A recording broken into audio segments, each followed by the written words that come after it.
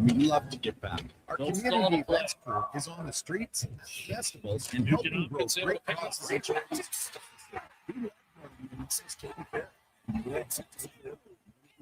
Visit greenjob.com and we'll see you out there. Measles outbreaks are occurring in Canada, including Alberta. These outbreaks are soon preventable. Measles is an extremely contagious disease that is very easy to baby over. The best way to protect yourself, your family, and your community is to ensure you are up to date with your immunizations. Don't get measles. Get immunized. Visit alberta.ca/measles to find out if you're up to date and what to do with your A message. Track your financial goals with a special rate term deposit. This is a union. For a limited time, take advantage of a great rate on 1, 3, or 5-year terms. Plus, as a Vision Credit Union member, you can earn up to 25% more on your interest through profit shares. For details, contact your branch today or visit visioncu.ca. That's visioncu.ca.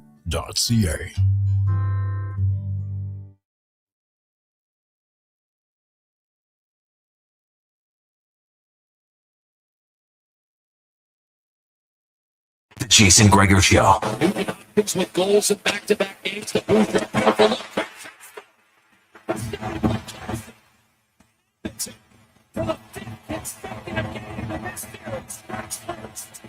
On Sports 1440. No stall to play. Nugent Hopkins able to pick it up.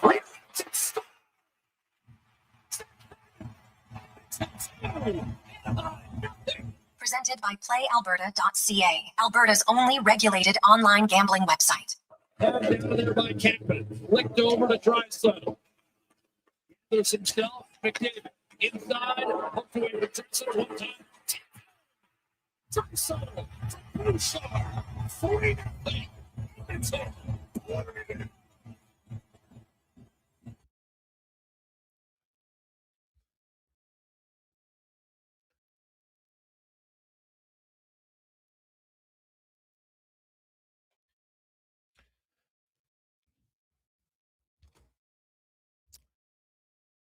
Well, the playoffs are still alive for the Edmonton Oilers. How are you? And welcome to the Jason Gregor Show, Sports 1440, sports1440.ca, YouTube, Facebook, X, and Instagram, Twitch. Thanks for listening. Thanks for watching the show. It's always brought to you by PlayAlberta.ca, Alberta's only regulated online gambling website where 100% of the revenue stays right here in the province at PlayAlberta.ca.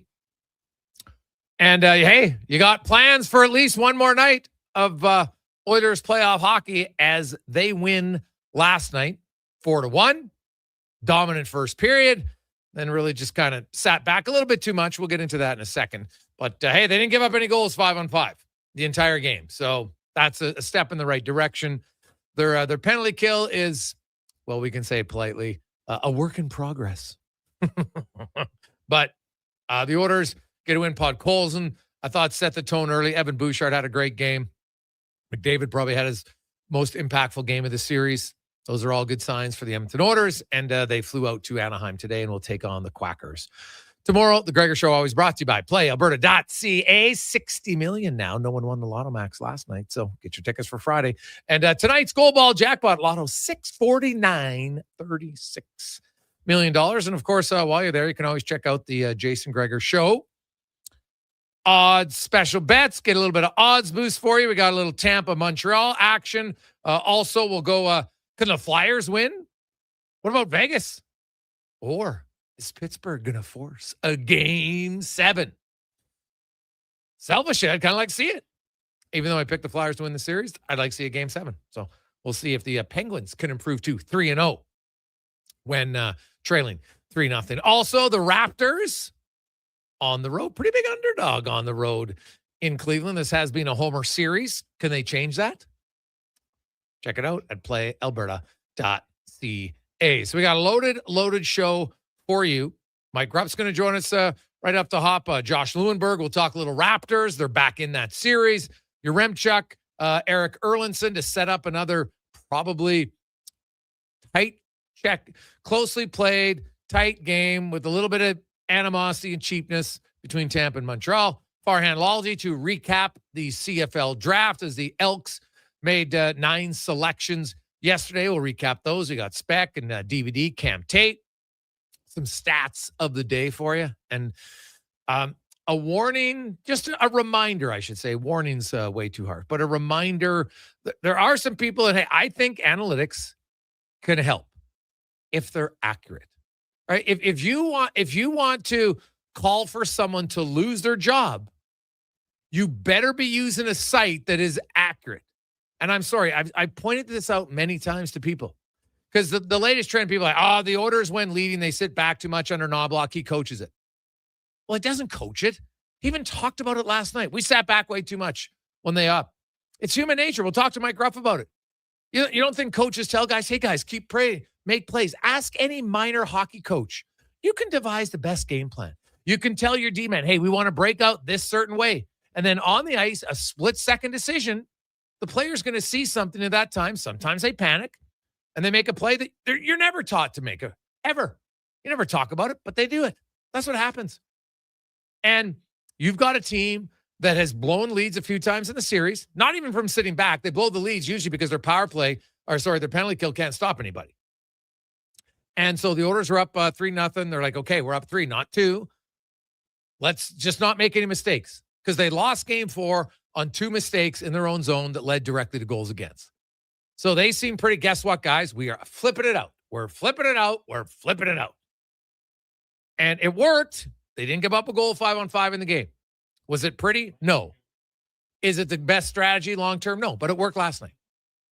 And so I had a lot of people saying, yeah, but look at their expected goal for when leading and compare it to other teams. And I said, okay, so that it took a few seconds to click on Natural Stat Trick to look at the site. And just for last year, here's a fun little one for those of you who use the site. And I've always cautioned you, if you're going to back your opinion, you better make sure that the stats you're using are accurate.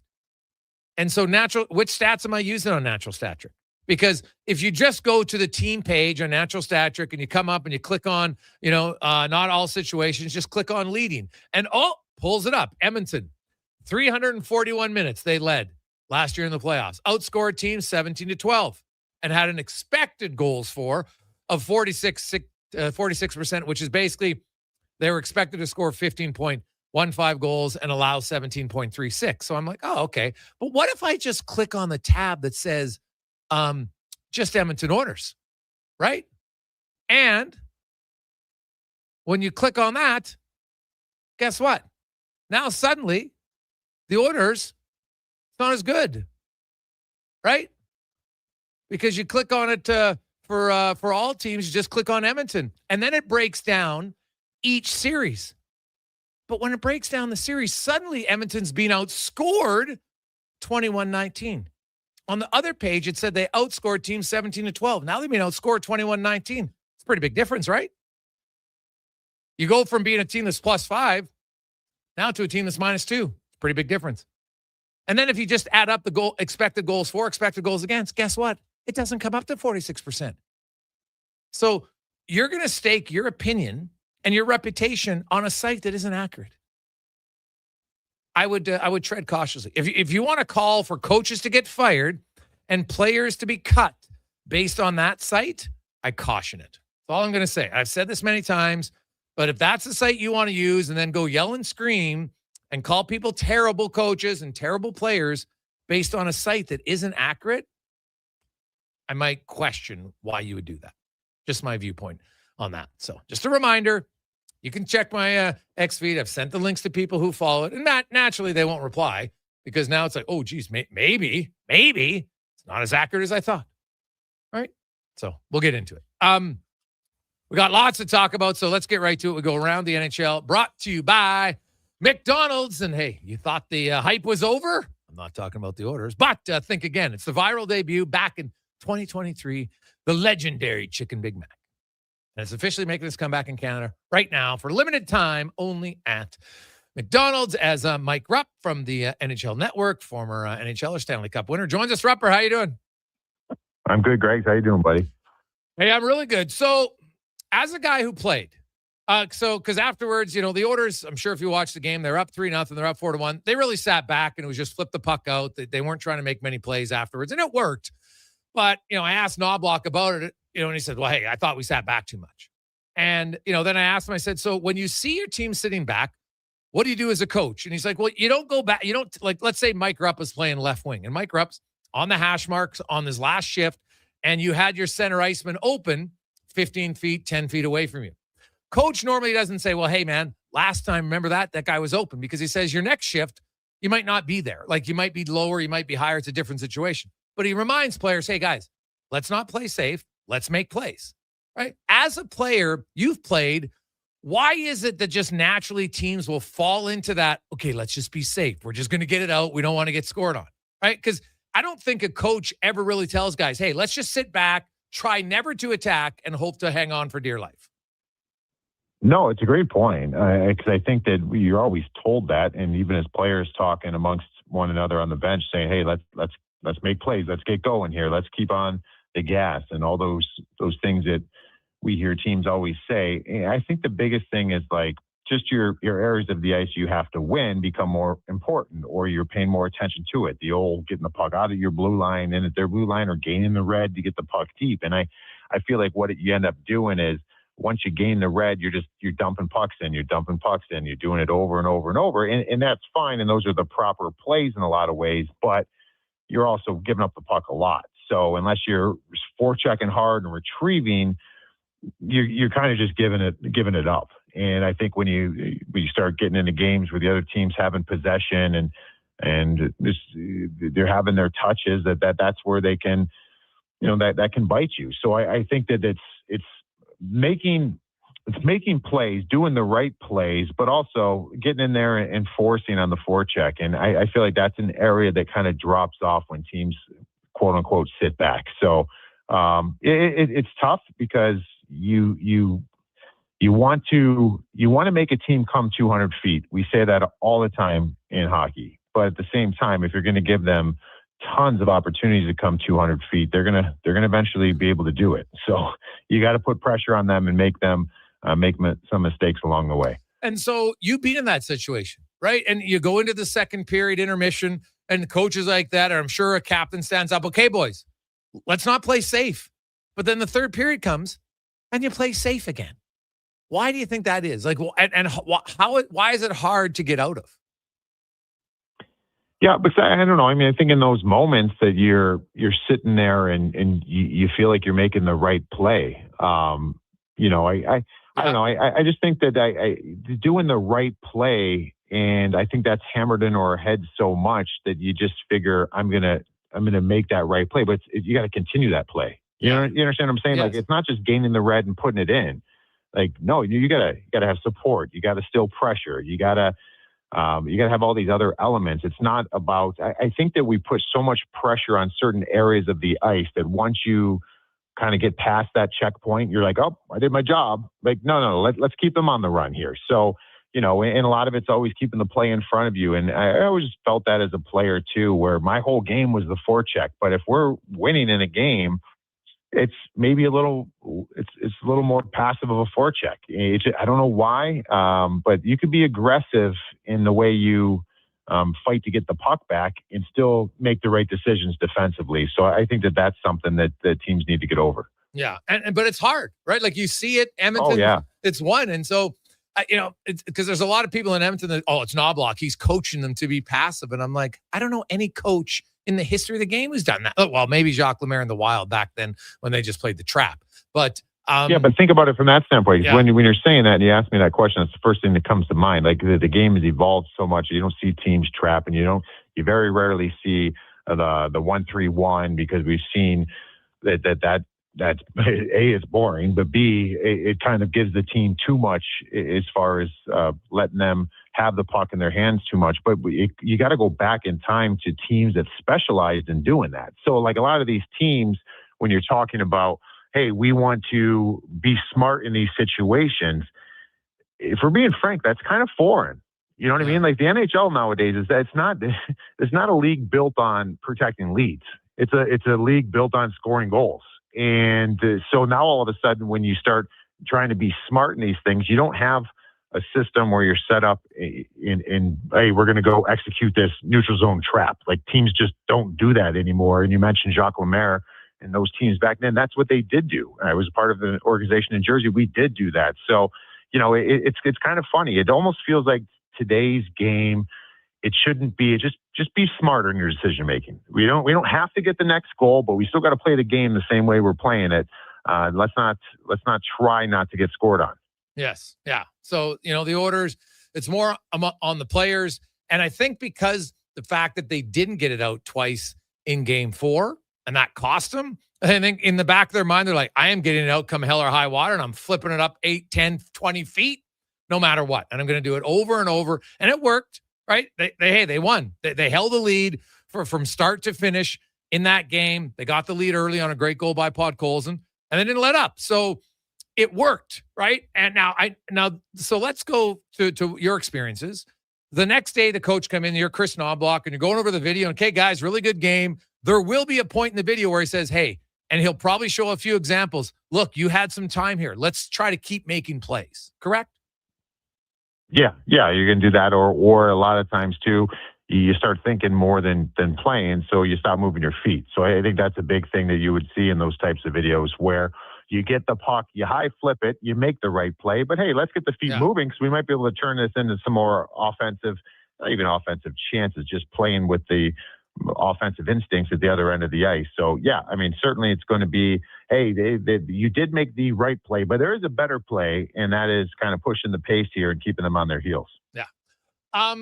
You look at that game last night, and, I thought Podkolzin set the whole tone for the game early for the Oilers, was physical, won battles, and scored a huge goal. My only criticism of the coach would be that he kind of lost Podkolzin in the shuffle. The guy only ended up playing 12 minutes. I'm sorry. That can't happen again. As a head coach, you got to make sure he's one of your best players the way he's going. I know he's not on either special teams. It doesn't matter.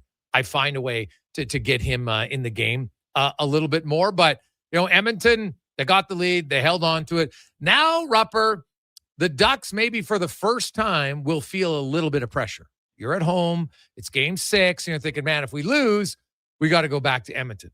Do you think that starts to creep into it? Is that where experience maybe comes into play more than earlier in a series? Yeah, I mean, I would say so. And I think that we have a couple situations of it going on currently in these playoffs, because in what adds even another layer of pressure and maybe the mind games that will go into a team, just the way they're thinking about what's ahead, is who it is. So like any situation like this, when you're up 3-1, then it's 3-2, or in the Pittsburgh and Philly situation where it's 3-0, now it's 3-2. Like you're always naturally going to be like, all right, well, we got to win this one. We don't want to have a game 7 from where we were, and but it's also who's on the other side. Like, the Flyers are kind of working against history in some ways because of, we have Evgeny Malkin might be his last game as a Penguin. It's Sidney Crosby, Erik Karlsson, Chris Letang. These guys are starting to feel, but it's the same thing with the Edmonton Oilers. Like, you're sitting there, if you're the Anaheim Ducks and you're in a good spot, 3-1, now it's 3-2. And I think who it is even more. It's Connor McDavid, it's Leon Draisaitl, Evan Bouchard, the guys who've been to the last 2 Stanley Cup finals and come out of the West. Like, I think that adds more pressure on these guys. So there's always going to be a level of it, but I think of what the team's caliber is, what they've accomplished in the recent years, and what just the personnel on the other team, excuse me, that's a huge factor in this. So a ton of pressure on the Anaheim Ducks. And, I just think if this Oilers team, the crazy part about this series too, is the Oilers have been pretty disciplined, not taking penalties. Like, there hasn't been a boatload of penalties that we've seen in other series, but Anaheim's just clicking on that power play. So I don't know. Is it at the point? I mean, what was there, 2 yesterday or 1 for 2? Like, that's a pretty good game as far as being disciplined. But I mean, they're feeling it right now on that power play in Anaheim. So maybe it's taking no penalties in the game. I don't know. Well, Rupper, was actually 1 for 3. So that was a big improvement. They went from 50% to 66.7%. So they will look at that as and I'm being somewhat facetious that it's an improvement, but it is, because you know what? Hey, the coach can say, don't take penalties. And I always chuckle when I hear that, hey, your penalty kill struggling. Oh, we got to take fewer penalties. Yeah, but you're not solving the problem. You're just putting lipstick on the pig. The pig's still there because you can't go a whole game after game, not taking any penalties. And the way the Oilers penalty kill is going right now, they got to try to go penalty free, and it's almost impossible, right? Like it's almost impossible in any game. Speaking of penalties or non-penalties, and I think I've talked to you about it, but I've talked to a lot of people. It disgusts me when I watch the NHL and their unwillingness to call hits from behind. So in game 4, and by the way, it was the right call at the end of the day, but the puck was across the line. But the ref can see the puck across the line from the corner, allegedly. But Chris Kreider hammers Leon Draisaitl from behind, 3 feet from the boards. You see his whole, he's not diving in that. And people saying he's diving, I'm laughing. And I'm like, the ref's right there, but he doesn't call that. Like, and he's not the only ref, and it doesn't just happen to Edmonton. It happens league-wide, Rupper. And I don't understand. GMs, owners should be embarrassed that they allow this to keep happening in the NHL. Oh, yeah. I mean, that's something that I think that we could certainly still clean up as far as hits from behind and be a little harder on that. And now and moving into the future, here's an interesting thing that when you're speaking on that too, like, I don't know where the numbers are in the playoffs as far as power plays that have been called across all the series, but it feels to me like it's up. Like, hey, there's a lot of, I mean, you're talking about like that Montreal-Tampa series, like even the Dallas-Minnesota, like there's so many penalties. And I'm not a huge fan of that. I'm always been like, hey, in the playoffs, like let the guys play, blah, blah, blah, blah. But I think there's a lot of people that are like, hey, we don't want the star power to be curbed in the playoffs because we want these things to be called. Now, I think that the referees go out to start a playoff series and across the board and like, hey, we're going to get rid of the shenanigans and the junk, the BS after the whistles, whatever you want to call it. And we're going to try to get on top of this because we're going to set the tone and then the players will adjust. The only problem is the players are not adjusting. And so I think it's going to start getting to the point here where the referees, I think at the end of the day, you take any fan you want that hates refereeing, the refs don't want to be figured in on the outcome of the game. No, they want to set the standard and they want to kind of back off and hope that you can just put the whistles away. But we're still seeing these hits from behind. Right? I can't even believe how many high sticks we've seen in these playoffs. Like the amount of high sticks and errant high sticks that we're getting, it's like the point is the players at some point, if you want to clean up the game or clean up certain areas, like you're going to have to do it on your own. But at this point in these playoffs, it just seems like everybody just wants to kill each other. And it's like, what do you do as a ref? Do you let these things go because you don't want to? We're getting later in the series and we don't want to be a pivotal point that's decided on a penalty call. I mean, they blew everything down through the first probably 4 games of every series and no one's making changes. So, I'm probably not answering to what you're saying there. I don't want hits from behind. That play, don't want it in hockey. But at the same time, like the players, you got to take on some of this responsibility. And that's something I'd love for the GMs and the players to kind of talk about, and hitting from behind would be a great one to start with. Well, Rupper, you are correct because I was looking at playoffs last season and you had out of the 16 teams, you had Toronto had the lowest at 2.83. Washington was at 2.6 power play chances per game. Ottawa 2.5, and then Edmonton and Minnesota in the first round. I'm only using the first round because we're still in the first round. They were at 2.17. The highest was St. Louis at 4.17, and then you had Carolina, Tampa Bay at 3.8 and 3.6. So those are the only teams over 3.5 power plays per game. This year, because people are like, hey, I call more penalties. Well, they're calling more penalties. Ottawa was at 5.25. Tampa's at 5. Montreal's at 4.75. Dallas is at 4.6. Minnesota's at 4.4. LA and Buffalo are at 4. Carolina, 3.75. So 8 teams are over 3.5 compared to last year. So big difference. Utah's has had the fewest power plays, only 9 in 4 games, 2.25. Colorado was at 2.75. And then Anaheim and the Oilers in their series are both at 2.8, which is tied for third fewest in the power play opportunities, which probably bodes well for Edmonton. But Anaheim would be like, hey, can we draw a few more penalties? So you're right on Edmonton taking fewer penalties. I guess to me, I look and say, if it's a penalty, I just want penalties called. I don't care what time of the game it is. I don't care who's leading. If you blatantly trip a guy, if you blatantly hit a guy from behind, if you blatantly hook someone, it's a penalty. I don't want refs managing games and say, well, it's 3-1. I can't call this penalty. That probably bothers me more than the total number of power plays. Because if the players don't figure it out, then to me, it's on the players. You know the rules going in. Yeah.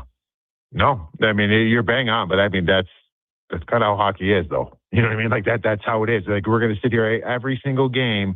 If you have one power play for the Edmonton Oilers and 5 power plays in the game for Anaheim, and as the third period, the Edmonton players, the captain, the coach is going to say, they've got 5, we've got 1. that happens every single night in the National Hockey League, and you want to have it somewhat even. And so I understand what you're saying, but it's so embedded in the way that hockey has always felt the flow should go. Yeah, I mean, it's something, but I also like, I don't know, where do you kind of start with this? Because you get all the penalties that are being called here. Eventually, I don't want the flow of the games to feel like they are now in the West Finals, East Finals, Stanley Cup Finals. But you're hoping that the players adapt, and it's not happening. So, like, at the end of the day, are we just going to have the referees put the whistles away and we're just going to see playground rules? Like, I don't want to see that either. So it's something that I think that everybody has to kind of get on the same page with moving forward. Mike Rupp joins us. Rupper, what do you make of this Flyers Penguins series? 3-0 for the Flyers. Now the Penguins have won 2 in a row. What do you make of where it's going? So I think the better team in the series has been the Flyers. I mean, the Flyers were the better team in the first 3 games, without a doubt. Even the last 2 games that the Penguins have won, it's very, very even. I mean, obviously, had an overtime, a couple bounces for the Penguins. You remember the kind of bad play, I guess, by Dan Vladar behind the net. Ricard Raquel kind of buries that one, and then you've got just the bad bounce off the end wall in the last game on Chris Letang's shot that goes wide. So it kind of feels like the Penguins were, and they had a little luck on their side the last 2 games, but the better team, I think, is the Flyers. Now, the only problem is you're going back to Philadelphia here tonight, and this kind of goes to what we were saying before. Now, all of a sudden, Sidney Crosby's starting to feel it. He's got a couple games in a row with points. Chris Letang's playing a much better brand of hockey than he was for the first few games. The first few games, him and Sam Girard were awful together out there, and now they're pretty good, and they're starting to feel it as well. And that's, I don't know, maybe this is an obvious statement. I think the series is won tonight in Philly. And so obviously if Philly wins that, they win. I think if the Penguins win, I just don't know if Philly's going to be able to go back to Pittsburgh and win in a game 7, just because of who it is on the other side. It just kind of feels like even the hockey gods, like Mario Lemieux is never at games in Pittsburgh anymore. Like, he hasn't been there for pretty much years. And he was at this last game because I'm thinking to myself, it's because of his potential of Evgeny Malkin's last game in Pittsburgh. But it's like, now you got him in the building. You've got, Evgeny Malkin potential last game. You got Sidney Crosby back in the playoffs. Like, it just feels like a lot of extra pressure put on the Philadelphia Flyers. And if they don't close it out here tonight, I'm not sure they're gonna. Yeah, that's interesting because the pressure does change, right? As the series goes, there's no question about it. Even if you're the leading team, all of a sudden now you're at, like, Philly's at home tonight, and they're like, God, we got to win.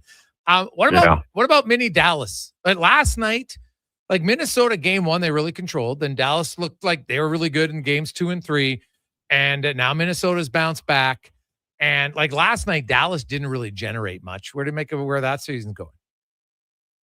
Yeah, I mean, that's been another one where 5-on-5, the Wild have been the much better team.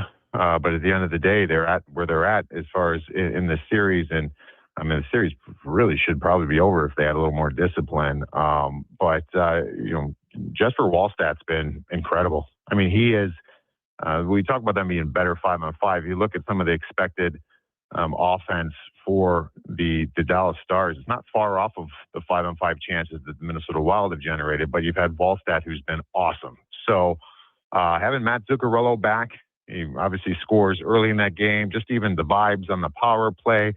Yeah, it's starting to feel like if they can just be a little more disciplined, get a couple kills, and their penalty kill isn't, it kind of makes you hold your breath if you're a Wild fan. I think they're in good shape. I mean, this has been a fun series to watch, but it's the bread and butter 5-on-5 hockey that belongs to the Minnesota Wild, and eventually, for me, that's what should win you a series. Rupper, one last one for you. When you look at Montreal Tampa tonight, and it's been an ultra close series, not very little has separated these two teams. And sometimes in a series, not much does. You end up losing game 7 by 1 goal, and every other game's kind of been a 1-goal game. Like, if you're Montreal and you lose this in 7, let's say hypothetically, like, are you still like, is there a time where you can still be happy with losing, even though you lost? You know what I mean? But you're like, God, we played really well. We lost by 1 goal in game 7. Like, what do you do sometimes? Yeah, I mean, I think you have to let some time pass here before you would feel that way, or kind of looking at it in another way of rather than just disappointment, because I think part of the puzzle here, when we talk about Tampa all season long, and not to discredit Carolina, but Carolina's always going to have that cloud over them of, all right, well, let me know what they look like in the East Finals or later in the playoffs where they have really struggled, where you're talking the last 3 East Finals, they've won 1 game. So Tampa has been the better team, the best team, I think, in the East this year. And it's not no disrespect to Buffalo, and it's some of the pieces that Tampa has and what they've done in the past. Now, the early stages of this series, Montreal was dominating in a lot of ways. Like, I think that's something where if they were to lose this in 7 and summertime passes and you really sit back and dissect that series, they came out swinging at the beginning of the series and they were the better team. Now you're starting to see the Tampa Bay Lightning get going. Now they're starting to pick up steam. Do they have the killer instinct that we think they do? We'll have to see. But I think if Montreal does not win this series, extreme disappointment from where the series was at one point. But at the same time, man, they've been really, really impressive for me. Yeah. Rupper, great stuff, man. As always, we will chat with you on Friday in the Rundown. Have yourself a great day. All right, buddy. Enjoy. There you go. That is Mike Rupp from the NHL Network. Quick break. We'll return. It's a Gregor Show presented by PlayAlberta.ca. Whether you're a craft beer connoisseur or more of a wine aficionado, there's always something new to discover at Sherbrooke Liquor, a unique family-owned independent liquor store. The selection, incredible. The non-alcohol section is also very impressive. Sherbrooke Liquor, expert, knowledgeable staff with a passion for unique finds. More than just a liquor store, we're a community. Alberta's best, the one and only Sherbrooke Liquor. Wine, spirits, and oodles of beer. Visit SherbrookeLiquor.com. And now Action Electrical's testing team is on defense duty. They're the guardians of safety and compliance, a critical part of any lineup. Precisely. They perform rigorous safety and code compliance testing for commercial operations. Think of them as the referees, ensuring everything is up to standard before disaster strikes. Their preventative plays are legendary, spotting faults early. Hire the Action Electrical team to bring home a win for your project. Visit actionelectrical.net. Need a new ride for road trips, errands, or just life on the go? Go Auto offers a massive selection with over 15,000 new and used vehicles to choose from. With over 70 locations across Western Canada, finding your next ride has never been easier. Whether it's a roomy SUV for the family, a sleek car for the open road, or a rugged truck for your weekend adventures, you'll find it here at a price you'll love. Explore thousands of vehicles today at goauto.ca. At Hughes, it's all about getting in and out quick and clean. No cash, no problem. With Hughes' new tap and wash system, all you need is your debit or credit card to get your vehicle sparkling clean. Find us at HughesCarWash.com. Want sports talk on the go?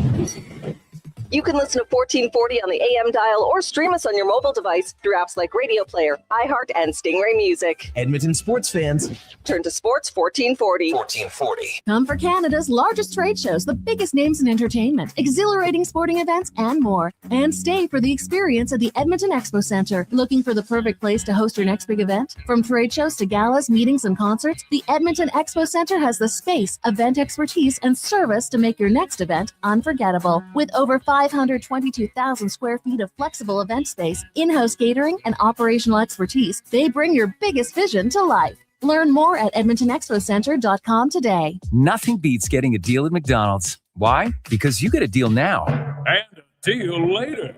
Redeem an offer from the latest mailer or on the McDonald's app and dig into instant savings. Plus, you earn points towards Free McDonald's. Now that's what I call a double whammy of deals. Why does that keep happening? Deals sent right to your door. Check your mailbox for the latest McDonald's mailer loaded with delicious value. For a limited time at participating restaurants in Western Canada. For over 50 years, The Brick has been proudly serving Canada. They love to save you more on everything you need for your home. Save up to 60% off made in Canada sofas when you buy the matching love seat or chair.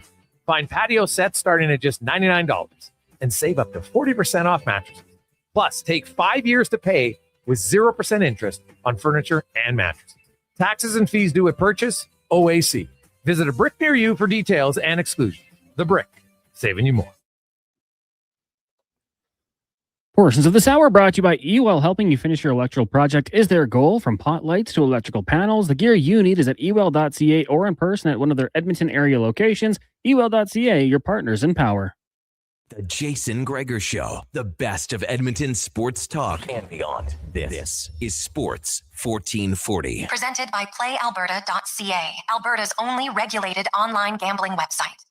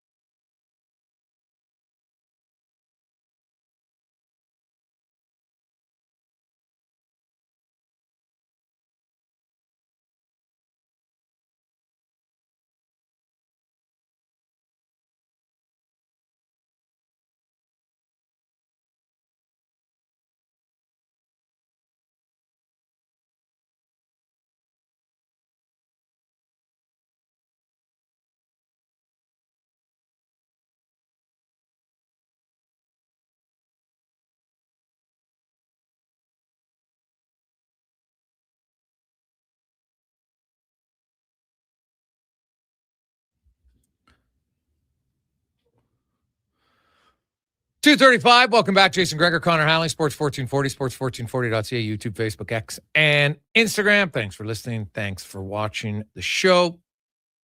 The Ernie Clement, is that his first home run of the season? I think it is. So now I know he's not a big home run hitter by any stretch of the imagination, but it's always good to get a few home runs for the Jays. They gave up a leadoff home run in the game, but since then they have turned it around and are leading the Red Sox. Could they win another series? Whew. Dare to dream. Dare to dream. We got a lot of texts coming in. 833-401-1440. 833-401-1440. Hey, Greg's, any chance you could get an ex-referee's viewpoint on the show like you did a few years back, Dallas the Farmer? Sure, I could. We get Dave Jackson. Did you see Dave Jackson on social media when he was asked, can you explain why they're not making these calls? And his answer was, no, I can't. Like, you watch that, people, they're suggesting it's a dive. You might be, no offense, in this case, like you're either a troll or you're just not that educated. All you have to do is look at Leon Draisaitl's helmet to show the level of force that happens on the hit. That's all you have to do. Is just look at it. If you're not getting hit hard, your helmet doesn't fly off the front of your head when you're hit from behind, right? If you dive, you just feel the pressure and you dive, guess what? Your helmet isn't moving. It's the easiest tell. Just go back and watch the play again. You can see the review. I don't know, Collins, put it up on our YouTube page, Jack, right now. You can go on my Twitter page. I have it there. And you can see it is so blatant that there was zero diving from Leon Draisaitl on that play. Like none. So people are like, Kreider's 6'3", 230, Gregor. Dude, he's a big man. He's got 20 pounds on Leon. Well, Leon's probably more than 210. If we're going by, yeah. Sure, but box yeah, score. He's a big, strong guy. Yeah. And Draisaitl, 3 feet away from the boards, he didn't suddenly turn. He's being stationary. You're not expecting to get hit from behind in that position of the ice. Never. You're not supposed to. So I'm sorry. And it's not about the team, because I have rallied against hits from behind regardless of what team it's against. I don't care that it happened on Leon Draisaitl. Honestly, I don't. That has nothing to do with it for me. Right now we have it up on our YouTube page. Like, it's so obvious that like there's 2 minutes and 20 seconds left. Like the reverse ice hit both of them. You can see every angle. He comes in, hammers him. Like, that is a dangerous play. Look at his helmet on this one. Boom, look at his helmet. It rocks back and then goes forward. Like, you have to be an absolute tool to suggest that that's a dive. Like, I'm sorry. All right? You do. It's mind-blowing to me. And it's just, and I don't want to go to, they'll do something when someone gets hurt, which it should not take that. But unfortunately, under Gary Bettman, the threat of a lawsuit is about the only time he seems to want to change his mind. Look at the headshots, right? There started to be all the studies on CTE, and they're, oh, geez, you know what? And most, you know what? They weren't coming from fights, because a lot of people are like, oh, ban fighting. They did study on it. What, 4% from fighting? Oh, okay, well, where else is it coming from? It's got to come from hits. So what can we do? Oh, we can eliminate direct shots to the head. Now, I shouldn't say eliminate. Greatly reduce the number of direct headshots. And look what's happened. The NHL has done it. How often do you see a blatant shot to the head? Not very often. Not like we used to. Not at all. Because they hammered down on Rafi Torres 40 games. And they hammered down on a few other guys, and guess what? The players were like, oof, that's a lot of cake. I don't want to do it. So they stop it. But hits from behind keep happening on a regular basis because the NHL refuses to send out their memos and, more importantly, actually punish a player. Right? Actually punish a player. So punish the player for a blatant hit from behind. Leon Draisaitl, because I know people, but Gregor hits from behind. People turn into them. Okay. But can't we see when someone turns at the last second? It's pretty obvious, isn't it? Did Leon Draisaitl turn at the last second? No, he did not turn at any point. He was stationary the entire time.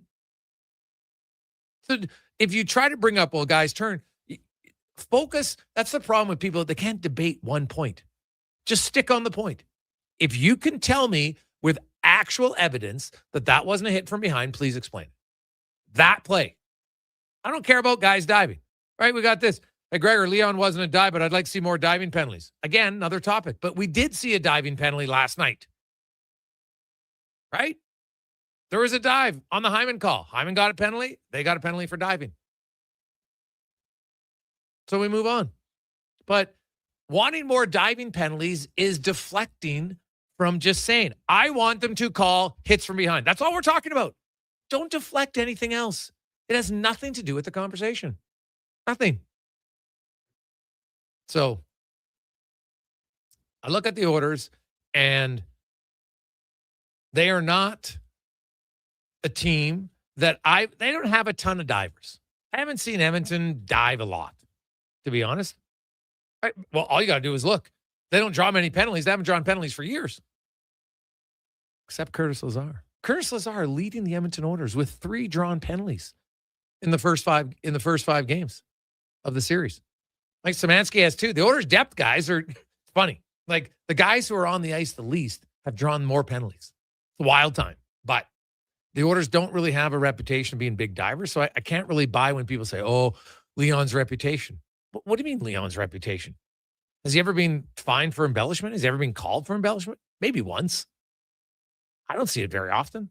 And any ref who's worth any sort of officiating would realize when you get hit from behind and your helmet slides forward first, there's no dive involved. There's clear force to move your helmet. There was no contact to the head. It was all from the back, and that moved the helmet. Down the forehead, comes back. It's the easiest thing to look at. But the Oilers, hey, big win. Now they go to Anaheim. Yesterday, we had a lot of you texting the show. Rowdy Rod, they're all quiet today. They all said it was done. Right? And you know what? If I could go through the text line to find the dates after game 2 against LA last year, we had a lot of the same things. And hey, I get it. Because the Oilers did not look, well, they actually looked brutal in the first 2 games against LA last year. And they didn't look great in the first 4 games against Anaheim. Last night, no question, was their best game. Now, Anaheim, their head coach, they didn't like their game. It's usually how it goes. They had some chances. Ingram made good saves. But overall, Anaheim was unable to, like dust out, like that double deflection from Podkolzin to Hyman. You know, it's hard for me to always call a deflection a bad goal because the puck changes direction right in front of you as a goalie. And usually when a goalie gets set, Kevin Woodley's talked about this, like you get in a position, you put yourself in a spot because you're kind of anticipating that the puck is going to go where you're at. And then when you deflect it, it's a split-second reaction that you have to react to, and it's not necessarily that easy. So I don't know if, was the Hyman one savable? Yeah, maybe. But like the Draisaitl power play goal, definitely not much of a chance on. And the other guy, quickly before we go to break, Evan Bouchard last night, his play, go back and watch the Podkolzin goal. I tweeted out, Evan Bouchard, when he tacks the zone, it's a 1-on-3. He makes the play by creating space for himself, just simply by stopping, rolling back to the blue line. And then he has his head up and fires a dart right to Podkolzin. Great shot by Podkolzin, by the way. But you watch that play again. And that Bouchard is taking a 1-on-3 and creating time and space for himself and then making an accurate pass. That sets up the whole play. Most teams would say, hey, man, we'll take a 1-on-3 rush. It was awesome. Lots of guys would have just dumped that in. But Bouchard holds on to it, created the whole play. That was a great play by Bouchard. And then on the Draisaitl power play goal, he's walking. Like most guys would not have the stones to walk the blue line under pressure like that. Waited, doesn't hold on to it, just keeps going. Then he gives it back to McDavid, who walks in, finds Draisaitl, goal. Bouchard had 3 assists on the game, but 2 of them were stellar. And that's why when people say second assists don't matter, go back and watch the Draisaitl power play goal and tell me the second assist wasn't more important than the first, because that sets up the whole play. That's why I'm a little hesitant to want to always downplay second assists. Quick break. We will come back. And the playoffs, comebacks. Are we seeing another one? We'll discuss it next. It's a Gregor Show presented by PlayAlberta.ca. Your protein drink should work as hard as you do. That's why Booster Juice is hitting the gym harder than ever, brother. Meet your new gym buddies, the Way Too Good and Green Gains Booster Mixers. 2 new ripped and refreshing menu options that bench some serious protein. Perfect for pre or post-workout. Way Too Good and Green Gains Booster Mixers taste like motivation. So what are you waiting for? Let's go! Booster Juice. Canadian born, blending since 1999. One app, triple the action. Play Alberta is proof that good things do come in threes. Whether you're into playing any of our exciting casino games, betting on your favorite professional sports teams from around the world, or buying into Canada's biggest lotteries, Play Alberta is the province's only app to do it all. Download today and discover a new way to play. Must be 18 plus to play. If you gamble, use your game sense. I'm Colin Livingston, president of Cantork. Cantork has always been a forward-thinking company, but now that we've turned 25, I can't help but take a minute to take a look back. Thank you to everyone that's been with us along the way.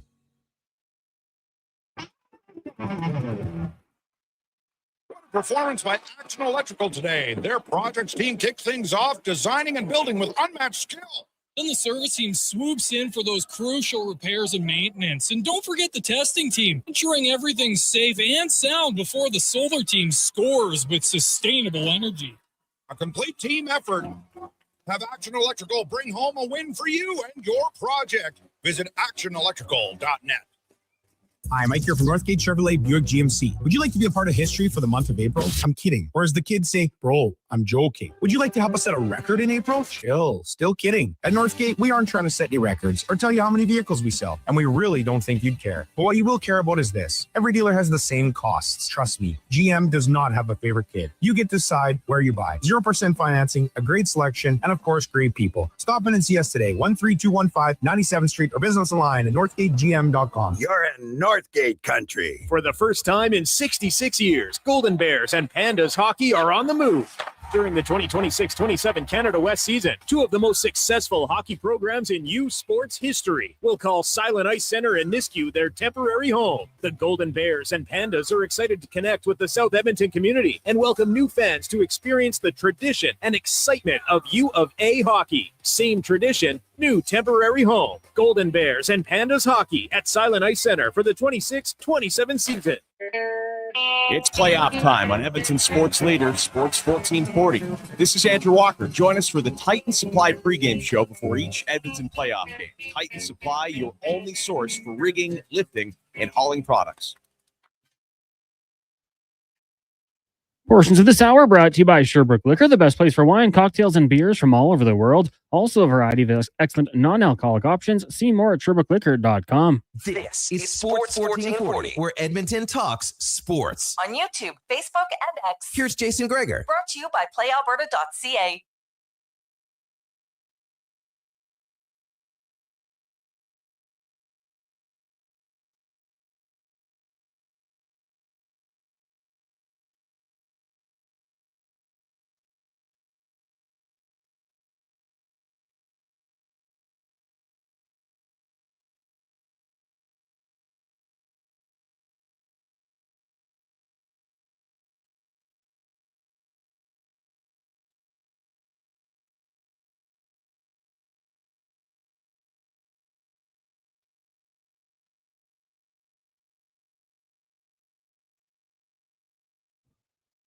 .250. Welcome back. Jason Gregor, Connor Halley, Sports 1440, sports1440.ca, YouTube, Facebook, X, and Instagram. Thanks for listening. Thanks for watching.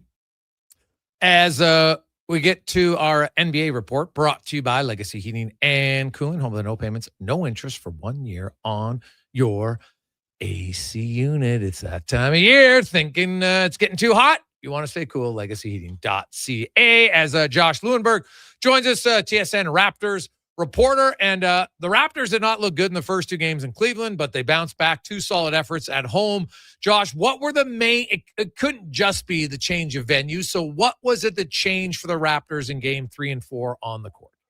Yeah, I mean, they looked more like themselves without question. I mean, I think the biggest learning curve for young teams in the playoffs is learning to stay committed to your identity and stick to the game plan once you get hit in the face, for lack of a better term. And that was, I think, the biggest issue the last time that they were here in Cleveland. Is the Cavs got off to that quick start in game 1. The Raptors were a bit deer in the headlights, discombobulated, and almost forgot how to play defense, which is such a core principle for them and a big part of how they were able to win 46 games during the regular season, despite not being a great shooting team. So getting back home, I think maybe getting a little bit more experience under their belt, a few more reps, and then also just like the pressure coming down, being in a familiar setting, and obviously a few adjustments that they made that have worked well in this series. And I think in terms of the biggest difference, it's been the defense. I mean, game 4 was nasty, one of the ugliest games of basketball that I've seen, certainly in the playoffs, but one of the most impressive wins, one of the grittiest wins. The fact that the Raptors were able to pull it out despite shooting 32% speaks to how good their defense is when it's locked in. So that's the question now, is like, will it travel? Obviously, you expect the Cavs to bounce back here today, to be highly motivated after a couple of losses. And I mean, this is a team that should be feeling a lot of pressure. They are built to win. They are built to go deep in the playoffs. They haven't done that over the last few years, despite their regular season success. Then they go and add James Harden. So they're going to be feeling the pressure today. I would imagine that they're going to throw another punch. It's just a question of whether or not the Raptors are ready to withstand it this time and whether they're able to continue playing their brand of basketball even in a hostile environment. Okay. So you go into Cleveland, and if you're the Raptors, what are the two main things that have to continue tonight that you saw in the previous two games? Well, I mean, Scotty Barnes obviously has been fantastic in this series. I mean, despite how well Harden and Mitchell played in this building the last time that they were here, they really struggled in Toronto, whereas Barnes has been, if not the best player in this series, and I would argue that he has been, certainly the most consistent, 20-plus points in all 4 games, the first Raptor to ever do that in the playoffs. Even Kawhi didn't do that in 2019. But he's also been essentially starting at point guard with Emmanuel quickly out of the lineup. He's been now defending James Harden full-time after doing it a little bit here and there in the first 2 games. That, to me, was a big turning point in this series, too, by the way, unleashing one of the best defenders in the NBA on one of the best scorers of all time. And Scotty's done a really good job, I think, of making Harden work. They've neutralized Mitchell somewhat, too, over the last couple games. So, I mean, Scotty needs to continue to be Scotty, especially when, as I mentioned in Game 4, the shots aren't falling to the team. It's like, okay, well, that's kind of been their offense recently, is Scotty just bullying his way into the paint, going through guys, and basically finding ways to score through sheer force and will. So that certainly could come in handy on the road, especially if the shots aren't falling. But, I mean, that's the second thing I think, is that this Cavs team, they're a high-powered offense. They're going to be at home. As I said, they're going to be motivated. So I would imagine that you're probably not going to win this game shooting 32% if you're the Raptors. At some point, the shots have to start falling, and they've got to be able to match whatever or offensive firepower the Cavs put out there tonight. So Brandon Ingram would be another player to watch tonight. I mean, he's had a weird series, has really struggled. I guess Game 4 is probably his best of the series. Certainly it was back to like the usual point production that we're used to seeing from him, but I think we still yet to see that vintage Ingram game. We're still waiting for it, and it would go a long way in upsetting the Cavs here at home today if Ingram were to find a way to have one of his big scoring nights. Yeah, well, that would be nice. It kind of, how do you feel, to go about it? How does that happen? Yeah, I mean, I think it's tough because it's almost like a balancing act with Ingram, where he only attempted 9 shots in Game 1. That was a major talking point coming off of that loss. Obviously, outside of the team, the media and people even around the league were talking about the 9 shots. But what struck me as interesting is even internally, like it was something that was discussed at length in meetings and film sessions whenever we talked to the coaches or players after, between Game 1 and Game 2, they all brought it up unprompted. 9 shots. He needs more than 9 shots. That was such a concerted effort for them in Game 2 to get him more involved. And look, it's a fine line, because whenever you're forcing really anything onto the offense, you run the risk of maybe overcorrecting. And I thought they did that a little bit too much in Game 2, got away from it in Games 3 and 4, which helped, where you've got to find a way to get him going within the flow and the context of the offense. You can't be forcing it if you're the Raptors, and he can't be forcing it if you're Ingram. Otherwise, you're playing exactly into the Cavaliers' hands. That's what they want you to do. This is the guy that the Raptors brought in to help elevate their half-court offense, especially at this time of the year. But if the shot isn't falling, if it's not working for you, you don't want to overdo it. I think Ingram did a good job in Game 4 of deferring, especially if the Cavs are really trying to take the ball out of his hands, as they have been. You've got to be ready, if you're Ingram, to make the right pass, to make the right play, to trust the shooters, even though they haven't necessarily been knocking down their shots. You've got to trust your teammates to put the ball in the net, essentially. And it's tough for a player that is known for scoring the basketball, that prides himself on his ability to score, to accept that at some points you might have to be the decoy. But I think that's something that he's kind of working his way through and coming to accept to some degree. But as I said, at some point, if he can kind of unleash himself and find a way to get loose and score in this series, I think that would do it. That certainly takes a lot of pressure off of Barnes and some of the other guys to score. Josh Lundberg joins us. So, Josh, Cleveland's been an interesting team for me. And when you look at matchups on the floor, right, we see it now, like NBA, just like the NHL and other teams, you look at matchups and when this guy's covering that guy and et cetera, et cetera. Are there matchups that you've seen through 4 games that favor Toronto first on the offensive side and then second on the defensive side? Yeah, like I said, I think that putting Barnes on Harden primarily over the last couple games has really helped. He started the series out guarding Evan Mobley, who's a player that he's been tied to and will be tied to for the rest of his career based on the fact that they were drafted right next to each other. They were neck and neck in the Rookie of the Year voting, and they're similar types of, at least defenders. Offensively, they're very different, but I get it. And he spent a lot of time guarding Mobley in the season series, but those 3 meetings were at the beginning of the season before the Cavs got Harden. Now you've got to deal with Harden and Mitchell, and as I said, you've got your ace in the hole, pretty much. You've got one of the best defenders in the NBA in Barnes. I think it was pretty clear pretty quickly that you've got to utilize him on one of those 2 star guards. So once the Raptors did that, I think that's really helped kind of control at least one of those 2 guards.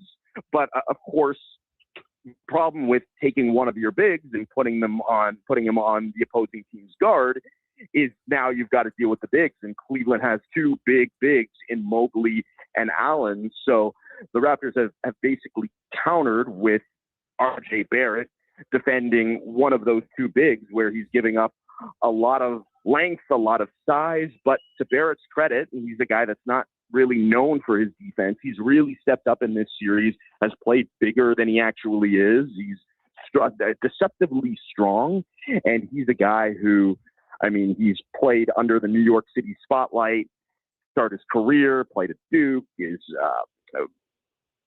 born and raised to play high-level basketball. His dad, Rowan, obviously playing for Team Canada, an Olympian. So he's a guy that's not afraid of the moment, has really looked good in this series on both ends of the floor.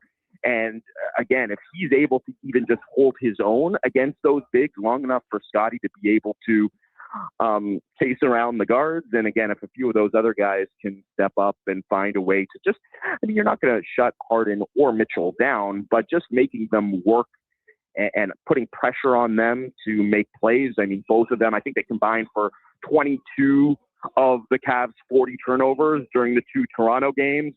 That's all you can really ask for. And I think, like I said, defensively, that's been a huge key for the Raptors, is finding a way to keep those guys under control to the point where they're not dropping 30 points and then also making plays and getting the other guys involved. Well, Josh, we look forward to quickly looking at the other series. Any of them, what do you make of that Detroit series? Yeah, it's wild.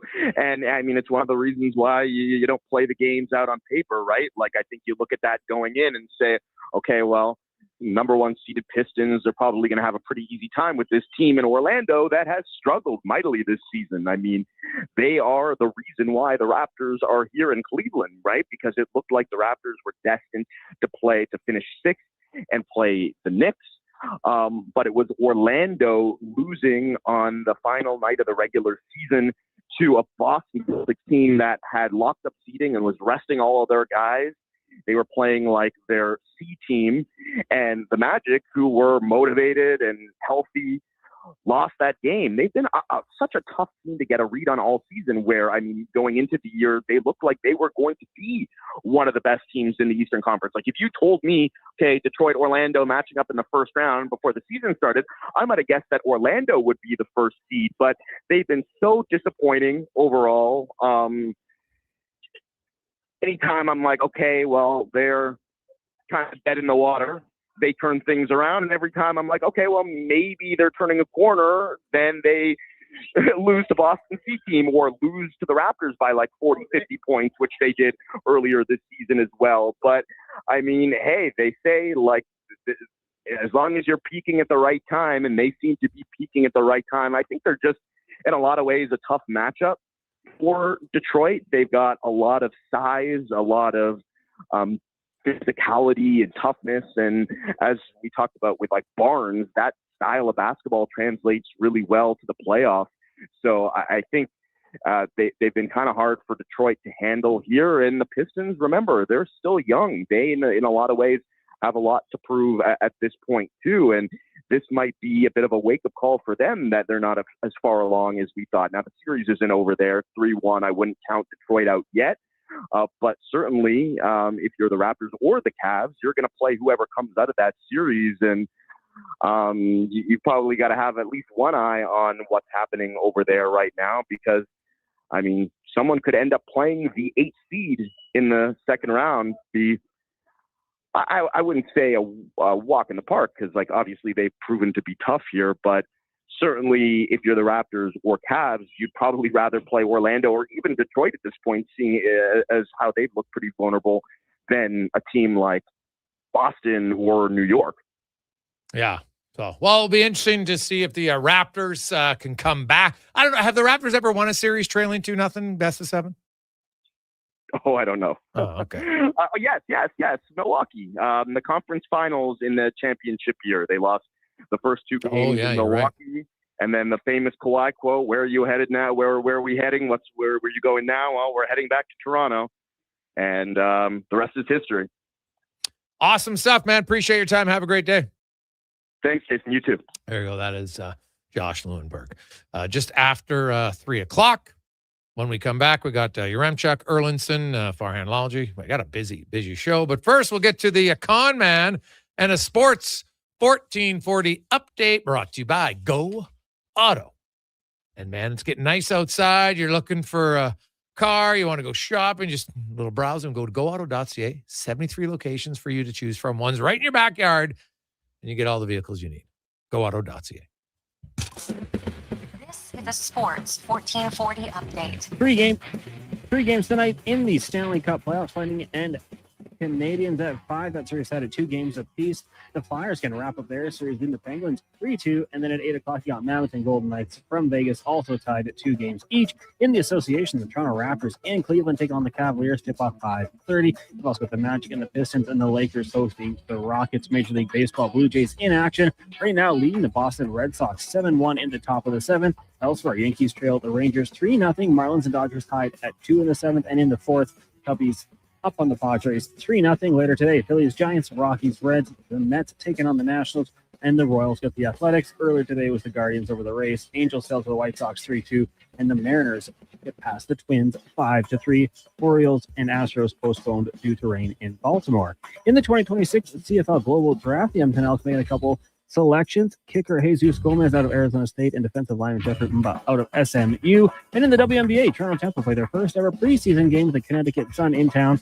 Tip-off at 5. Coming up in hour 2 of the Jason Gregor Show, we'll look at the Oilers with Tyler Yaremchuk of Oilers Nation and preview the Habs Lightning game with Lightning insider Eric Erlinson. I'm Connor Halley. This has been a Sports 1440 update.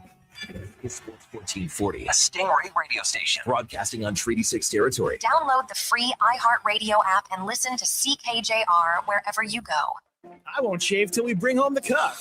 And I like to do a shot for every playoff goal. My jersey's not coming off until we're the city of champs again. Want a playoff superstition that always wins? Pick up a bag of Wilhauk beef jerky for every game. Because when it comes to the playoffs, where there's a Wilhauk, there's a way. Make every playoff game a Wilhockey game day with Wilhauk beef jerky. Only available in Leduc. Get yours today, because you don't bring home the cup with salad. Day or night, tasting just so right.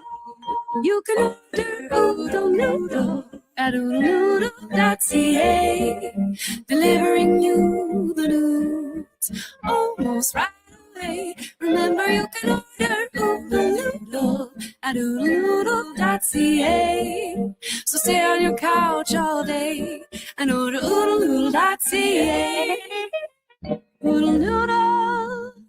At Leading Edge Physiotherapy, healing doesn't have to feel heavy, because in our SwimX aquatic therapy pools, you literally float your way to recovery. Whether you're dealing with arthritis, back pain, joint injuries, post-surgical rehab, chronic pain, balance issues, mobility challenges, or just feeling a little creaky, warm water and gentle resistance have your back, your knees, and your hips. Trusted by pro sports teams and rehab hospitals, our SwimX pools help you move sooner, hurt less, and recover faster. So take the load off. Let the water do the work. Life shouldn't hurt. LeadingEdgePhysio.com.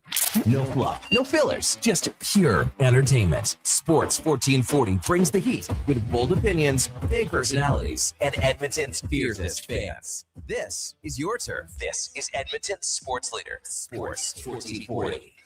Hold on to your hockey helmets, Edmonton. On the Rocks is serving up 69-cent wings that fly off the plate faster than a slap shot. And Molson Canadian and Coors Light for $5.75. Plus, OTR's TVs are so clear, you'll see the puck better than the ref. That ain't hard, is it? Score and win every game night during Edmonton's playoff run with specials starting 30 minutes before puck drop and last for the whole game. Be a part of the legend. See the menu at ontherocksyeg.com. Great news for your weekend project. CFI, that's Custom Floors Inc., is now open 6 days a week with Saturday hours from 10 till 2. Get top quality Canadian products from Beaulieu with the convenience you need. For your free estimate, visit CFI at customfloorsinc.ca. I've got some good news if you've been thinking about a heavy-duty truck. The 2026 Ram 2500 Black Express is now at St. Albert Dodge. You've got 20-inch black aluminum wheels, black Mopar side steps, body color, bumpers and grille, and a sport performance hood. Available in all the colors for $68,990. Plus, new this year, Ram's best-in-class 10-year powertrain warranty. Now's the time. Head up the trail and see how easy it is to do business at St. Albert Dodge. Canadian Tire's Big Spring Tire Sale is back. Save up to 25% on quality tire brands including Continental, Michelin, Motomaster, and Pirelli until May 21st. Conditions apply. Details online. Are you overwhelmed by debt and getting non-stop calls from creditors? It can feel like there's no escape. Debt doesn't have to be a life sentence. A single call can turn things around. My name is Parveen Middleton. I'm a licensed insolvency trustee at BDO right here in Edmonton. I can help you become debt-free with a solution just for you. Let's put an end to those calls from creditors together. Call 1-833-BDO-TALK or visit bdodebt.ca to discover your debt-free future. River Cree is the place for all your favorite sports. River Cree Resort and Casino, featuring UFC action and boxing live on the big screens at Tap 25, the MVP of sports bars, and in the center bar. Plus, catch all the biggest games, every goal, every slam dunk. River Cree is also home to the Twin Rinks, where rec hockey and community teams come to play. Public skating available. Details at rivercreeresort.com. River Cree Resort and Casino. Excitement. Bet on it.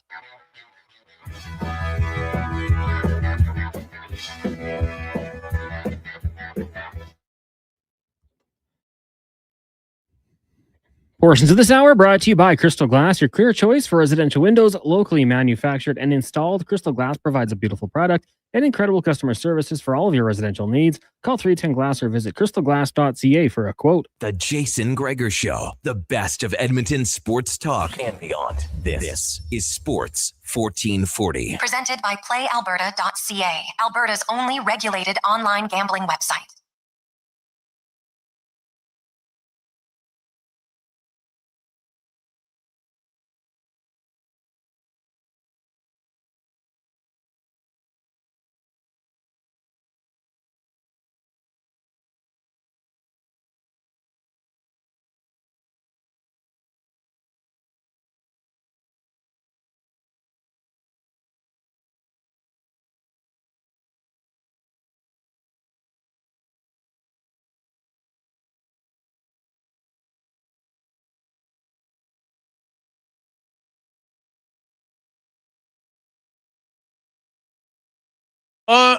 We're rolling through Wednesday afternoon, Sports 1440, sports1440.ca, YouTube, Facebook, X, and Instagram. We've had a lot of texts coming in. Hey, Gregor, what are the orders going to do? There's a concert on Saturday night. Well, the NHL has already announced that they will be playing Saturday night for Game 7, if there is a Game 7. And I know there was a concert scheduled, the Diljit Dosanjh Aura concert, but I'm going to guess once, and they won't announce it's moved until they know there's a Game 7. But if you go on Rogers Place events, you go on the NHL website, the game's going to be on Saturday. And it's just a matter of they probably would move the concert. This wouldn't be the first time. And I know that probably sucks for those who have tickets to the concert, that they could probably move it to Sunday. Now, I don't know if when these concerts agree to the dates, if there's probably in the writing that says we hold the right to change this for a playoff game. I can't say that for sure. I'm going to guess just based on past history. So that's likely what's going to go on there. So, because if you look on right now, they have both of them announced on the webpage, but they won't cancel the one probably until there is a for sure Game 7. Because otherwise they want the concert on the Saturday. So not ideal for any of those who are going to be going to the concert, but we've seen this in the past, and that's likely what is going to happen. So, hey guys, why didn't Podkolzin get an assist on the Hyman goal? Well, if you watch the replay, he didn't actually touch the puck. He let it go through him. Not so much of like a Mario Lemieux, but because I seriously thought he touched it, but the NHL reviews every goal in super slow motion. And, because we've seen lots of assists added. And his was never added, even after today. So they look at the replay, and it was deemed that he did not actually touch the puck, even though it looked like it. So there you go. Hey, guys, you think the Oilers got to Dostal? Well, let's go through the goals. Podkolzin, great shot. Second goal, Dostal turnover. Right? So and he wasn't the thing about the turnover that was interesting was the Oilers weren't even pressuring him when he created that turnover. He's behind the net. He has the puck. He's looking like he's got a lot of time. And then he was just kind of like, okay, I'm going to move it up the wall. Well, he moved it up the wall right to Nugent Hopkins. He spins, fires. Podkolzin lets it go. Hyman's in front of the net. Goal. I don't know if you can expect that type of play for Podkolzin, or not Podkolzin, for Dostal every game. I wouldn't think so. So I don't know if I can say they really got to him in the game. They obviously pulled him. I think the coach probably, that turnover he didn't like, and he's their starter. So you're down 3-0. I think that was let's see if we can change momentum here. Right? That's kind of how I view that one. I didn't think it was it was terrible. Then you look at the other one, right? Bouchard, Draisaitl deflects that one home. I don't think that's a terrible goal either. So I think it was just 3 goals on 8 shots in the first 10 minutes. And you're like, maybe it's just not our goalie's night. Maybe we're trying to get to jumpstart our team a little bit. It's every time you pull the goalie, I don't think it's always on the goalie. He is definitely responsible for the second goal, right? He has complete control of the puck behind the net. He makes the errant pass. Boom. A few seconds later, back of the net. And you know what? The Ducks had been capitalizing on the Oilers giveaways early in the series. And so who knows? Every time the series gets later, I think that's where home ice advantage can be more beneficial for the top team, especially in Game 7s. But also, I do believe there's just a little bit more pressure. Right, we had Mike Rupp on. If you missed it in hour number 1, we were talking about like the Oilers sat back. The coach even said, actually, let's get to it. Let's get that. It is the Gregor Show presented by PlayAlberta.ca. Thanks for joining us. As always, Alberta's only regulated online gambling website. And do we have the clips from Knobloch last night, Cons? That because I asked him specifically about that situation for the Edmonton Oilers in how I thought. What he thought about their play when they had the 3-goal lead in 2 different times in the game. And he had one response, and then I followed up with it. Okay, well, then what do you do as a coach in that situation? And I thought he gave a good answer. Then Mike Rupp, who played in the playoffs on teams, Mike Rupp even said, he goes, hey, man, my bread and butter of my game was being an aggressive forechecker. But there are times in the playoffs when you're leading, and I know I should be forechecking hard, but you make the first play, the right place to dump it in, right? Want to dump a chase, keep the forecheck on.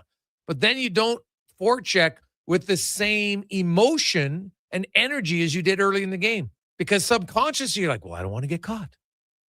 And you're not supposed to think that way. You're definitely not coached that way. Coaches don't tell you, hey, guys, dump it in and nobody move their feet. Let's just dump it in and everybody sit back. Because if you go, I rewatched the Oilers game again today. I always like to, especially when I'm at the game, I like to rewatch it because there's things that, you see different replay angles and such. And if you watch the Oilers, especially in the third period. So a lot of times as the wingers, even defense, when they get the puck, they're either at the hash marks a little bit below, sometimes even higher.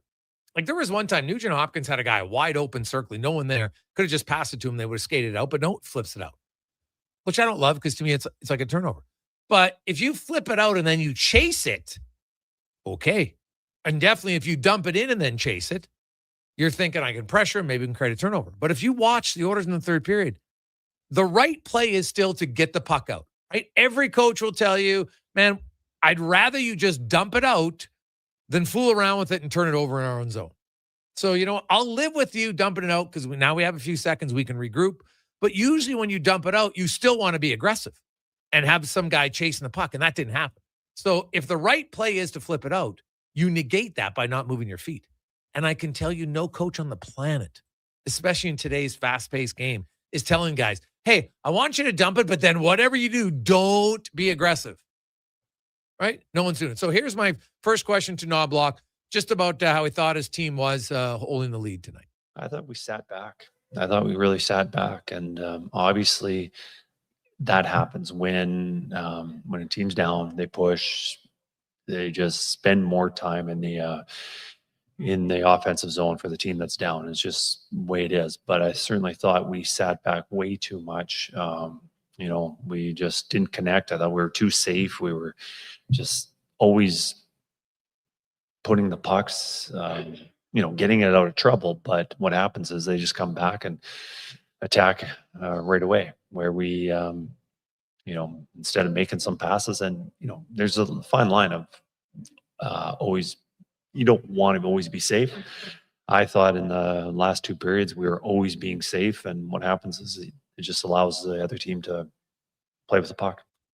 Yeah. So then I followed up with, okay, so you obviously don't want them to sit back. So what do you do as a coach in the moment when you're seeing them sit back? Yeah, on the bench, obviously you're not going to drop new plays or tell them exactly what was available on that play because it had passed, and then chances of that happening again. Just on the bench, you're just trying to encourage them to make plays and tell them that it is there, and not always forcing the safe play. So it's just reminders on they have the abilities, they have the talent that they can make those passes. Yeah. See, and I do believe at times people think that the coach in the game, when a player doesn't make a play, he comes, you got to do that. What are you doing? He's open. Put it on the stick. That's not how you're coaching, right? You'll go over those type of things in video, right? Strutty even talked about it. He says, coaches, you might have the odd time, right? But if you got your guys thinking too much and not reacting, in-game mistakes happen. So as a coach, you stand there, you're being positive. The Oilers were leading, by the way. This is not a time to freak out. And if you actually go look at the Oilers and look at where the Ducks shot from in the third period, how many shots did they have from close? Right? Not many. I think they had one rebound chance from the top of the left crease, and really that was about it.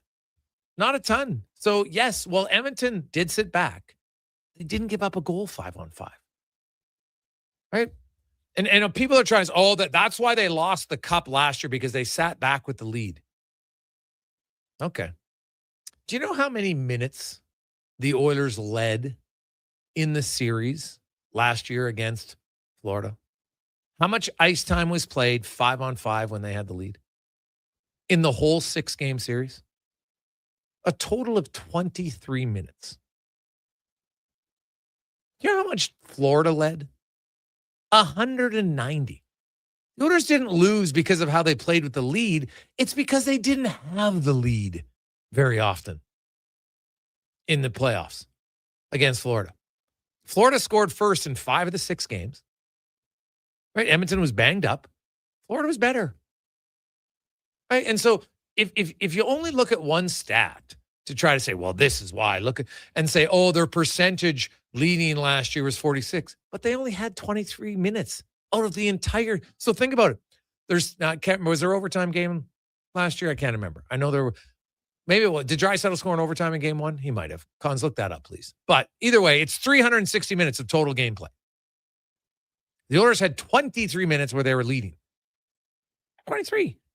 Like, are we really suggesting that and during the time when they were leading, that's what caused them to? And I guess if you throw in some power play time and empty net time, it was a little bit higher. So it was a total of 33 minutes in the whole series. Right, but I'm talking 5-on-5 play because you don't really sit back if you're on the power play, right?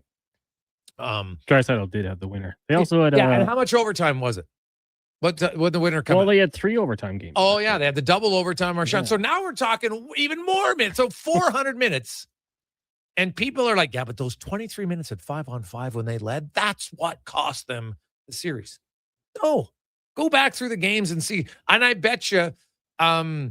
So the Draisaitl game, because that's the one they won, because there was a game, I know the Marchand game, that's when he scored in double overtime. That was game 2.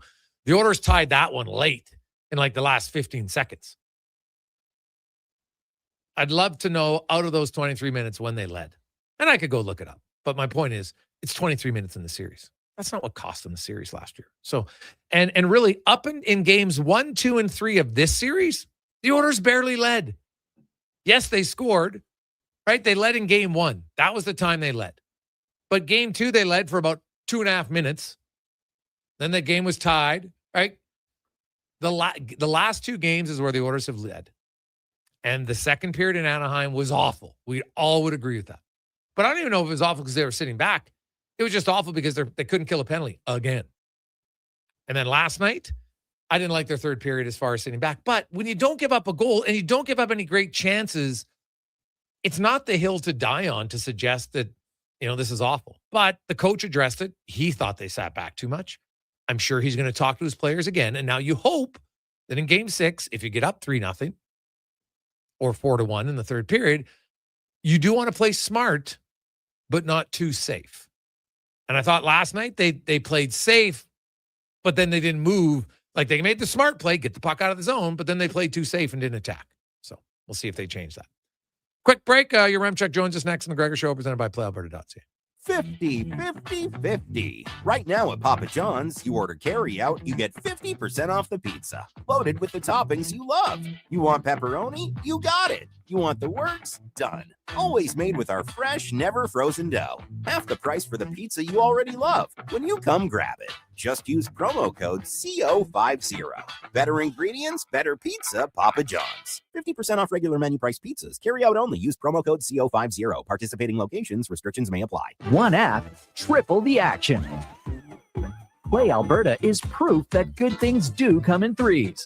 Whether you're into playing any of our exciting casino games, betting on your favorite professional sports teams from around the world, or buying into Canada's biggest lotteries, Play Alberta is the province's only app to do it all. Download today and discover a new way to play. Must be 18 plus to play. If you gamble, use your game sense. Action Electrical's projects team takes the field, folks, ready to execute the entire play for new commercial builds. Absolutely. They're masters of design build, sketching strategy from initial blueprints to core electrical infrastructure. The team never misses on complex projects. Known for handling big league constructions and major renovations, ensuring flawless execution, hire the Action Electrical team to bring home a win for your project. Visit actionelectrical.net. It's Truck Month at Wolf GMC Buick, and we know trucks. And we have the best deals of the year right now. Some have 0% for 4 years. We have 0% for 6 years. That's on our #1 selling GMC Sierra half-ton crew cab, or the Elevation, the AT4, or Denali. Yep, 0% for 72 months. And Costco members get an extra discount on some of our SUVs. Pop in today and drive away smiling. Wolf GMC Buick. we're making it easy. Welcome to Silent Ice Center, the region's newest hockey and event center in Nisku. Featuring 2 NHL-size ice surfaces, premium seating, private suites, and an electric atmosphere. From elite hockey to major tournaments, concerts, and special events, this is where the action lives. And with Summit Restaurant overlooking the rink, every event is a full experience. Silent Ice Center, built for champions, built for the community. Book your ice, your event, or your next big night at Silent Ice Center. Email booking at silenticecenter.com. Scott McGilvery here, HGTV host and renovation expert. The one upgrade I know homeowners will love: better, fresher Culligan water straight from the tap. Culligan's Aquessential reverse osmosis filtration system takes your water to the next level. With up to 7 stages of filtration and 14 filter options, they're certified to reduce over 90 contaminants. Your tap water is about to get a major upgrade. Safer water that tastes great. Get started with a free in-home water test at Culligan.com. Culligan, water you love. Expand your brand with Fusion Promo Marketing. Fusion is your trusted partner for all things branded merch and apparel. Thousands of products perfect for businesses, sports teams, and corporate events. Fusion with a Z. Promomarketing.ca. The job isn't done until the last load is hauled, and having a semi-trailer out of commission is not an option. Whether replacing or adding to your convoy, Edmonton Trailer has a huge inventory of new and used semi-trailers, trusted by the gravel, logging, oil field, fluids, and freight industries. Find a trailer right for you online or at one of their 3 locations. For sales, service, parts, rental, and finance, when you're in it for the long haul, Edmonton Trailer. It's playoff time, and we've got a lot to talk about. This is Andrew Walker on Edmonton Sports Leader, Sports 1440. Tune in after every Edmonton playoff game for the Legacy Heating and Cooling postgame show. Visit the experts at legacyheating.ca.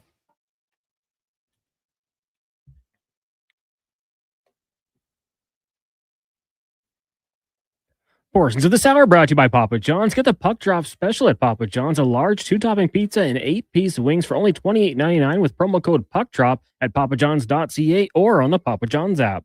This is Sports 1440, where Edmonton talks sports. On YouTube, Facebook, and X. Here's Jason Gregor. Brought to you by playalberta.ca.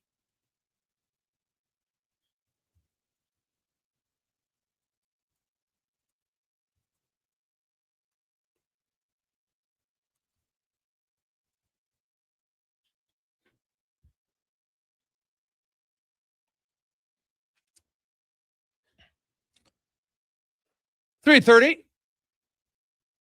We continue on Sports 1440, sports1440.ca, YouTube, Facebook, X, Instagram. Hope you are having a wonderful Wednesday. Your playoff dream as an Oiler fan is still alive.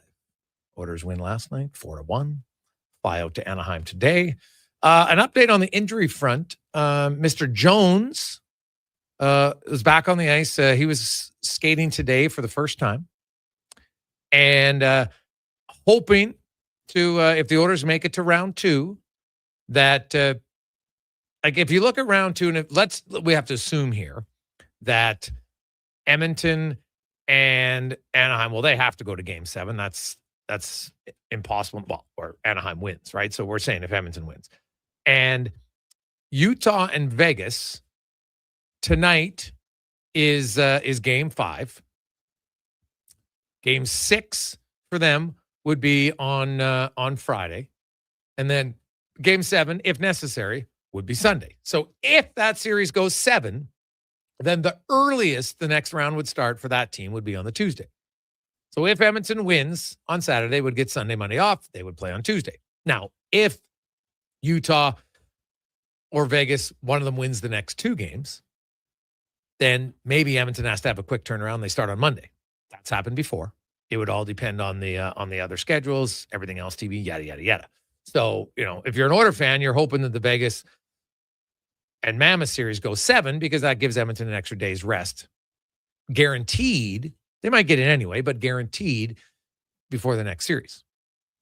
And so a guy like Max Jones, if they start Tuesday, but he could be ready for Game 3 in the series, by the sounds of it, in my conversation with him. So that's, I thought Jones was playing pretty well till he got injured. So, and It's an injury that he said that, rehab's going really well. He was really confident, really positive that he's going to be back and going. Now he's just got to get skating, and obviously haven't been off for a few weeks. You got to get your cardio back up. So that's what's going to happen to him for the next few days. So he'll be skating on his own.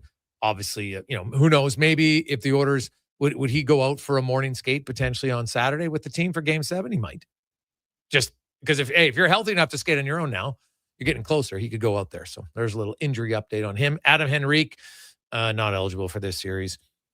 I don't think he'd be eligible in the second round either. By the sounds of it, kind of maybe best case scenario would be third round if they get that far. So we will see. Let's get to the Oil Report, brought to you by Legacy Heating, or brought to you by GoAuto.ca. If you're looking for a car, van, I know, gentlemen, just think about it. It's a new stage of your life. Embrace it. It's fun. It's easier for the kids. It's easier for you to get all their stuff in and out of. Get a van, car, truck, SUV, you name it. GoAuto.ca. Tyler Remchuk from Motors Nation joins us. Ty, how you doing?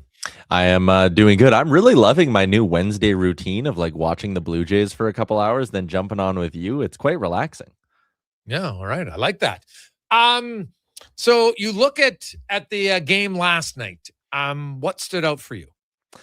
The fact the Oilers came out hot again was good. I kind of felt like, and worried, whatever, that the crowd would maybe even be a little bit timid, or maybe timid's not the right word. Maybe the crowd would be a little fragile. Like if Anaheim would have came out and scored early, I feel like the wind could have really gotten sucked out of that building. And honestly, I would have been curious how the Oilers would have reacted. We don't know that because they came out and played really dominant hockey for the first 9-10 minutes of that game. They chased Lucas Dostal, who is not having that good of a series. And yeah, I just feel like that start and then riding that start throughout the game was impressive. And Vasily Podkolzin just continues to be an absolute monster. Like Leon Draisaitl is putting up a ton of points, and Connor McDavid looked good last game. Kapanen has his 4 goals, but I think shift by shift, I think it's almost fair to say Vasily Podkolzin's been their most consistent forward in this series. Yeah, I'd probably give Kasperi Kapanen some votes for me. I think Kapanen's been outstanding as well. But Podkolzin, he gets recognized. He's physical. He's good on the forecheck. That was my only criticism of the game last night. Was I thought the coach kind of got lost with all the penalties in the second period on Podkolzin's time on ice, and he spent too much time on the bench. That would be my only criticism. I'm not one who buys the coach is telling him to sit back by any stretch of imagination. He even admitted that it's not. But Podkolzin set the tone with his physical shifts, and also a great shot on a ridiculous play by Bouchard. Yeah, Evan Bouchard, again, Podkolzin, most consistent forward. Evan Bouchard, for my money, was the best player on the ice in that game last night. The assist to Podkolzin was great. That assist on the second Draisaitl goal on the power play is just disgusting, is the only word. Like that fake, getting the guy to bite and then dishing it off to McDavid was just one of those plays that whenever somebody wants to throw a Bouchard turnover or whatever out there, I'll throw that highlight of Bouchard with that pump fake at the blue line right back at him and say, hey, that sometimes you got to live with the ugly turnovers because he's capable of making plays like that. So Bouchard was excellent. His best game of the series. The list of guys who I thought contributed in a really positive way yesterday is quite long. I think Jake Wallman has had a really good series, and the numbers maybe weren't great last night, but eye test wise, I felt like he was having a really solid game again. So yeah, plenty of reasons to be confident if you're an Oilers fan, including Connor Ingram. Like the stat line, very good. He made a couple of really sharp saves, and I know again the headline is Bouchard 3 points, and McDavid and Draisaitl putting up multi-point games and all of that. But Connor Ingram, he maybe wasn't one of the headliners for a lot of people, but that's a pretty nice thing to get. 28 of 29 and a little bit of confidence between the pipes could go a long way here for the Oilers. Oh yeah, he made just some poise saves, and I loved his answer after the game when he was asked about the conversation leading up to Game 4 where he wasn't playing. And he said, hey, Jari played well, which is totally true. And he said, you know what? I think I needed a little mental and physical break, because I think people forget Connor Ingram had started 8 of the last 10 games. Then he started so he had played 11 of 13 games. That's not what you don't do that in the regular season. And the stress and everything else of it, honestly, if I'm Edmonton and I win this series, and so that means now Ingram played 3 more in a row again, I wouldn't have a problem in Game 4 or something of the next series to just give him a night off, not because he's playing poorly, but to allow him to rest physically and mentally, because he's never been used to being a guy who's going to go 2 months straight without it. So why would you ask him to? And then if he plays poorly, say, see, the goalie's not good. Don't put people in situations to fail.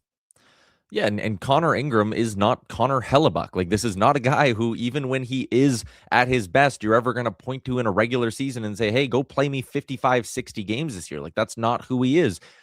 And again, rebuilding his career over the last 18 months, all of that stuff, like, they had to ride him. I like what you said about the 8 of 10 down the stretch. Like, it's not like they got to cherry pick his starts and really kind of ease him into the playoffs, because they were fighting for their playoff lives right until the final kind of 10 days of the season, and then fighting for home ice in the final week. So I loved it. And honestly, with how Jari played in game 4, I think you can absolutely, if you make the next round, and that's obviously still a big, big if you do, I think you just schedule him in for game 4. You say that's the plan, and you go from there. Because, again, I think there's no doubt if Ingram's saying it and we can see it with our eyes, like, yeah, he was burnt out. Yeah, and it makes sense. I'll give Knobloch credit. He changed his line, and he's done it a few times in the playoffs. He changed his lines earlier in the series, and they both scored. Right? He changed his lines again this past game, broke up his best line of Kapanen, Podkolzin, and Draisaitl, but putting Podkolzin on another line the way he played, that line got going. And it helped them. They were their best line the first period, no question. And, the Oilers, quote, I guess now second line, because you have Draisaitl and McDavid on the other line. And then you put McDavid and Draisaitl together, and that worked.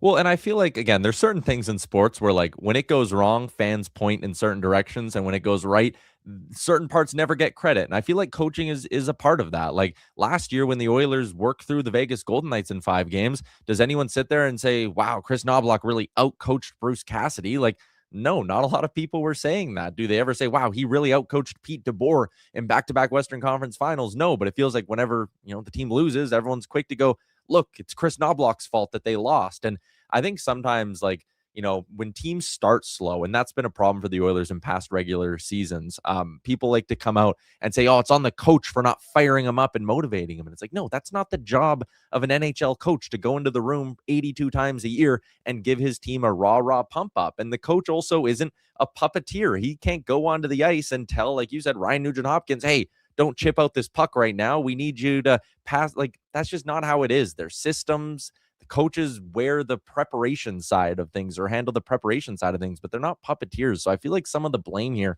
getting thrown on Knobloch for those final 40 minutes, it's totally misplaced. Just like whenever they would start slow in past years, everyone would say it's on the coach for not having them prepared. And I'd say, no, it's on the players. Like, they know what time the game starts. They know what they need to be doing. So sometimes I think it's just almost like misplaced or misdirected sort of anger and angst from the fan base. But I had no problem with Chris Knobloch in that game yesterday. He pushed the buttons that he could push. Like you said, he mixed up his lines. At times he mixed up his D pairings a little bit. I like the way he kind of spread out the minutes. Like, if you look at the 5-on-5 minutes, I think there's only from their 12th forward to the player who would be 6th or 5th in time on ice, Roslovic was at 5-on-5. I think there was like 4.5 minutes separating those guys. Like, he was spreading around the minutes, I thought, as well as he could, considering the penalty trouble. Like, I'm with you 100%. Like, I've been harsh on Chris Knobloch at times this year. Last night's game is not one of those points where I have any beef with what Knobloch was doing. No, 100%. Now they move to game 6 in Anaheim. What now they're on the road. The Ducks will, maybe they'll want some different matchups. We'll see. It was, the Ducks were trailing for basically the majority of that game. Obviously, Podkolzin scored early, and then they were never behind after that. And so that's 2 games now in a row where Anaheim has not led at any point in the game. Yeah, and for me, I think one adjustment, I'll be curious to see if Chris Knobloch goes this way. Since you're on the road, do you split up McDavid and Draisaitl again and try to get one of them away from Jackson Lacombe and kind of go back to that? Or do you sit there and say, hey, power on power? And to your point, Podkolzin seems like he's sparked another line. And I didn't hate that Roslovic, Savoy, Dickinson line. If Roslovic scores on one of his grade A chances, we're probably viewing their game a lot differently. Savoy drew the penalty, which I know is maybe a bit of an embellishment that didn't get called, but still drew a big penalty. I think the rest of the lines are fine, and almost similar to the goalie conversation in game 5. I felt like Knobloch was justified going either way. I felt like there was a really sound case for going back to Jari. I felt like there was a really sound case for going back to Connor Ingram with the line combos. If he wants to sit there and say, hey, it worked in game 5, I don't care that we're on the road, I'm going to trust it works again, I think that's fine. I think there's some logic to splitting up Connor and Leon, though, and maybe going back to that just because I think Lacombe has been such a factor.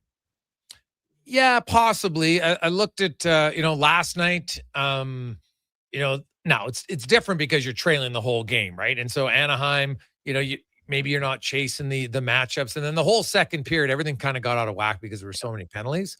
So, guys are killing penalties. Now guys are on the power play, so you're not getting as much 5-on-5 time. Like McDavid didn't play against, he only played one guy that he played more than 8 minutes against last night, 5-on-5, right? And that's Jackson Lacombe. And I don't think that's going to change regardless of who's on his line or not, right? So, because McDavid played I think 15 minutes at 5-on-5, and so Jackson Lacombe was just over half, and that's kind of how it's been almost every game. Even if you go back to look in the Anaheim game, so if they feel that Draisaitl and McDavid can be productive, but more so that the Nugent Hopkins line can be productive, I think he probably just sticks with it.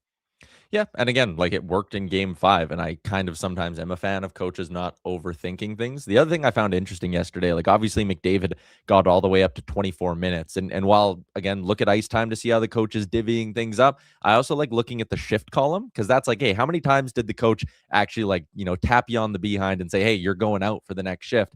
And it's interesting that McDavid actually only had 22 shifts compared to 27 for Draisaitl.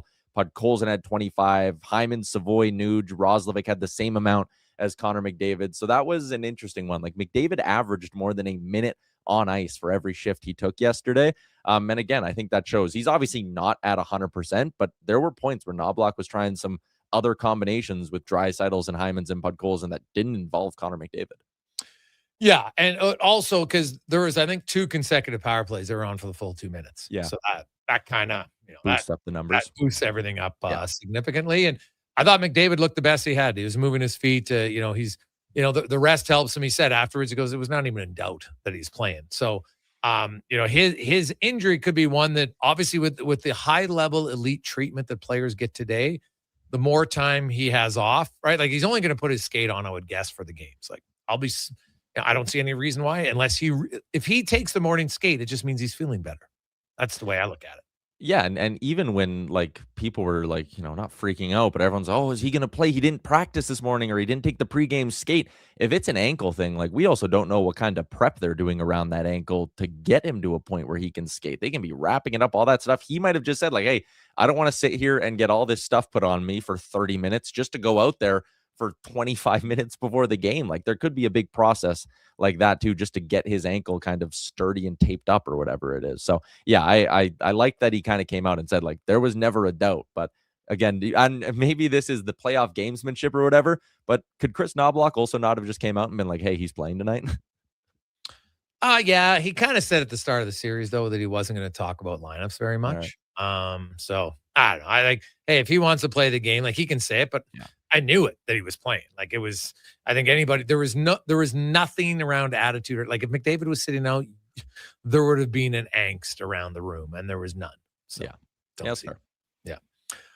Ty, have a good one, man. We will chat with you tomorrow on next Wednesday. Have a great day. Next Wednesday. See you, Greg. It's Tyler Ramchuk from Oilers Nation and Daily Face-Off coming up. Eric Erlinson will join us, man. We got a little fire next on the Gregor Show, presented by PlayAlberta.ca. Legacy Heating and Cooling is your supplier of maximum comfort, bringing you the cool AC you need. You just have to call Legacy. Call Legacy. For comfort at night when the hot air suffocates you. Call Legacy. Call Legacy. For comfort in your wallet with no payments or interest for 1 year. Call Legacy.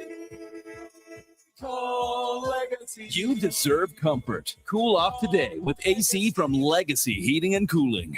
Your protein drink should work as hard as you do. That's why Booster Juice is hitting the gym harder than ever, brother. Meet your new gym buddies, the Way Too Good and Green Gains Booster Mixers. 2 new ripped and refreshing menu options that bench some serious protein. Perfect for pre or post-workout. Way Too Good and Green Gains Booster Mixers taste like motivation. So what are you waiting for? Let's go! Booster Juice. Canadian born, blending since 1999. You've got a go-to coffee spot, a trusted barber, even a lucky game day jersey. But when it's about looking your absolute best, there's only one name you need. Mr. Dirk. Family run since 1939, we're experts in crafting impeccable tailor-made suits and offering a wide variety of everyday styles. Pair that with personalized one-on-one fittings and the convenience of on-site tailoring. Mr. Dirk elevates your style game. Visit our Edmonton store or explore MrDirk.com. Score big on style with Mr. Dirk. Bringing every project to life requires the right team. By joining the Japa Machinery Group service or sales teams, you can be part of setting a new industry standard. Celebrating a legacy of excellence with Japa. Learn more at japamachinery.com. Getting your vehicle sparkling clean doesn't have to cost a fortune. Take it into Hughes today and pay just loonies a wash. Find us at HughesCarWash.com. Do you work for a company that wants to reach people who love sports? Or maybe you're looking to hire people who love sports. Sports 1440 partners with dozens of local businesses, connecting with tens of thousands of Edmonton sports fans every day. On the radio, on the listening apps, on YouTube, and on social media. Contact our sales team today to see what Sports 1440 can do for you. Email Gregor at sports1440.ca to get started. Who's that working on the underground utilities over there? All-Star Construction, that's who. What about the street lighting? Yep, All-Star Construction. And the directional drilling, hydrovacking, neighborhood renewal, and telecommunication work? Yep. And yep. Since 2009, All-Star Construction has been doing all that and more, shaping and building Edmonton communities for land developers all around Edmonton. That's what All-Star Construction is all about. What if you could hire motivated, safety-trained youth with no risk and funding to support you? At Careers the Next Generation, we make hiring easy with funded internships across Alberta in trades, IT, forestry, and more. Interns are WCB covered, complete high school accredited safety trained, and arrive ready to contribute from day one. With 42% of RAP students completing their apprenticeship by age 22, you get skilled workers faster. Spots are filling up. Visit careersnextgen.ca today.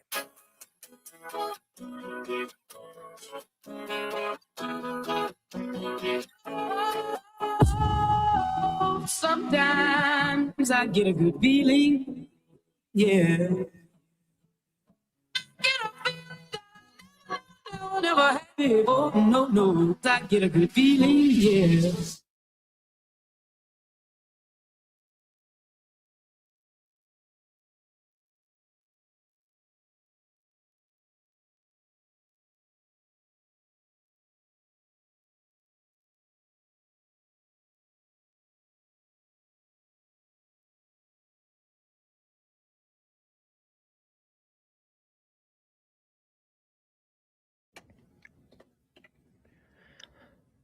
Portions of this hour brought to you by Leading Edge Physio. From weekend warriors to professional athletes, kids playing soccer to grandparents in the garden, rotator cuff tears and tendonitis to post-surgical knees and hips. We fix your body. Life shouldn't hurt. LeadingEdgePhysio.com. The Jason Gregor Show, the best of Edmonton sports talk and beyond. This is Sports 1440. Presented by PlayAlberta.ca, Alberta's only regulated online gambling website.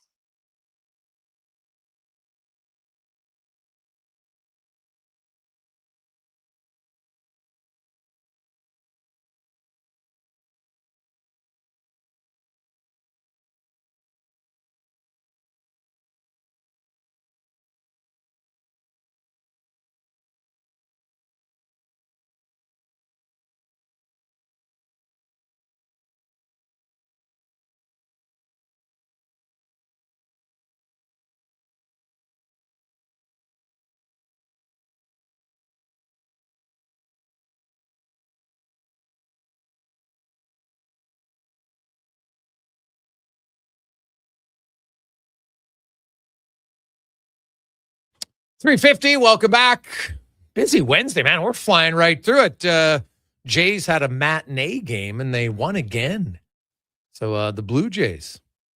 Is that 3 consecutive series that the Jays have won? Now, I know they're not sweeping anything, but better to be winning than losing. So they've won 3 consecutive series in a row and are slowly getting a little bit closer to 500. Now 7-3 in their last 10 games, but obviously still a ways to go because the Yankees are rolling atop. But you look at, hey, all you got to do is you got to get in, right? You want to get to the wild card position. There's so many games, like it's way too early to probably be looking at that, but they're basically like a game out of a wild card spot. So even though they haven't played very well, they're far from out of it. Now, what has played very well has been the series between Tampa Bay and Montreal, being a dynamite series as we get to our big guest of the day, brought to you by Silent Ice Center. And oh, baby, one of the classics for those of you who like a little metal, maybe. How about Gene Simmons Band? And their tour is coming to Silent Ice Center later this year. Tickets go on sale on Friday. So check it out, Silent Ice Center. As we are joined by Eric Erlinson, longtime beat reporter for the Lightning. You can check him out at lightninginsider.com. And Eric, man, this series is at everything. It's been great from afar. I love it. As somebody who's covered it, you're in the buildings. It's probably even more entertaining. I would think not much separating these two teams. It's pretty much been an overtime or a 1-goal game every night. And there's no shortage of bad blood between the two of them. But I want to start with Brandon Hagel and just his impact on this series was massive in the last game. And how much do you think that coming from behind in the third period helps Tampa, or maybe adds a little bit of doubt to Montreal? Well, maybe. I know in my experience, momentum doesn't seem to carry over from game to game in a series, right? Like, it was one good game. It was a good comeback for Tampa Bay. Maybe like the Crozier hit, maybe that sort of impacted Montreal. Was it just for that game? Was it beyond? We'll see. I just think that I think for Tampa Bay, it just kind of indicates that, when they work hard, like when they dig in and try and play their game, they can do what they did, and that is come back from a couple of goals down, late in the second period to win a game. And, does that make Montreal uncomfortable? I don't know. It's still a 2-2 series, right? And anything can happen in this game tonight because it has been as tight can be. They've only been separated by a goal once. Only one team has had a multi-goal lead, and that didn't even last 5 minutes. So it's been very tight. Things honestly, they can go either way. Have the matchups changed significantly home and away? Not really, because John Cooper really did everything he could to make sure Cirelli was out on the ice against, Suzuki's line in Montreal, right? Certainly that's going to take place here in Tampa. There's no doubt about it. But, John Cooper really went after that matchup as much as he could in those 2 games in Montreal. So I don't think the matchups are going to change from Tampa Bay's perspective, even if they kind of changed the lines around a little bit. Remember, they put Hagel on with Point and Kucherov, and that line was very good, but that freed up Cirelli. They put Cirelli's line with Gensel and Gonsalves up against the Suzuki line there in Montreal. So even though they changed the lines around a little bit, I don't think Tampa Bay is going to move away at all from Cirelli versus Suzuki.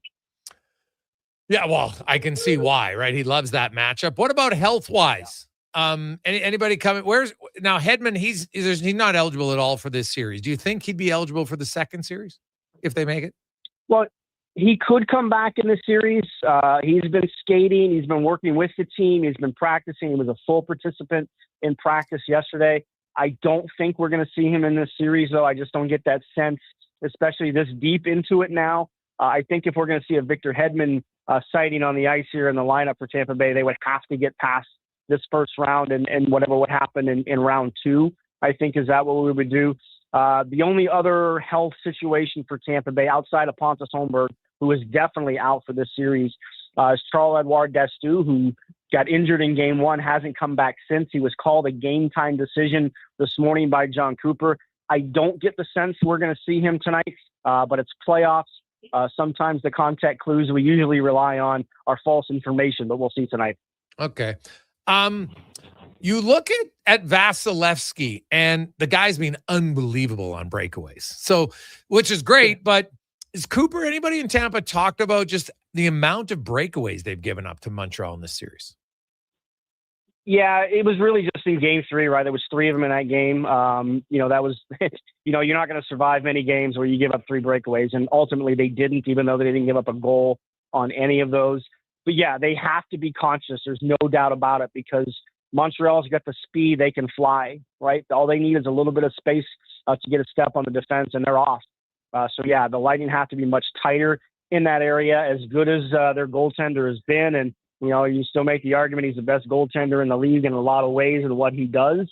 But you can't think that you're going to have to rely on him every single game, night in, night out. You're going to have to give him some support. And some of that support sometimes means being better defensively and paying more attention to where guys are sneaking behind you. Eric Erlinson joins us, Tampa Bay and Montreal. Game 5 tonight. Pivotal game. We saw it last night, Dallas and Minnesota. Minnesota got the big win. Now they have a chance to clinch the series on home ice.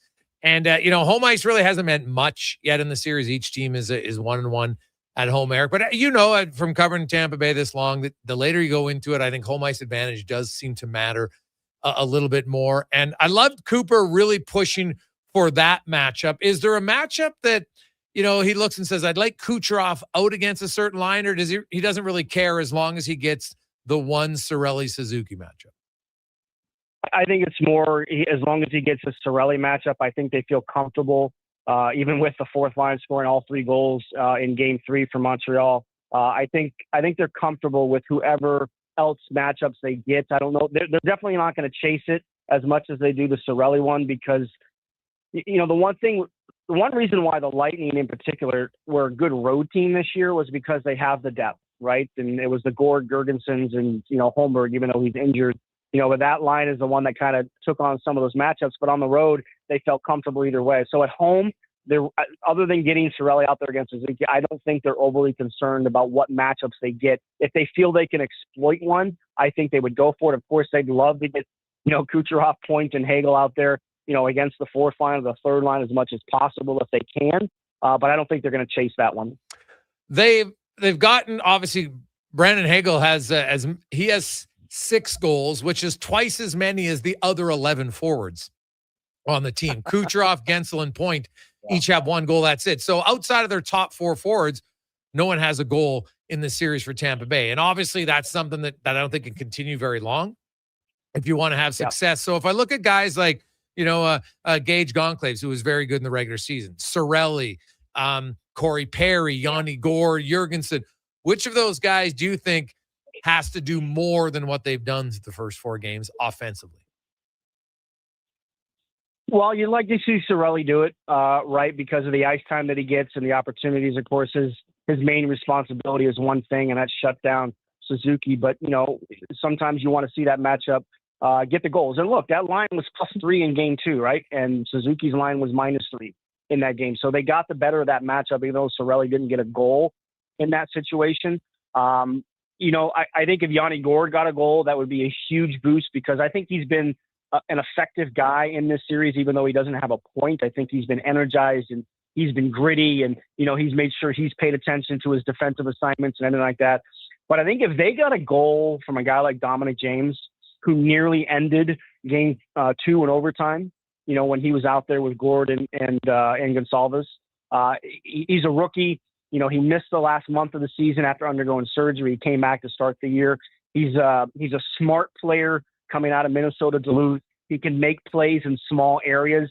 If they could get that guy kind of on the scoreboard, I think that would be a big boost for Tampa Bay, because you're right. You need other guys to step up. And I asked John Cooper about that the other day. He goes, well, look, if we keep winning and Brandon Hagel keeps scoring, we're perfectly fine with that. And there's a certain element of truth to that for sure.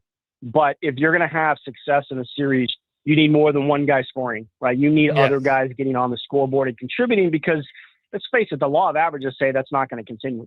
Yes. No, 100. Well, you look at it.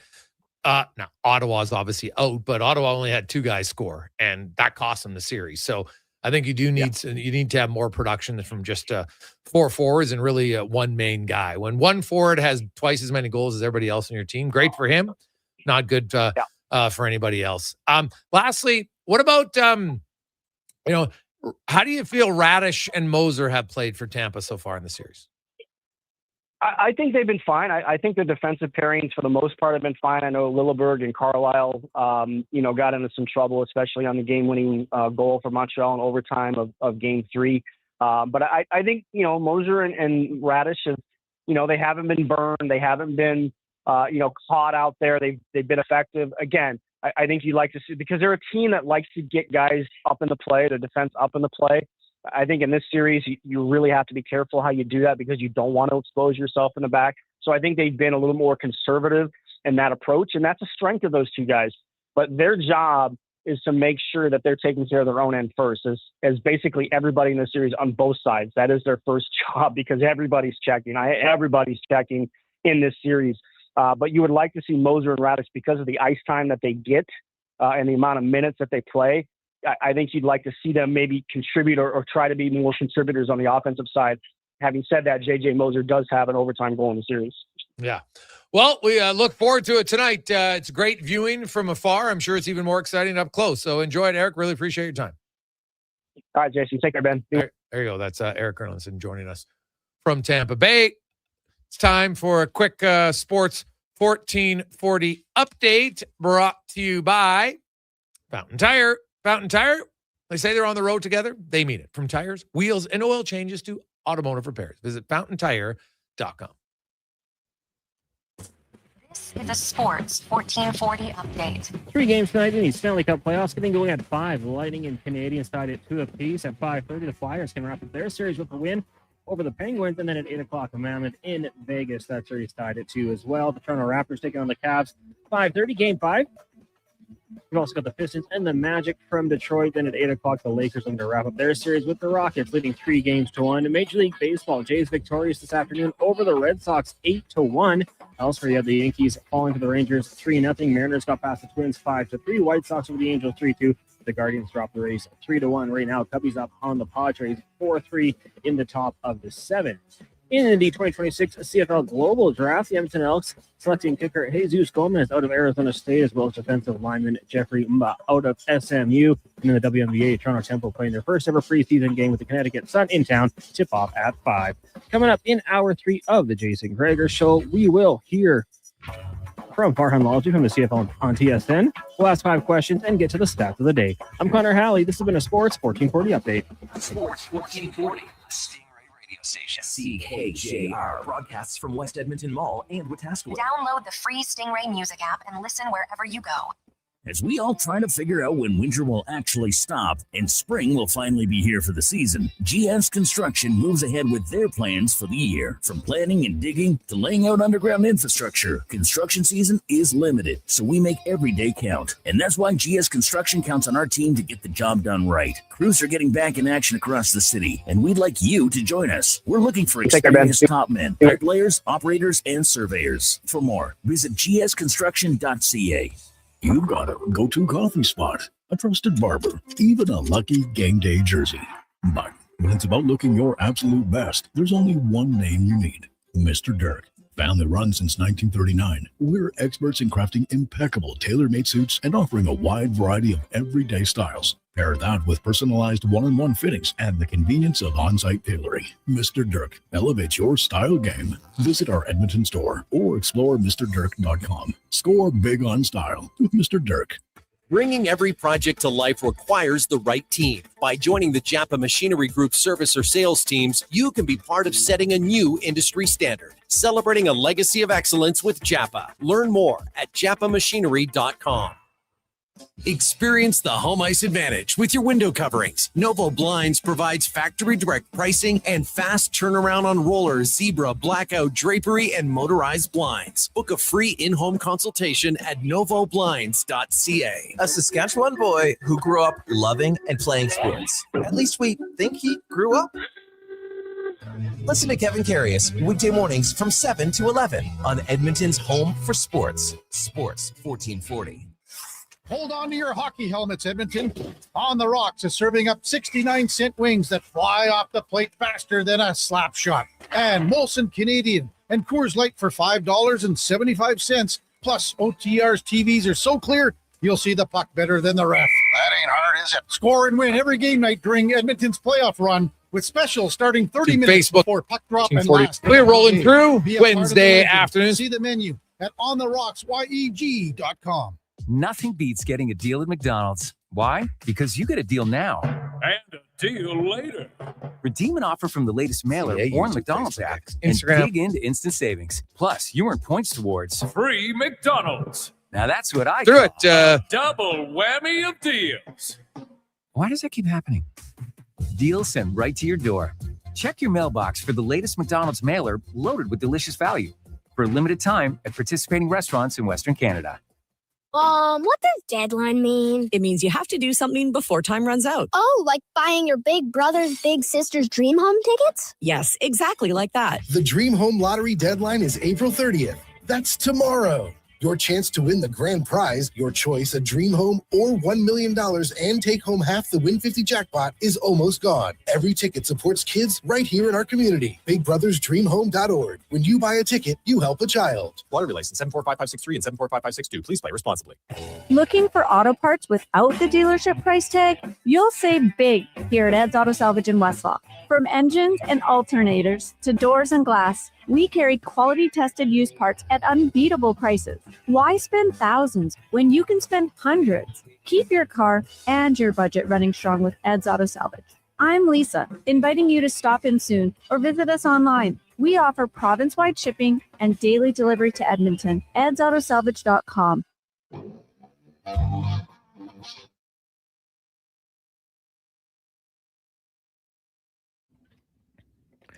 Portions of this hour brought to you by Cantork, made in Canada, made for Canada, where extreme isn't theoretical. Find your solution at cantork.com. This is Sports 1440, where Edmonton talks sports. On YouTube, Facebook, and X. Here's Jason Gregor. Brought to you by PlayAlberta.ca.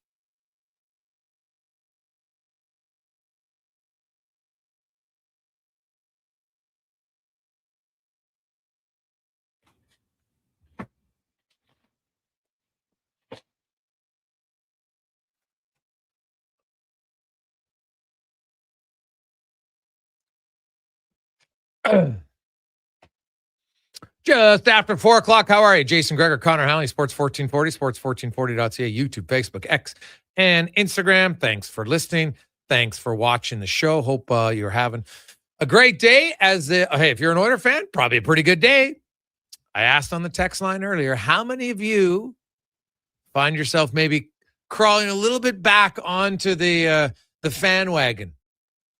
Cons, because there was a lot of people, we had it on the text line yesterday, who felt like the season was over. It was done. I wonder how many of those have been like, you've sucked me back in. What do you think? Gotta be a few. I would say for Fantasy Frenzy, Gregor, it was as if the season was over. The whole show we were talking about, like, well, what do you do in the off season? I think it was the Duke in one texter said, guys, they still play tonight. It's not over. Yeah, I mean, how could you not? The way they performed last night, what they showed you what they can do in the first period, and then shutting it down from here on out. Even if you didn't love the style of play, let's be honest, it was kind of boring. They had a pretty good game, so I think a lot of people are back on the fan wagon, as you called it. Yeah, what? And that's okay. I was, because hey, we had a lot of people, and I'm like, man, I remember last year after Game 2 against LA, and those were two pretty ugly games. Let's be honest. I know they had the crazy comeback to make it close in Game 1, but you'd given up 12 goals, hadn't looked good, and people were like, oh my God, the season's like, it's over. They can't beat LA. You can't beat them 4 times in a row. You're down 2-0, and then they won 4 in a row, and then they spanked Vegas, and then they spanked Dallas, and then they just ran into a juggernaut in Florida in the final. But when I look at the play of the Ducks in the series, the last 2 games, Anaheim has not led for 1 second of the game. And I just wonder, Cons, if, playoffs, like, look at Matt Savoy. And I know at the start of the playoffs, everyone's like, Knobloch's an idiot. You got to play Savoy. He's better. You got to play him up front, right? Nugent Hopkins is no good. And I'm like, guys, the playoffs are a different animal. And they're really a hard adjustment for younger players. And not that Matt Savoy is playing poorly, but if you watch how many times that what was Matt Savoy doing late in the season? that was his best trait. He would hold on to the puck and he would make plays. And now in the playoffs, he's getting the puck and it's just like, I got to get rid of it. I don't want to get scored on. And that's, no one's telling him to suddenly stop making plays. Not at all, because you want to do what got you there. But as a player, you just feel that. I don't want to be the guy who makes the mistake. And sometimes when you play that way, when you play afraid to make a mistake, usually you end up making more. And we have talked about this psychology, you get sport. That's why athletes have sports psychologists. Because, our brains at times they can mind puck you at times. That's what they can do. Because you know that you shouldn't think that way, and it happens. And it's normal. We talked to Mike Rupp about it. Hey, what was Mike Rupp's bread and butter as a player? Be a forechecker. Get in, be aggressive. And he goes, man, I did. But sometimes we'd be leading in a playoff game, and suddenly I would dump it in. But I wasn't forechecking with the ferocity that I did earlier, because in the back of my head, I'm like, well, geez, I don't want to get caught deep. I don't want to be on the ice for a goal against. And so it's strange because you never get taught that. Coaches always tell you, keep going, keep pressuring. But you naturally are like, you never think when it's 0-0 in the first period, you're on the forecheck. You're not even thinking about getting scored on, right? You're just in there. You're thinking about, hey, maybe we can score. If I get the turnover, away we go. Let's be aggressive. Let's be attack. And then you get up 1 or 2-0, and then it's like, oh, well, geez, I don't want to get caught too deep. Even though we shouldn't think that way, we do. And then, look at the orders last night. I thought it was a great example. Flipping the puck up and out of the zone or dumping the puck in is a lot of times the right play. But that's step one of the right play. Like when you chip and chase, chipping's part one, chasing's part two. If you just chip and you don't chase, well, now you just give him the puck up. And that's what Edmonton did. But not from coaching. I couldn't believe how many people were like, Knobloch's coaching him to sit back. No, he isn't. Okay, he isn't. And just because, and I know people, but Paul Maurice said at one intermission, we know they're going to sit back on this. Yeah, and people are like, because it's a trend. And I'm like, really? Where was the trend? Well, in game one of the Stanley Cup final, Edmonton got shut out, so they never trailed.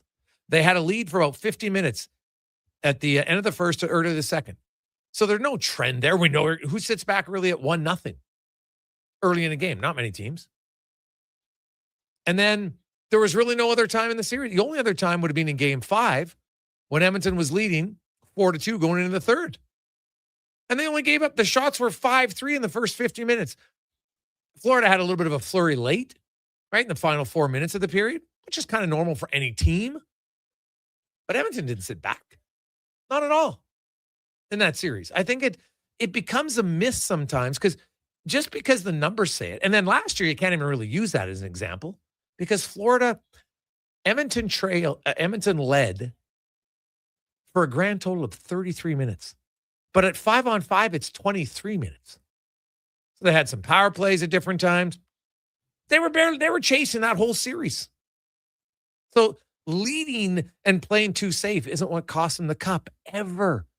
So you can find some numbers that will tell you think that's what it says, but then you got to dig deeper. Okay, well, just because expected goals for when they're leading says this, that's not the do-all end-all. It's one stat. Well, then let's go game-by-game situation. Right? Look at this series. Edmonton, did they sit back? Well, first of all, in games 2 and 3, they led for 8 minutes. And it was early in the game. You're not sitting back on a 1-0 lead. Right? You score 1-0. You don't just, we're up 1. Maybe in the dead puck era you might have, but not now.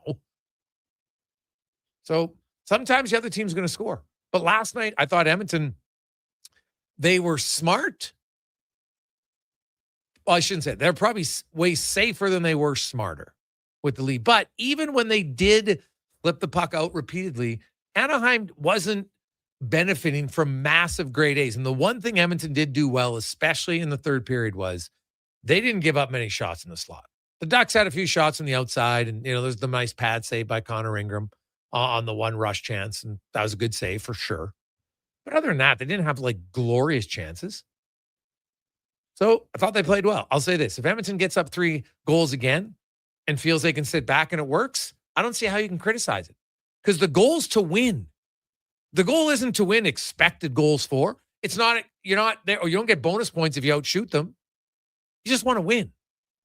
So if you score 3 goals in the first 20 minutes of the game, well, actually 10 minutes of the game, that's a big advantage for the rest of the game. And we saw it. So I can't criticize it too much, but I do know that it's not coached to sit back. It becomes the psyche of the players. Now, let's get to our stats of the day, brought to you by All Star Construction, who not only focus on gas and power and telecommunication, also big charity initiatives include our very own Pyramid of Giving. They've been a big sponsor of that on Fridays in the month of December. They also a big supporter of CASA. They have their interview room in the building and the Cancer Treatment Center, Wellspring, Alberta, Edmonton House. They are a big sponsor of that as well. That is All Star Construction. So some numbers for you, stats. Because we had it. Hey, Gregor, where does Edmonton's forward depth compare to the rest of the teams in the playoffs? Well, Edmonton has 8 different forwards who have scored a goal thus far in the playoffs in 5 games. You obviously have Kasperi Kapanen leading the way for the Edmonton Oilers in goals with 4. Draisaitl has 3, and then you got Hyman, Nugent Hopkins, Dickinson, and Podkolzin each with 2. Keep in mind, Dickinson's only played 3 games. But, you prorate that over a season, and you got 6 30-goal scorers, right? Which obviously isn't going to happen. But offensively, they've been good. Then you throw in McDavid and Szymanski each with 1. Roslovic, Savoy, Frederick and Doc, and Curtis Lazar, the guys looking for a goal. Adam Henrique only played 2 minutes. Not really sure we can include him. But how does that compare to the rest? Anaheim and Philly lead with 9. Edmonton, Minnesota, and Vegas have 8. Boston, Buffalo, and Utah have 7. Montreal, Pittsburgh, Colorado, 6. Carolina, 5. They've only played 4 games. Colorado only played 4 games. Dallas, and it's interesting, Dallas and Tampa. Dallas is now down 3 games to 2. They've only had 4 forwards score a goal. Their 5-on-5 play has really struggled for them, especially offensively. Now, Tampa Bay, Brandon Hagel has 6 goals, so they're getting goals, but can you expect him to score 6 goals in 4 game pay? So is he going to score 3 in the next 2? I guess he could, but that's a lot to ask of one guy. They're going to need someone else going. They've only had 4 forwards with a goal. The Kings got swept. They only had 3 forwards score a goal, and Ottawa got swept. They only had 2. Not really a big surprise to me. Like, if Dallas loses this series, it's going to come down to the fact that they're not getting enough production up and down their lineup. Now, they miss Rupe Hintz. No question. I remember Jason Robertson. There were some questions about him. That guy's an RFA. He's got 5 goals, 8 points in 5 games for the Dallas Stars. He has been good. He's been producing. Right? Matt Duchene has 8 points. He's been really good. But it's not only that the Stars, they're basically getting offense from 4 guys. Robertson, Wyatt Johnson, Matt Duchene, Rantanen. They each have goals, and they all have between 5 and 8 points. The only other forwards with even a point, Oscar Bach and Justin Hiroshi. What was it? Hiroshi? I can't even say his name properly. That's it. So you got guys with goose eggs: Jamie Benn, Radek Faksa, Sam Steele, Maverick Bork, Arturu Hairu. Like, it's tough to just rely. They really miss Rupe Hintz a lot for the Dallas Stars. And that's something to, the Minnesota Wild could end their streak. They could end their streak. They haven't won a playoff series since 2015. And Buffalo, if they finish off their series, they haven't won since 2007. Some other stats for you. You look at the penalty kill for the Edmonton Oilers. I'm hideous. Look away, to quote Kramer. That's really what the Oilers penalty kill is right now. It's still 50%, which is capital U ugly. Like, they have hit every branch on the ugly tree right now. 50%. They've allowed 7 goals on 14 kills. The only saving grace for the Edmonton Oilers is they've only been shorthanded 14 times. And they played 5 games. Utah has been shorthanded 13 times. They played 4 games, so they get 2 penalties tonight. They'll be ahead. The Kings were 11 in 4 games, and then Vegas has only been shorthanded 9 times in 4 games. So that Utah-Vegas series, not a lot of power play. Same with Edmonton and Anaheim. They've been the 2 least penalized series in the playoffs. But the Oilers, while being that good, only Minnesota has allowed more power play goals. Like, the only reason Dallas is in that series is because of their power play.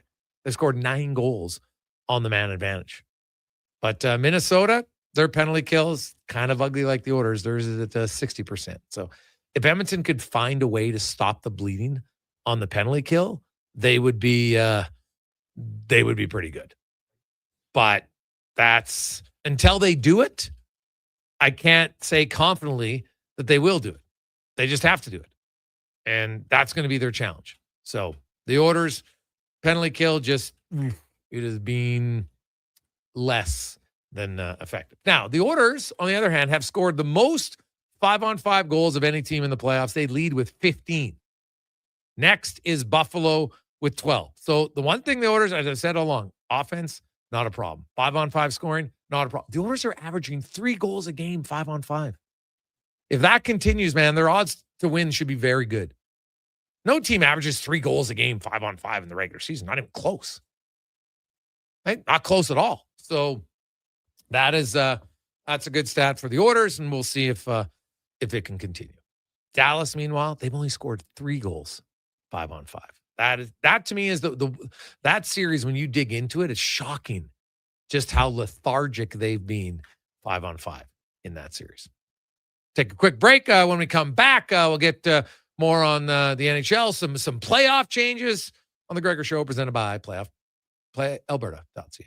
One app, triple the action. Play Alberta is proof that good things do come in threes. Whether you're into playing any of our exciting casino games, betting on your favorite professional sports teams from around the world, or buying into Canada's biggest lotteries, Play Alberta is the province's only app to do it all. Download today and discover a new way to play. Must be 18 plus to play. If you gamble, use your game sense. Day or night, tasting just the right. You can order oodle noodle at oodlenoodle.ca, delivering you the news almost right away. Remember, you can order oodle noodle at oodlenoodle.ca. So stay on your couch all day and order oodlenoodle.ca. Oodle noodle.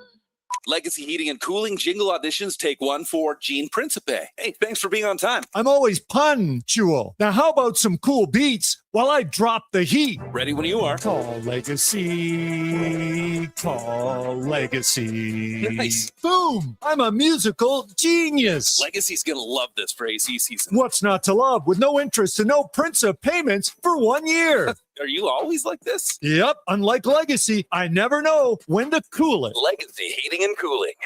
You matter. Your mental health matters, and you're braver than you think. Not Alone is an organization focused on creating a space of acceptance and support through tough, meaningful conversation. Use code 1440 for 15% off at notaloneco.com. It's okay to not be okay. He's a legend in the booth and a master on the mic. Low Tide brings the banter weekdays from noon to 2. Sports 1440 is where Edmonton talks sports. Get in the game. Text 833-401-1440. Who's that working on the underground utilities over there? All-Star Construction, that's who. What about the street lighting? Yep, All-Star Construction. And the directional drilling, hydrovacing, neighborhood renewal, and telecommunication work? Yep. Since 2009, All-Star Construction has been doing all that and more, shaping and building Edmonton communities for land developers all around Edmonton. That's what All-Star Construction is all about. Fast track your financial goals with a special rate term deposit from Vision Credit Union. For a limited time, take advantage of a great rate on 1, 3, or 5-year terms. Plus, as a Vision Credit Union member, you can earn up to 25% more on your interest through profit shares. For details, contact your branch today or visit visioncu.ca. That's visioncu.ca.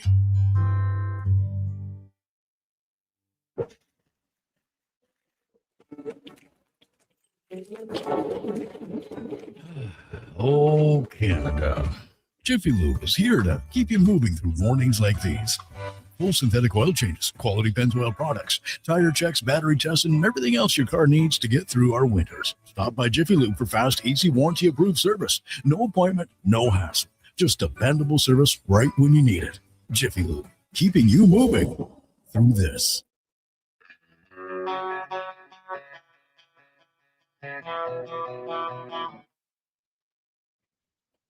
Portions of this hour brought to you by On the Rocks. The playoffs are here, and OTR is ready to be your hockey headquarters. $5.75 Molson Canadian, 69-cent wings, and play score and win every game. See more at ontherocksyeg.com.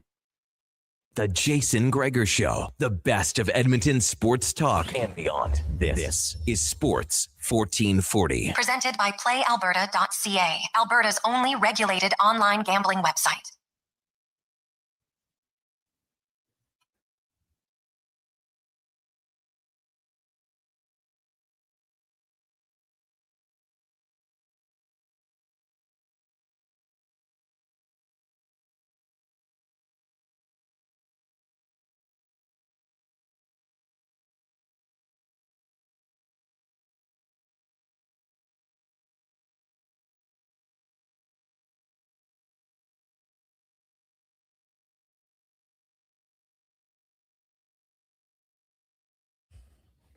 Connor Halley, Sports 1440, sports1440.ca, YouTube, Facebook, X, and Instagram. Thanks for listening. Thanks for watching the show. It's always brought to you by PlayAlberta.ca and Lotto 649 tonight, the classic Gold Ball jackpot, $36 million. Get your tickets, PlayAlberta.ca. And while you're there, check out the Jason Gregor Show.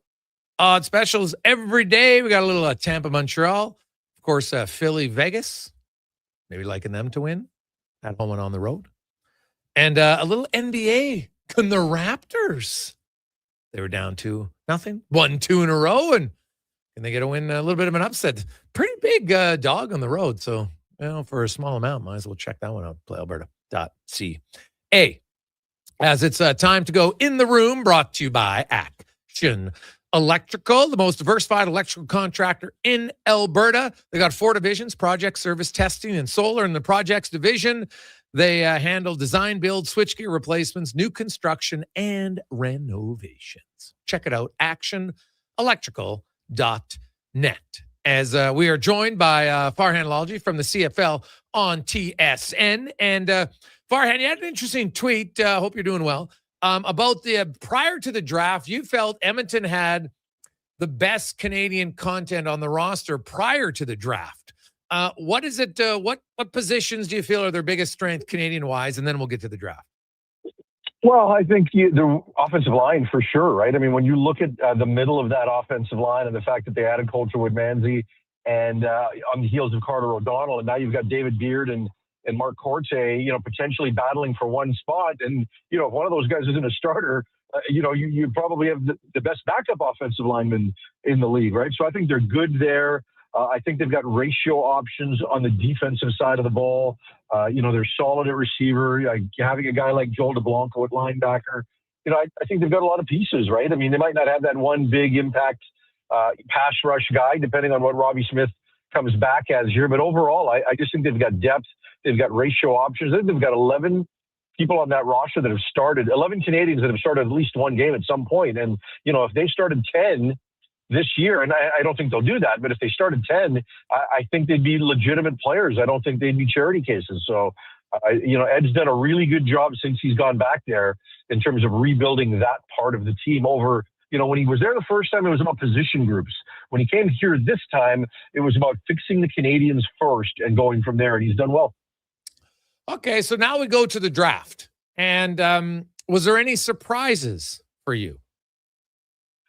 Well, there's a ton of surprises, right? Like the second round of the draft league-wide was bizarre to me. Okay. I think everybody, even Ed included, right, in the second round. I think the Lions kind of took a guy where he should have been based on his overall profile. I think everybody else reached, except for Boutin, the fullback that Ottawa took. I thought he might go a little higher. Benjamin Sangmois, I had him in the third round, so he went in the second. So that's not a real reach, right? But there was a number of players in that round that went. I mean, Winnipeg trading from 13 to 10 to get the tight end. I don't know that anybody had him going in the top 3 rounds, and they traded up 3 spots to get him. So there were a number of things that I thought surprised me in that round. And then, when you do that, that allows teams to create value in later rounds. But in terms of what Edmonton did, especially with their first pick, Daryl Jabomi, I think he is a very, very good football player. There were 3 really good linebackers at the top of the draft. I think Jabomi was the best just in terms of, experience at a high level, incredibly productive tackler, doesn't have the injury history that some of the other guys have, and he's still relatively young, right? Mm-hmm. So I think that, they haven't just insulated themselves by having a starter in Joel DeBlanco. They're not more than a year away from potentially having 2 Canadian starters if they can build depth around that. And that's a luxury a lot of people don't have. Now, where would you see him? Is he a middle? Where do you see him playing? I think he's more of a will. Okay. But, could he play middle? Sure. But I just think in terms of, DeBlanco is that big, stout body that I think you want in the middle. Yes. And look, in the CFL, the way the defenses run, because they basically are full-time nickel defenses, there's not a huge difference between the Mac and the Will, especially since they narrowed up the hash marks. But if I had to pick, I would pick Jabomi to go to Will, but I don't know that they're going to necessarily try to start him this year. I think they'll just let him come into camp and compete and put themselves in a position to just be really, really solidified behind them, because they did lose Michael Broderick, who they drafted in the first round 2 years ago, right? Like the year before DeBlanco. He's now gone. So it doesn't work if you're going to start a guy and you've only got one. Yeah. This ensures that that's a starting position for the entire year between those two guys. What do you make of their 2 picks in the second round? First of all, guy right in your own backyard there from UBC in Sangwa, and then their pick that they got for having the most national snaps in Wesley Bailey, the D lineman out of Louisville. Yeah, I like Sangwa a lot, right? And he fits Ed's profile. He's got length and he can run. And the one thing with him, and again, while I had him in the third round, I don't hate seeing him in the second round, right? Like, this guy's got some ability, and this guy's only played 5 years of college football, 5 years of football, period. And he's bounced around from safety to corner to half to nickel. He's played it all. And I think if you could just let him settle into a spot, which for my money is safety. He played nickel last year at UBC. If you could just let him settle into one spot and let him get comfortable, I think he could be really, really good because there's just so many tools there. He runs exceptionally well. Ran it well enough to get an NFL minicamp invite. I don't think he's going to stick down there, but I think that, he could be a mainstay in this league for a while. And I think safety is the spot for him. And then, you asked me about Wesley Bailey. Look, I think he's a guy that could make his way back to this league.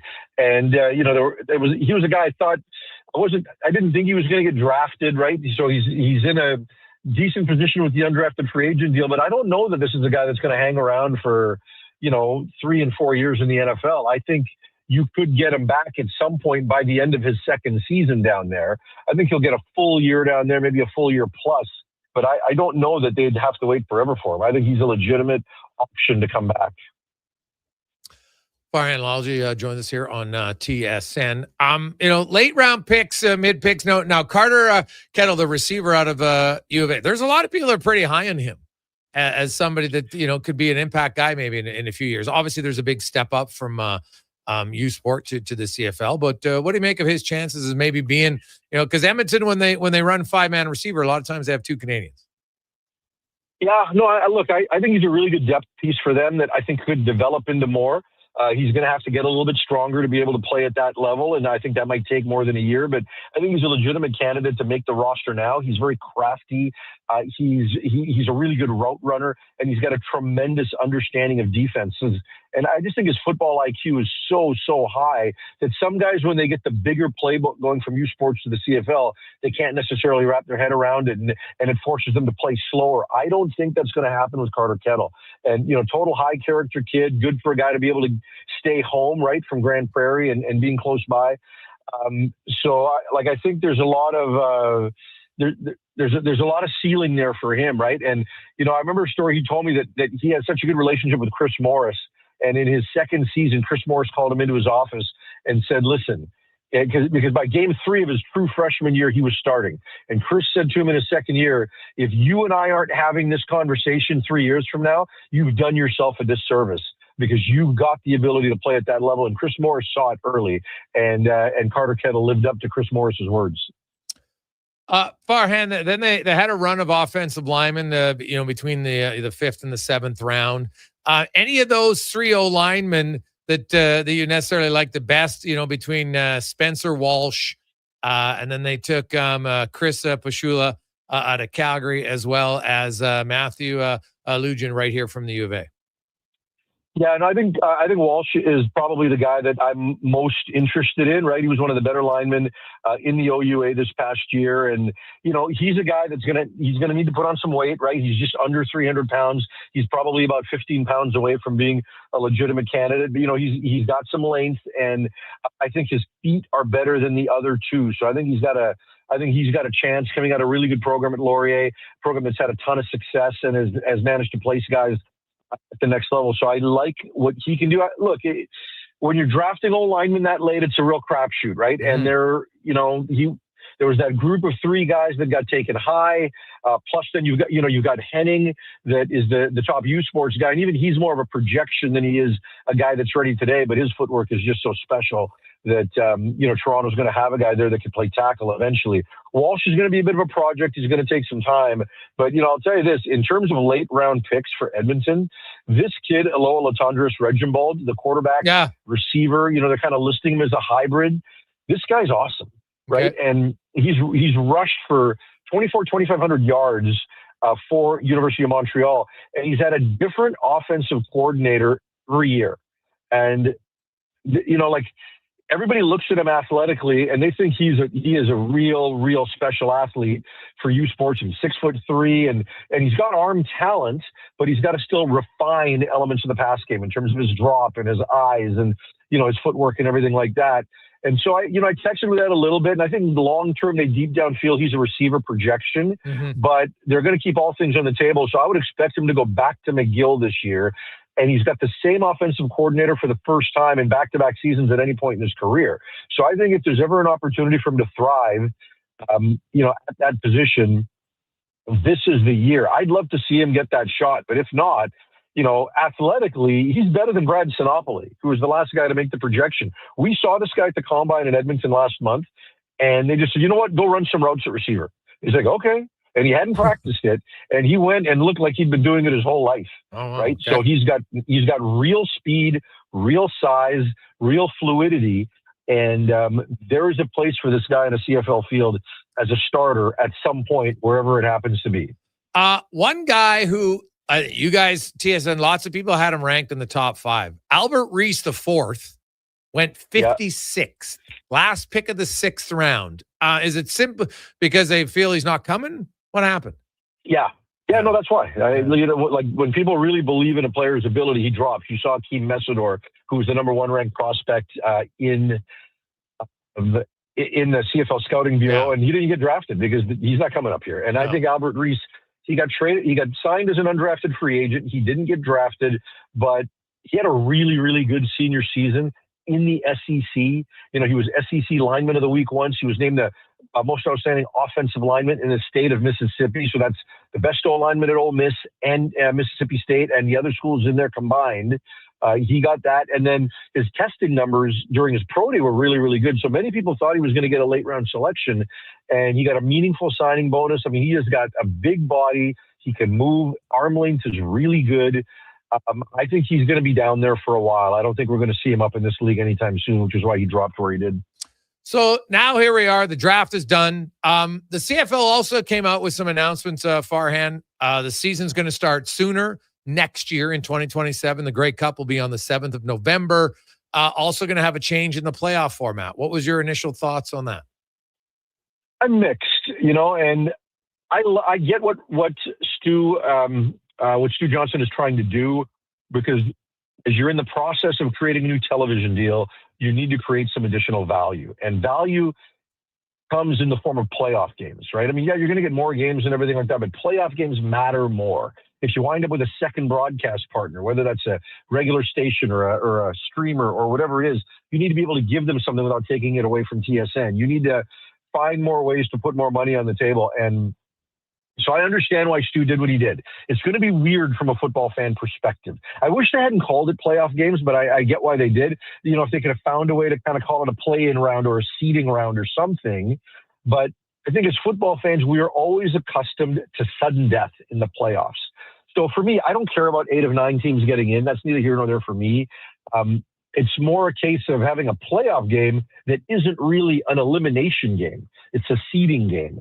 I think that part's weird. So when you get the 1 versus 2, playing in that first round in the East and West, the loser of that game doesn't get eliminated. They get to play for another week. So I think from a football fan perspective, I think that's going to be weird to get, to figure out. But ultimately, it's not a change in how the game is played.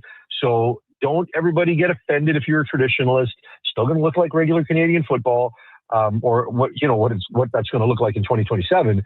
The fans are going to tell us whether or not it works based on their attendance at the game and viewership of the game. So, Stu's a smart TV executive, and I tend to believe him that it's going to resonate and get some traffic.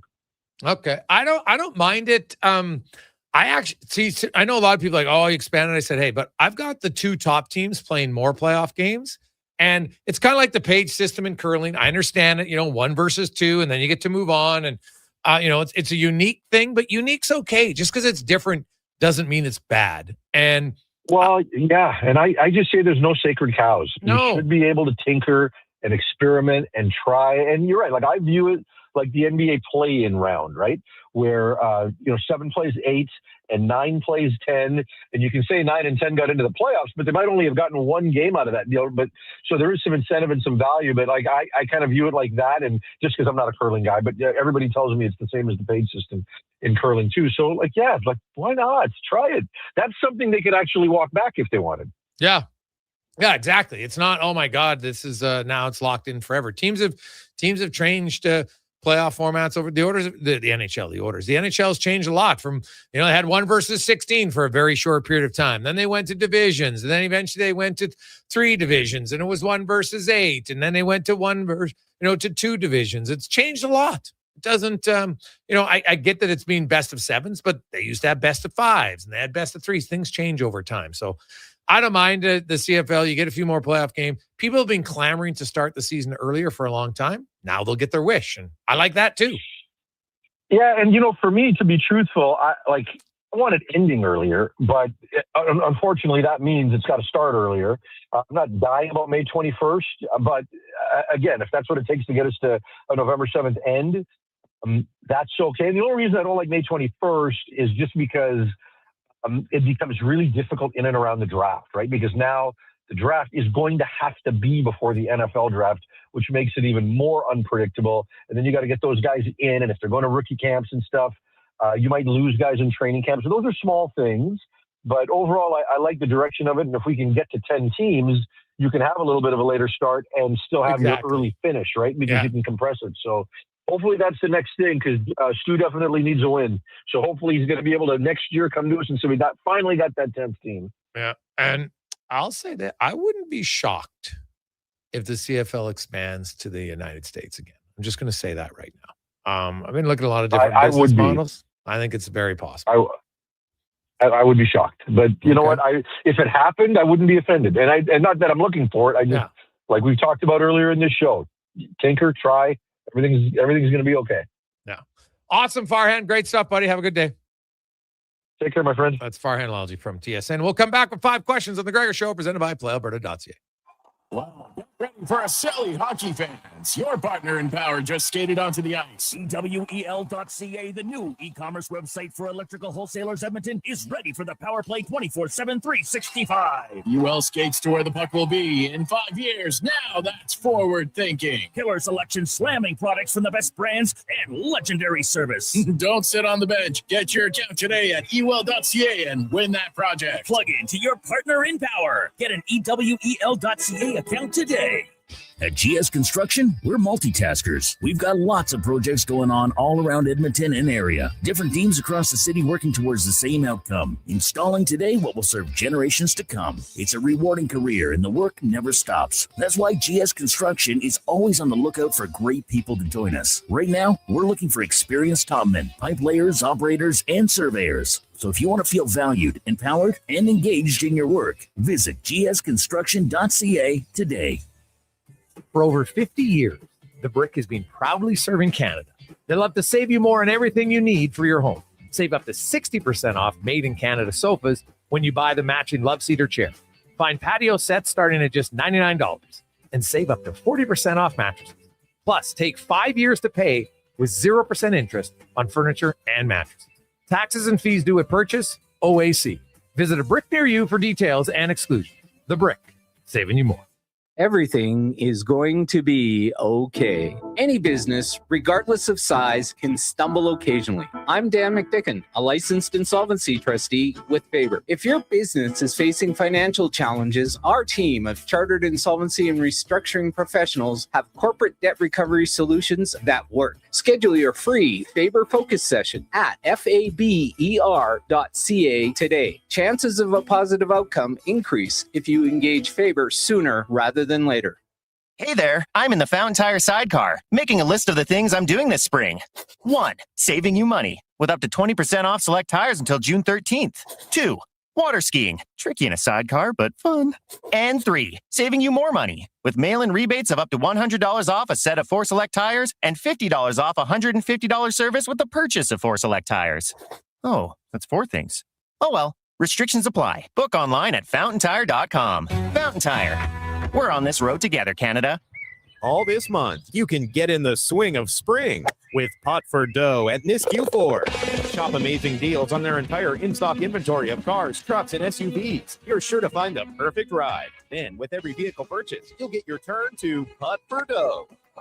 Just sink your putt to win fantastic prizes like gas cards, big screen TVs, Blackstone griddles, and more. See dealer for full details. Find your new ride at niskuford.ca. Above expectations.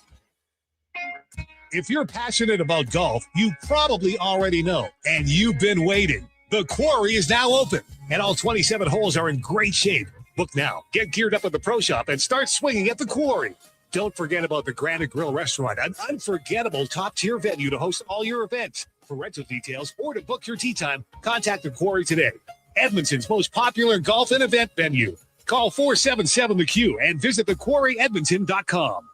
What does deadline mean? It means you have to do something before time runs out. Oh, like buying your big brother's, big sister's dream home tickets? Yes, exactly like that. The Dream Home Lottery deadline is April 30th. That's tomorrow. Your chance to win the grand prize, your choice, a dream home or $1 million and take home half the Win 50 jackpot is almost gone. Every ticket supports kids right here in our community. BigBrothersDreamHome.org. When you buy a ticket, you help a child. Lottery license 745563 and 745562. Please play responsibly. Hey, it's Jamie from Green Drop Lawn Care. From the big mall in the west to the Arena District downtown, Edmonton is beautiful. But when I see your lawns, I know one thing's for certain. Weeds are coming. Be proactive and take advantage of our early bird savings until April 30th. Green Drop has been Canada's lawn expert since 1979. And they're in your community, keeping your yard looking beautiful with affordable lawn care packages that include fertilizer, weed control, drought fighter, and more. Visit greendrop.com. The Ford It's a Big Deal event is on now. Get a big deal on a 2026 F-150 STX with Black Appearance Package. Visit your Alberta Ford store today.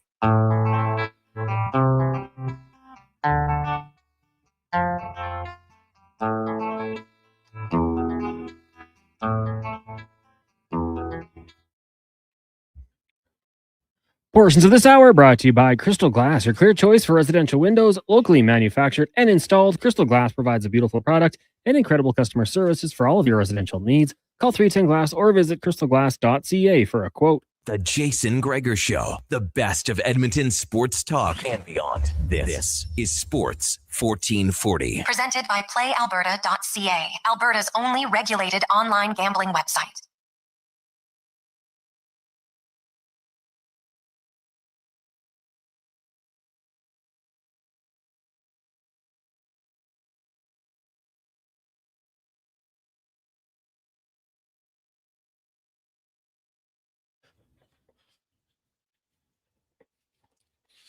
.450 as we are nearing another puck drop tonight in the National Hockey League. Playoffs continue on. Oiler fans, you get a little emotional break, but if you're a fan of the game, you'll probably be watching Montreal-Tampa Bay gets going just after 5 our time. Then at the bottom of the hour, Pittsburgh and Philly. And the late game tonight, just after 8 o'clock Edmonton time, will be Utah in Vegas. And suddenly, because you got sucked back in, you might be watching that game. Because if the Oilers complete the comeback, they got to win 2 more games. They would face the winner of Utah and Vegas. If it's Utah, the series would start in Edmonton. If it's Vegas, they would start in Vegas. So we'll see. Still 2 big wins that have to occur before then. But the Oilers gave themselves hope for at least another 48 hours. And, there's going to be a little bit more pressure on Anaheim. But you win game 6, and then there's still lots of pressure on Edmonton, of course, because you come home, it's game 7, you want to win. But we'll see. How does this Ducks team handle it? The playoffs are different, man. Pressure is different as it goes. You see, look at the Oilers, experienced team. Even an experienced team, they got sucked into that. Oh, I got to play safe. I got to just get the puck out. They didn't really attack. Now, they didn't give up a ton, so it worked. It wasn't anything bad. It's not a coaching thing. I know people are freaking out about, you think Paul Coffey is sitting on the bench saying, hey, guys, let's keep sitting back, right? It's wild to me. So the people think such a thing. Anyway, let's get to 5 questions brought to you by The Brick, who for over 50 years, The Brick has proudly served Canadians. And right now, 60% off Canadian-made sofas when you buy the matching Love Cedar chair at The Brick and thebrick.com. It's time for 5 questions on the Jason Gregor Show. All right, Jason, question number 1. Probably a few answers here you could go between, but who are your top 3 Oilers last night in the win? Oh, top 3. That's a good one because there's lots of guys who played well. I'm going to say Podkolzin. I felt Podkolzin set the tone for the team. He was physical. He was assertive. Great goal, by the way. Then I'm going to go with Bouchard. His play on the Podkolzin goal, stellar. His play on the Draisaitl goal, stellar. And third, I will go Leon Draisaitl, 2 goals. Yeah, hard to argue with any of those. Evan Bouchard for me. I mean, that pass on the Podkolzin goal, unbelievable. Tape-to-tape sauce. The play on the blue line, just walking it, the patience, I thought that was fantastic. I'm with you. I got to go with Podkolzin as well. Thought he was terrific out there throwing the hits. That was great. And I'm going to give some love to Connor Ingram. A couple of big saves in the first period to keep it at 3 goals and shut down the door after that. Defending was good in front of him, but I thought Connor Ingram, good bounce back performance for him as well. Question number 2, 3 games tonight. Who are your picks to win?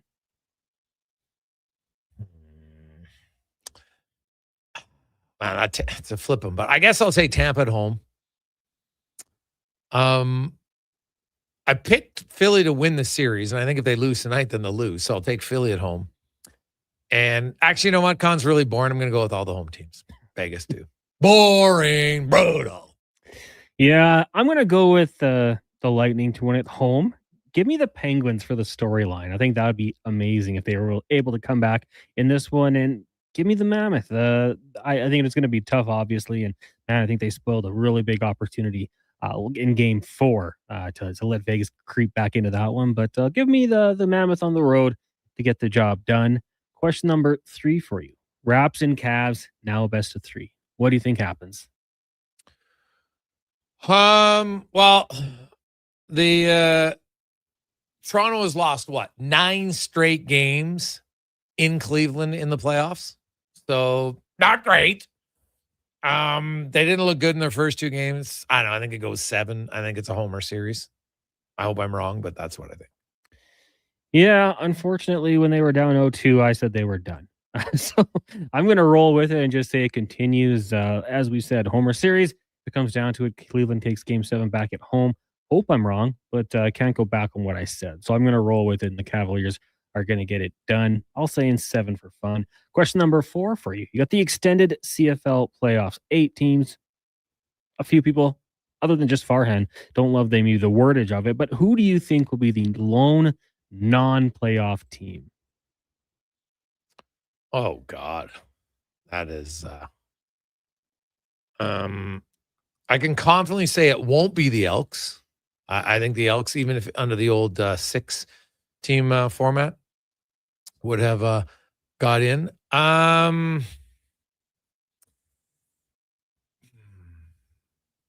think it's going to be, I'll say Ottawa. Yeah. I don't love their team, so I'll say Ottawa. I'm going to stay in the province of Toronto and go with the Argos. Some questions maybe with Chad Kelly. I don't know how the offseason was for them, and that's going to be the pick here. I could be wrong. I think they do have some talent. Will it come together? We'll find out. But we'll see who that first team is to miss the playoffs. Final question for you today. Today is Jerry Seinfeld's 72nd birthday. In honor of that, what is one modern day topic you wish the show could go after? And outside of the show Seinfeld, do you have a favorite piece of his work? 72 for the J-Man today. Yeah. Nice. Modern day topic. Well, what was unique about Seinfeld is I still remember the Master of My Domain episode. Like, I just remember being like, what? Is that what I think that's what they're talking about. It was hilarious. Like how they did things. Dolores, another classic. Anybody who watched that episode knows. You're racking your brain trying to think the name. It was hilarious. What topic? They would because they can do it in a humorous way. Probably online dating. I think they would have a lot of classics with that one for sure. And honestly, just I've seen Jerry live a few times. I really respect him as a stand-up comedian. He's one who he goes about it different, right? He doesn't use a lot of profanity to get his stuff across. Very witty and very funny. So I don't know if I'd necessarily have like a favorite one of his acts that I've seen. I just like overall, like I like his ability to kind of take real life situations and just kind of share them with people. And a lot of people relate to something that's happened in their life. And he just does it in a way that's a little bit funnier. For me, real modern day, I think like Kramer driving an Uber would be funny. Just kind of the stories. He might pick up a neurotic passenger or something along those lines, or Jerry would deal with a driver that has some sort of awkward situation. I think that would be an interesting one. Dating would be hilarious with George. I guess I'd say comedians in cars getting coffee. I saw the Unfrosted movie, didn't love it. B movie I've yet to see, so I'd probably go with that. Okay. I don't mind that. I don't mind it at all. So it was good. We got a lot of other texts coming in. 833-401-1440. 833-401-1440. Gregor, what about wokeness? Imagine Kramer to have a heyday. Here's the thing, but like I know people always like to use that word. I think a lot of people use it incorrectly. If I'm being honest, are there some people that go over the board and worry about some things that don't need to be worried about? Yes, I agree with that whole lot. Are there people on the other side who want to cover up everything? Like all you got to do is look at you have a president who's still in power despite having multiple women. You have the Epstein report. His name's all over the place, but no, whatever. It's okay. Like it's disappointing our whole societal view on sexual assault. And when you look at how many lives have been ruined and sadly are continued to be ruined today, and ruin might be a strong word, but grossly impacted in a lot of cases in a negative way, who suffer life-altering issues because of it, right? Just, you can read books on it. You can talk, you listen to psychologists on it. It's one of the biggest epidemics in our society that we've done nothing to improve. And you watch how people react. Like they're so badly don't want to, like, you think that there might be the odd person that makes up a story. I don't discount that. But the vast majority do not make up being sexually abused. Stats don't lie. But people, I know why human nature doesn't want to accept it, because it's horrific. To think that a human being could do that to a child or a woman or a man, make no mistake. Sadly, there's lots of men who are on the receiving end of it. Young men, young boys, young girls, young women. It's across the board. And it's a problem. And so, I don't know. I find it kind of insulting that people get offended when people want to stand up and voice their displeasure with it. I don't get it. So, like, how people try to make sexual abuse political disgusts me. You tell me somebody on the right or the left, I don't care which way you lean. You should 100% all be opposed to it. That's just a fact. Let's get to the con man and a sports 1440 update brought to you by Northgate Chevrolet Buick GMC. Well, hey, the weekend's here, baby, and now you can start thinking. The roads, the snow's going to be gone. You got your convertible? Maybe you want a Corvette, combine them both? Get it at NorthgateGM.com. This is a Sports 1440 update. 3 games tonight in the Stanley Cup playoffs getting going shortly. Lightning and Canadiens from Tampa. That series tied at 2 games apiece. At 5:30, the Penguins trying to stay alive in Philadelphia, trailing 3-2. And at 8 o'clock, you got the Mammoth and Golden Knights also tied at 2 apiece. In the Association, Raptors Caps tied at 2. They'll meet at 5:30 from Cleveland. At 5 o'clock, Pistons and Magic. Then at 8 o'clock, Rockets taking on the Lakers. In the majors, Jays winning today over the Red Sox 8-1. They're back in action tomorrow, taking on Minnesota. Elsewhere, Cubbies over the Padres 5-4. Dodgers fall to the Marlins 3-2. White Sox beat the Angels in extras 3-2, and the Rays losing to the Guardians 3-1. Right now, Rockies up on the Reds early 3-0 bottom of the first, and in the second, Pirates and Cards are scoreless. Later tonight, Athletics, Royals, Diamondbacks in Milwaukee, Braves host the Tigers, and the Nationals taking on the Mets. In the 2026 CFL Global Draft, the Edmonton Elks selecting kicker Jesus Gomez out of Arizona State and defensive lineman Jeffrey Mba out of SMU. And in the WNBA, Toronto Tempo playing their first ever preseason game in a few minutes here, taking on the Connecticut Sun. Coming up in hour 4 of the Jason Gregor Show, we'll be joined by Mark Spector of Rogers Sportsnet. We'll also hear from Oilers head coach Chris Knobloch. And as a 2-minute warning with Cam Tate, he's sharing big news about a former Oil King coach, Steve Hamilton. I'm Connor Halley. This has been a Sports 1440 update. Sports 1440 in West Edmonton Mall and Wetaskiwin. CKJR is a Stingray radio station. Download the free radio player app and listen wherever you go. Are you looking for safe and reliable transportation solutions for your wedding, corporate retreat, or golf trip? Look no further than Silent Rides, Alberta's premier charter bus company. Whether your group is big or small, Silent Rides has you covered. We offer 3 different sizes of units to cater to your needs, and we provide first-class service at affordable rates. Get your quote today. For more information and to request a quote, contact sales at 877-748-0991 or visit silentrides.ca. Hey, sports fans, we've got a clear choice for you. At Crystal Glass, we provide customers with the perfect glass for any job. From home to auto and even commercial, installation or repairs, we're your team. Call 310-GLASS or visit crystalglass.ca. Crystal Glass. When life unexpectedly changes, it can leave us feeling unbalanced, uncertain, and unsure of how to move forward. But you don't have to go through it alone. I'm Corey Anderson with Fairway Divorce Solutions. Our team helps reestablish balance, guiding you through your divorce with compassion, clarity, and support. Fairway has helped more than 6,500 families across Canada find a path towards a peaceful, fair resolution. With 2 offices in Edmonton, we're here to make your journey easier. Discover your options at Fairway Divorce. Don't let equipment failure stop you cold. At AWS Welding in Nisku, our factory-trained service techs are on hand for all welding equipment repairs. We're a fully warranted center for Miller, Lincoln, and ESAB. And we service all makes and models. Proper, regular service extends the life of your gear and keeps it running at peak capacity. Don't wait for a breakdown. Book your service appointment today at 780-979-0470. AWS Welding. We make it happen.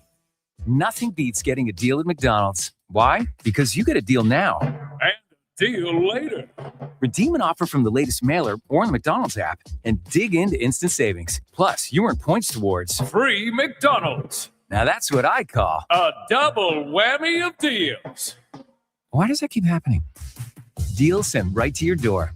Check your mailbox for the latest McDonald's mailer loaded with delicious value. For a limited time at participating restaurants in Western Canada.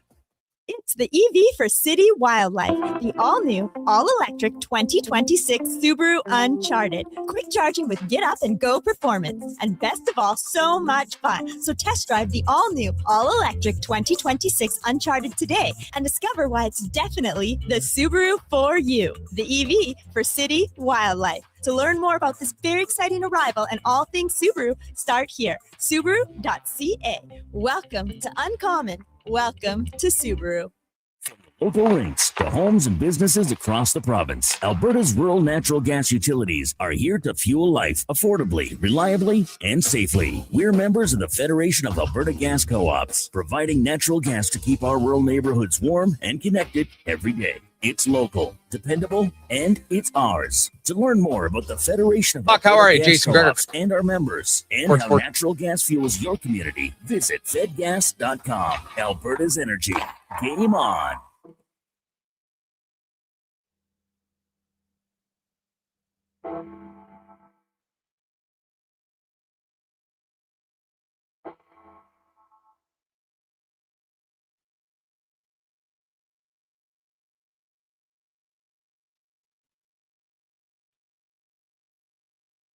Portions of this hour brought to you by Cantork, made in Canada, made for Canada. Workstream isn't theoretical. Find your solution at cantork.com. The Jason Gregor Show, the best of Edmonton sports talk and beyond. This is Sports 1440. Presented by PlayAlberta.ca, Alberta's only regulated online gambling website.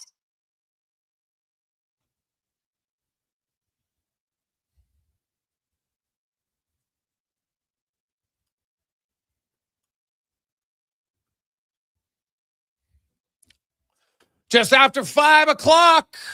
Oh, you made it through hump day, boys and girls. Now it's all smooth sailing. Down the other side, getting closer to the weekend. Who knows? Maybe closer to a Game 7 Saturday night. And depending on what happens in the National Hockey League, that might not be an 8 o'clock start. We'll see. Dare to dream. But if you look at it, on Saturday, Flyers, Penguins, that would be Game 7. So maybe the Flyers win tonight. Minnesota and Dallas would need to get to Game 7 as well. So if both of those end in 6, Edmonton would be the only game. I got to think it's going to start probably at 6 o'clock Edmonton time. They would want it earlier.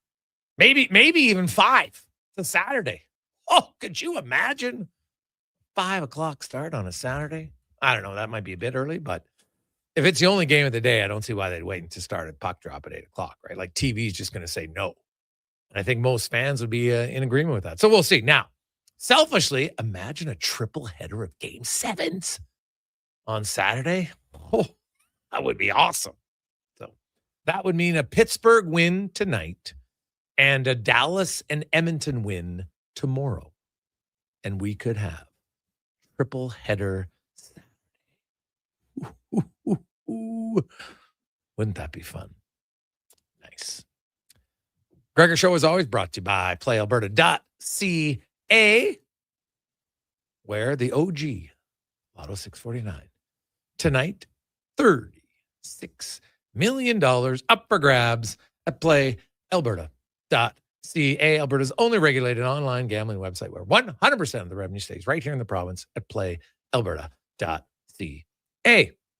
833-401-1440, 833-401-1440. That's where you can text us. We'll get your thoughts on the game last night. I would say this, overall resounding positivity on the text line today. Pretty convincing victory for the Oilers last night. That game was really never in doubt. They scored early and just continued to play well the rest of the way. And, Pod Cole's in 2:22 into the game.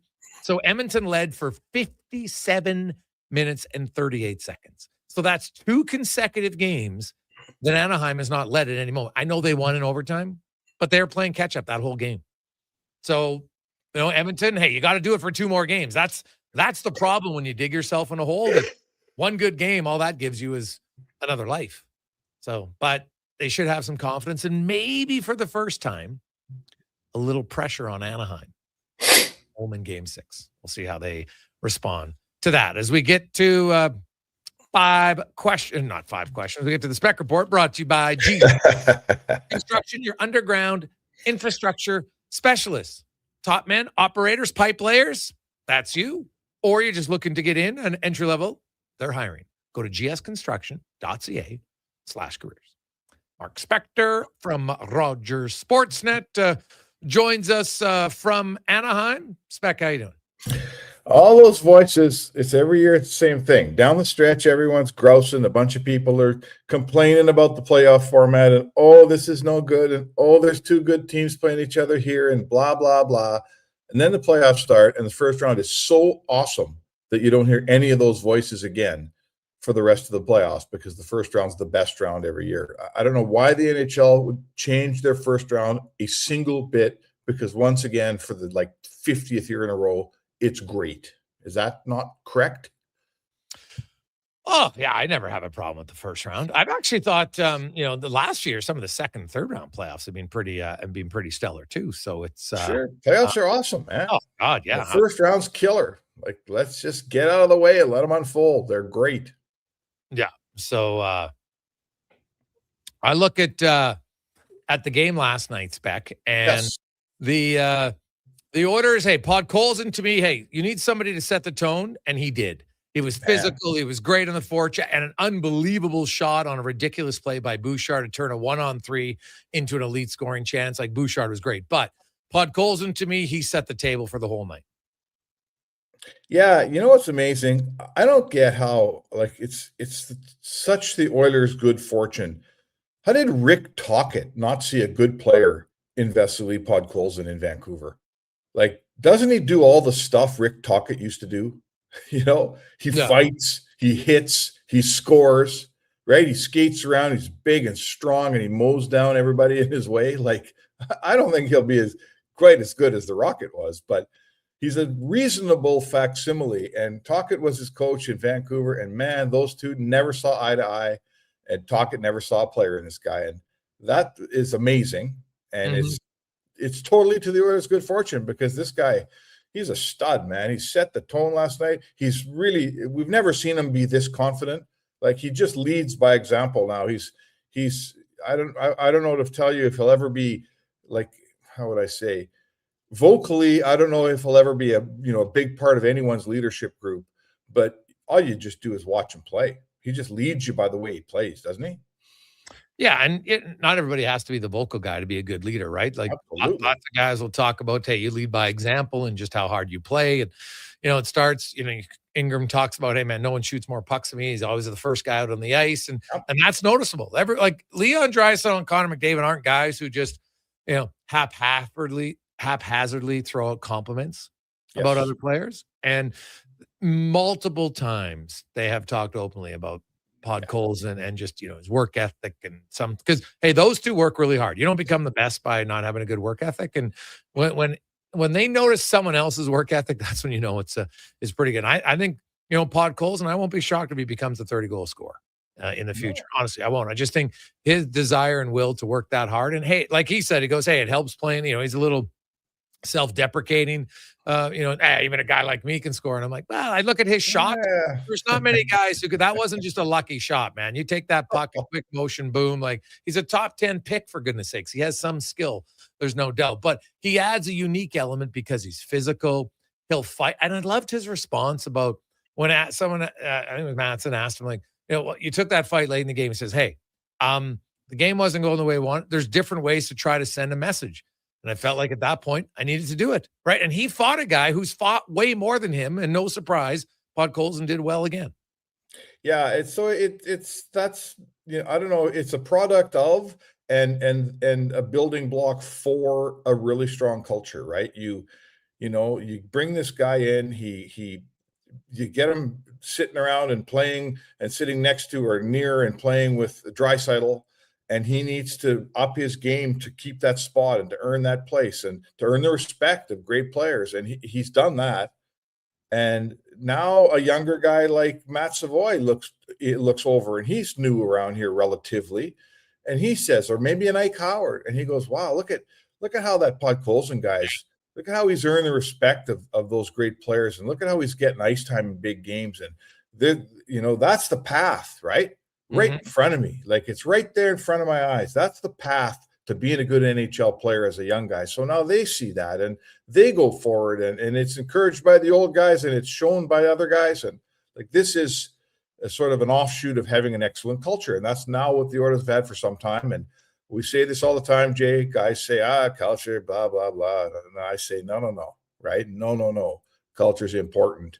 And the Oilers have it. They have a good culture, and that you can do things like they're trying to do right now. They weren't that good for most of the first 4 games. And all of a sudden now they're looking better.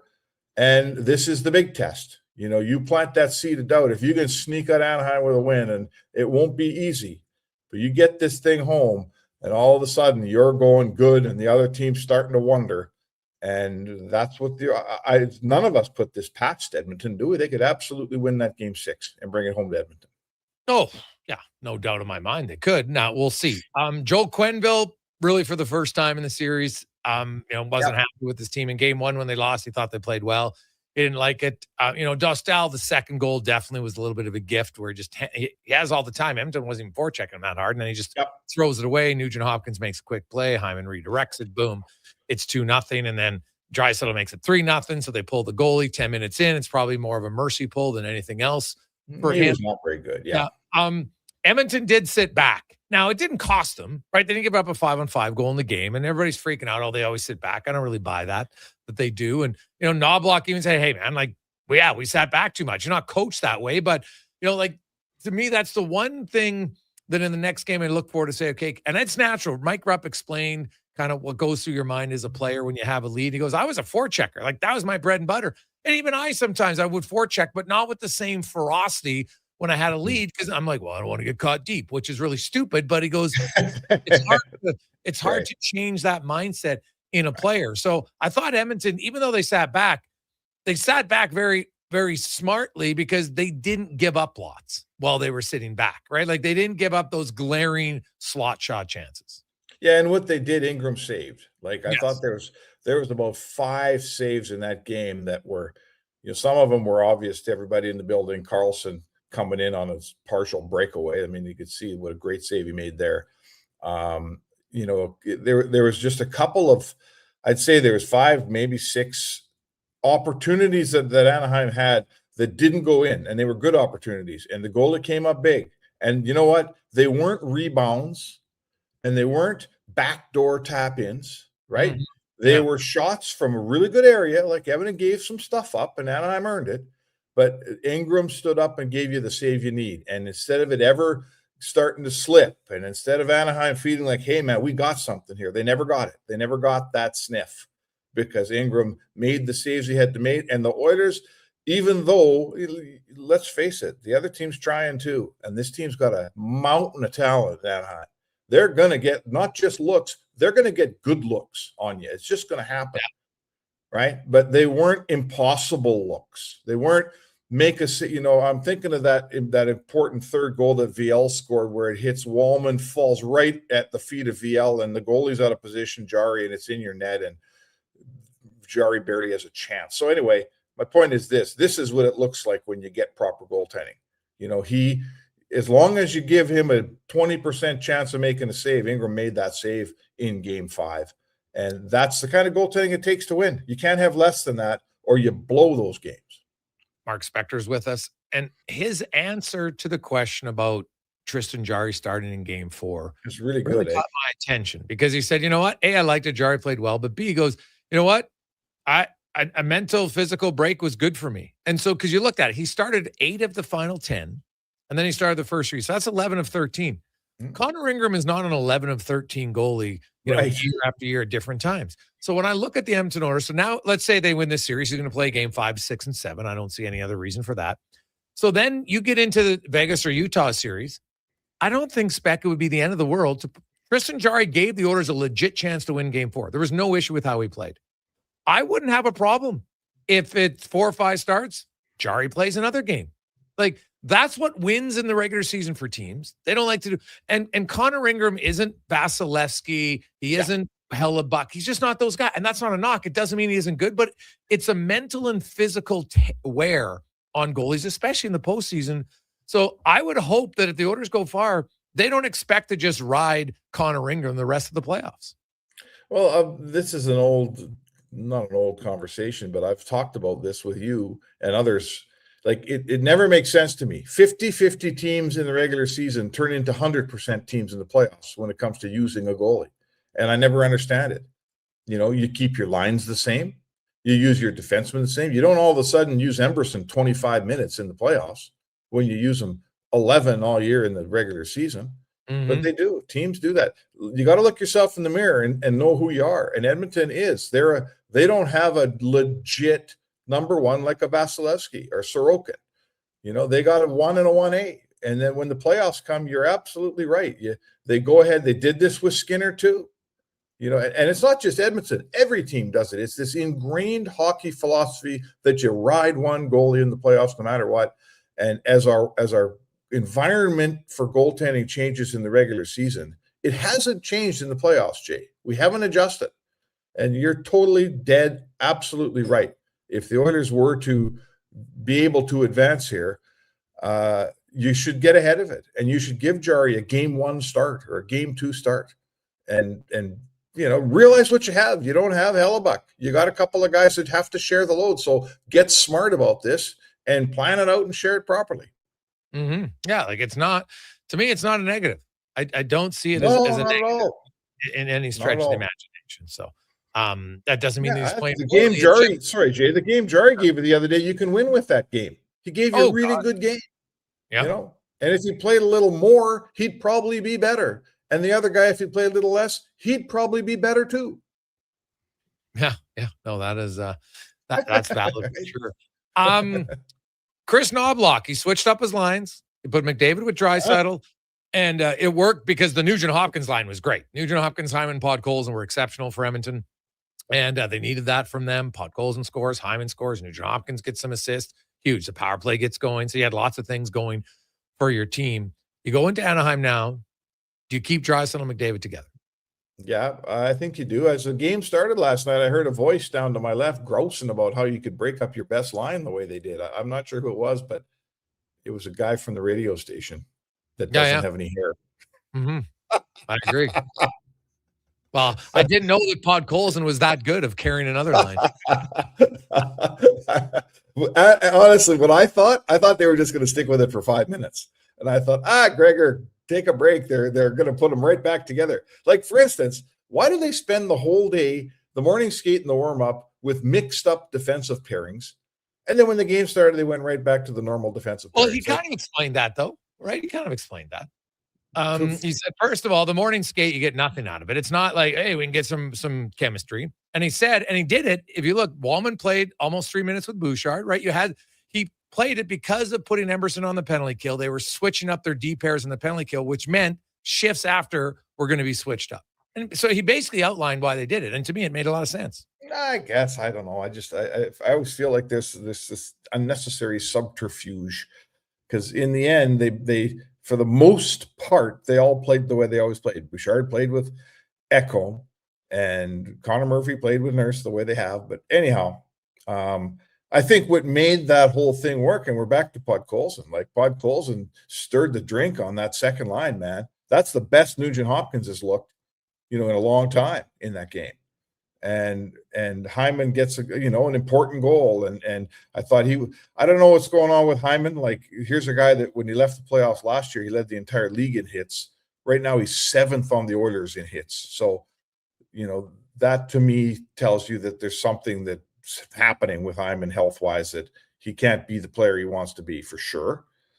But that's the best that lines look, man. And we all know what the nuclear deterrent is on the top line. And for the first time that I can remember in a long time, it was Kapanen playing with those guys. Mm-hmm. And he's earned the spot. Kapanen and Podkolzin have been two of Edmonton's better players in this series, maybe two of their best forwards. Best forwards, for sure. Yeah. I would agree, yeah. No question. How good is that they got to get through this thing. They've dug themselves a hell of a hole here. But if you're telling me that you could win a series when your best two forwards were 42 and 92, I'm like, wow, you must be going pretty good if that's happening. Yeah. Well, here's the thing is that the next two games, Draisaitl could pass them and become the best forward. He hasn't been. Draisaitl's been good too, right? And Connor McDavid, I thought yesterday, since the injury, that was the best he looked. And which tells me that, you know what, there's a chance here that, like, as he said afterwards, like, there was no chance I was missed, and I felt fine. You're just resting it. Like, Troy Terry rested, he played. Jason Dickinson rested, he played. Like, if I'm McDavid, I don't need to put a skate. I don't need to take a damn morning skate. Like, who cares? So if he gets extra rest, who knows? Maybe him and Dickinson, because Dickinson, my understanding with Dickinson's injury is just a pain threshold, right? There's like a hairline fracture on the foot somewhere on the ankle, and it's just going to take time to heal, and it becomes a pain issue thing. And so it doesn't necessarily get worse. Now, a sprained ankle can always, you can aggravate that way worse, right? Yeah. So, or easily. So, but there's a chance here that these guys could actually get better as the playoffs get going, better as far as health-wise. Well, I mean, the positives here are this, right? That McDavid goes from playing 19 minutes in game 4 to 24 minutes in game 5. That's a huge positive. And he was good for 60 minutes in that game. He looked healthy and he looked strong and he skated pretty well. There's still things he's not doing. There's still cuts he's not making and pivots he's not making. And, but he looks better. It looks like it's getting better. And that's obviously a massive, massive positive for the Oilers. I'll tell you what, Jay, I won't get off of this. For a team that wants to play 4 rounds, they got a lot of bad health among their best guys for being 6 games in here. This looks like they're climbing Mount Everest here with this many injuries this early. But you know what? Let's see if they can get through round 1. The problem is going to be now you're playing 7 in round 1, and you're going to get 1 or 2 days off in between round 1 and round 2 if you can beat Anaheim. Yeah. So health-wise, they're still in the pickle, in my opinion, but it does look better. And your best player played more minutes, and Connor McDavid looked better and healthier. And at least Dickinson's out there and playing. That's good. And a couple goals for Hyman. Again, I don't love what I'm seeing from him, but he's got a couple goals, and he's your goal scorer on that line. So good for him. So, you can see the sun rise from here, but it's a long way for the Oilers between 100% healthy and where they're at right now. That's for sure. Spec, enjoy Anaheim. We will chat with you tomorrow after the morning's game. All right. Sounds good, brother. There you go. That's Mark Spec with the Spec Report brought to you by GS Construction. We'll come back. DVD joins us next. Gregor Halley, Sports 1440, sports1440.ca, YouTube, Facebook, X, and Instagram, as always, brought to you by PlayAlberta.ca. One app, triple the action. Play Alberta is proof that good things do come in threes. Whether you're into playing any of our exciting casino games, betting on your favorite professional sports teams from around the world, or buying into Canada's biggest lotteries, Play Alberta is the province's only app to do it all. Download today and discover a new way to play. Must be 18 plus to play. If you gamble, use your game sense. Wondering what you can afford? Let Go Auto do the math with our free car loan calculator. No pressure, no awkward convos, just quick answers on your budget and payments. Bad credit? No credit? We got you. Text check to 780-777-7777. That's check to 780-all-7. Find out what you qualify for and start shopping with confidence. Go Auto. Drive what you love with payments that make sense. Mr. Rooter sees a UFO. Mr. Rooter says 1 plunge, 2. What's this? A UFO? An unidentified floating object. It's beginning to glow and levitate. Thank you, Mr. Rooter. You have freed us from the gravity of the white hole. Humanity will be spared. Wow! People aren't going to believe this when I put it in our new commercial. If you want to believe in a plumber, call Mr. Rooter. I'm good to go. You'll be good to go. Mortgagestogo.ca says yes when the banks say no. That's why Alberta has trusted Mortgages to Go for over 23 years. If you need cash and have equity in your home, you're approved instantly. Guaranteed. Call 1-888-888-5998. That's 1-888-888-5998. With Mortgages to Go, you'll say, I'm good to go. When it comes to sports in Edmonton, Jason Gregor is a must-listen. He brings you the inside scoop with guests from across North America. if it matters in sports, you'll hear it here first. Gregor rolls out weekdays from 2 to 6 on Sports 1440. You don't just need property services, you need problems handled. HireGood provides cleanup, debris removal, site monitoring, and safety attendance across Edmonton. We reduce issues on your property, keep spaces safe, and take pressure off your team. We resolve real problems for businesses while creating real impact because our team is built on second chances and they show up every day ready to prove it. Visit hiregood.ca or call and mention Jason Gregor for a first-time discount. HireGood. Stable jobs create stable lives. For over 50 years, the Brick has been proudly serving Canada. They love to save you more on everything you need for your home. Save up to 60% off Made in Canada sofas when you buy the matching love seat or chair. Find patio sets starting at just $99 and save up to 40% off mattresses. Plus, take 5 years to pay with 0% interest on furniture and mattresses. Taxes and fees due at purchase, OAC. Visit a Brick near you for details and exclusions. The Brick, saving you more. Hey, it's Jamie from Green Drop Lawn Care. From the big mall in the west to the Arena District downtown, Edmonton is beautiful. But when I see your lawns, I know one thing's for certain. Weeds are coming. Be proactive and take advantage of our early bird savings until April 30th. Green Drop has been Canada's lawn expert since 1979. And they're in your community, keeping your yard looking beautiful with affordable lawn care packages that include fertilizer, weed control, drought fighter, and more. Visit greendrop.com. Bashaw Concrete Products. From concrete and septic tanks to blocks, precast water pads, Jersey barriers, and aggregates. Farmers, contractors, homeowners. Plan your next project at BashawConcrete.com. Family owned, over 60 years pouring. Bashaw Concrete Products. Once again, start here. BashawConcrete.com.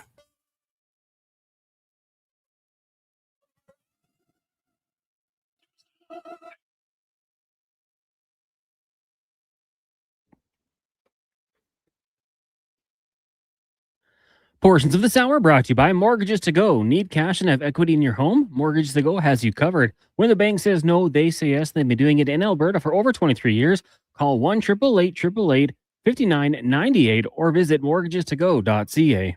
This is Sports 1440, where Edmonton talks sports. On YouTube, Facebook, and X. Here's Jason Gregor. Brought to you by playalberta.ca.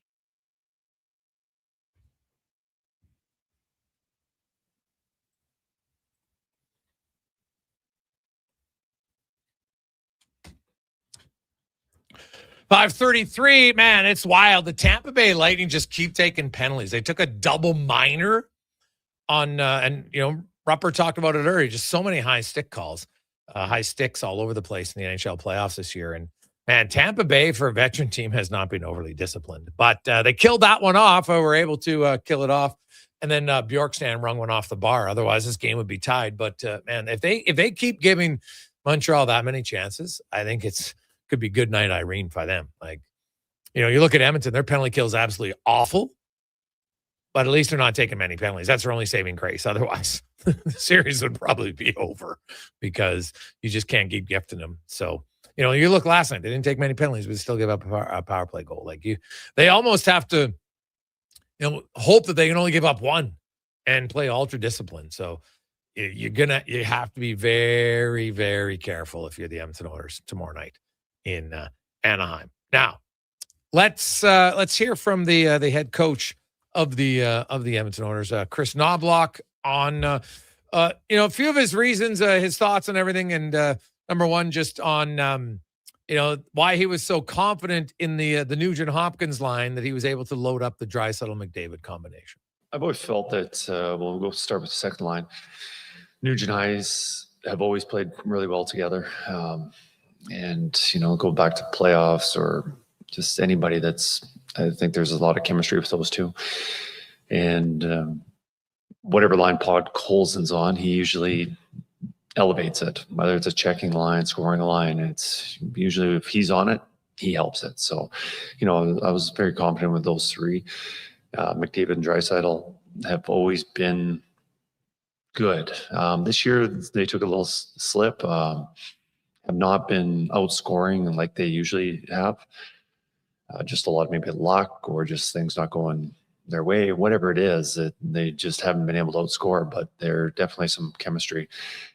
And going into the elimination game where we had to change our fate, we felt that we're going to put the game in our two best players' hands and let them dictate how this game's going to go. And Kapanen's obviously been playing really well lately, so that's kind of my thought process going through those two lines. And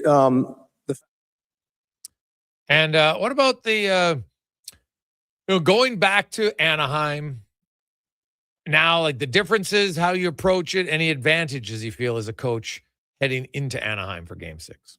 I think with this team, it doesn't matter home or away. I think there's positives playing at home. You got last change, you got the fans cheering for you. But on the road, it's also beneficial where you just go out and play. You roll your lines. There's less to think about. I think there's some advantages of being on the road also. Well, they've always said that, and they feel they play better on the road, and we'll see what they can do. Was there ever a thought to play McDavid on the wing? And, at all, does you think his injury impacts that? I think there's times, obviously with Leon, Leon takes a lot of face-offs. Connor and them talk before going in face-offs who wants it. Obviously, somebody feels good about a draw. They've got success against somebody. They want to do something, whether it's on their forehand, backhand side. So that takes a little bit of pressure off Connor. And then also with the systems on, especially it's mostly defensive zone coverage. When you come into the zone, typically the centerman takes those responsibilities, but they, depending on the timing of coming into the zone, the wingers can take those responsibilities too. It just tends to be, if it's a centerman, they take over those responsibilities. Now that you're playing with a centerman like Leon, that Leon would stay down and take those jobs or responsibilities a little more often than Connor. So Connor does move on to the wing. So yeah, I think it lightens his load on that workage, just playing with a guy like Leon too. Yeah, you can kind of switch defensive zone responsibilities depending on who's coming back or not. Does he have to approach his team and remind them, hey, we need to be physical, but we don't want to take penalties considering how the penalty kills play? Yeah, well, the biggest thing is usually sticks, where you put your sticks. There's a lot of high sticking penalties. That's easy for the officials to call. It's black and white. If it hits somebody in the face, that's high sticking. Physical plays are a little more gray, especially at playoff time. But yeah, we don't want to be taking unnecessary penalties. And I think throughout the series we have, especially in the offensive zone, that are unnecessary. And, it's one thing about you're breaking up a 2-on-1 or getting back to take away a scoring chance and you're forced to take a penalty. You can live with those. But when you're in the offensive zone and you're taking a stick infraction, whether it's high sticking, hooking, or tripping, I think those are unnecessary, and we have to not give them those opportunities. Yeah. Well, you're going to take a penalty. And I've said, to me, the answer can't be when your penalty kill struggles. Well, don't take penalties. How many games you have in the playoffs when you don't take penalties? Like, honestly, I'd like to go look that up for the Oilers, considering how many games they have played over the last. I'm trying to even think, was there ever a game? And I could pull it up pretty quickly to see, like, just go back and see since COVID for the Edmonton Oilers and say how many playoff games have they had where they took no penalties. I'm going to guess it's like 0. So let's time shorthanded. Oh no, they did against the Kings in 22 and Florida. So I guess it's happened twice. So there you go. It's happened twice.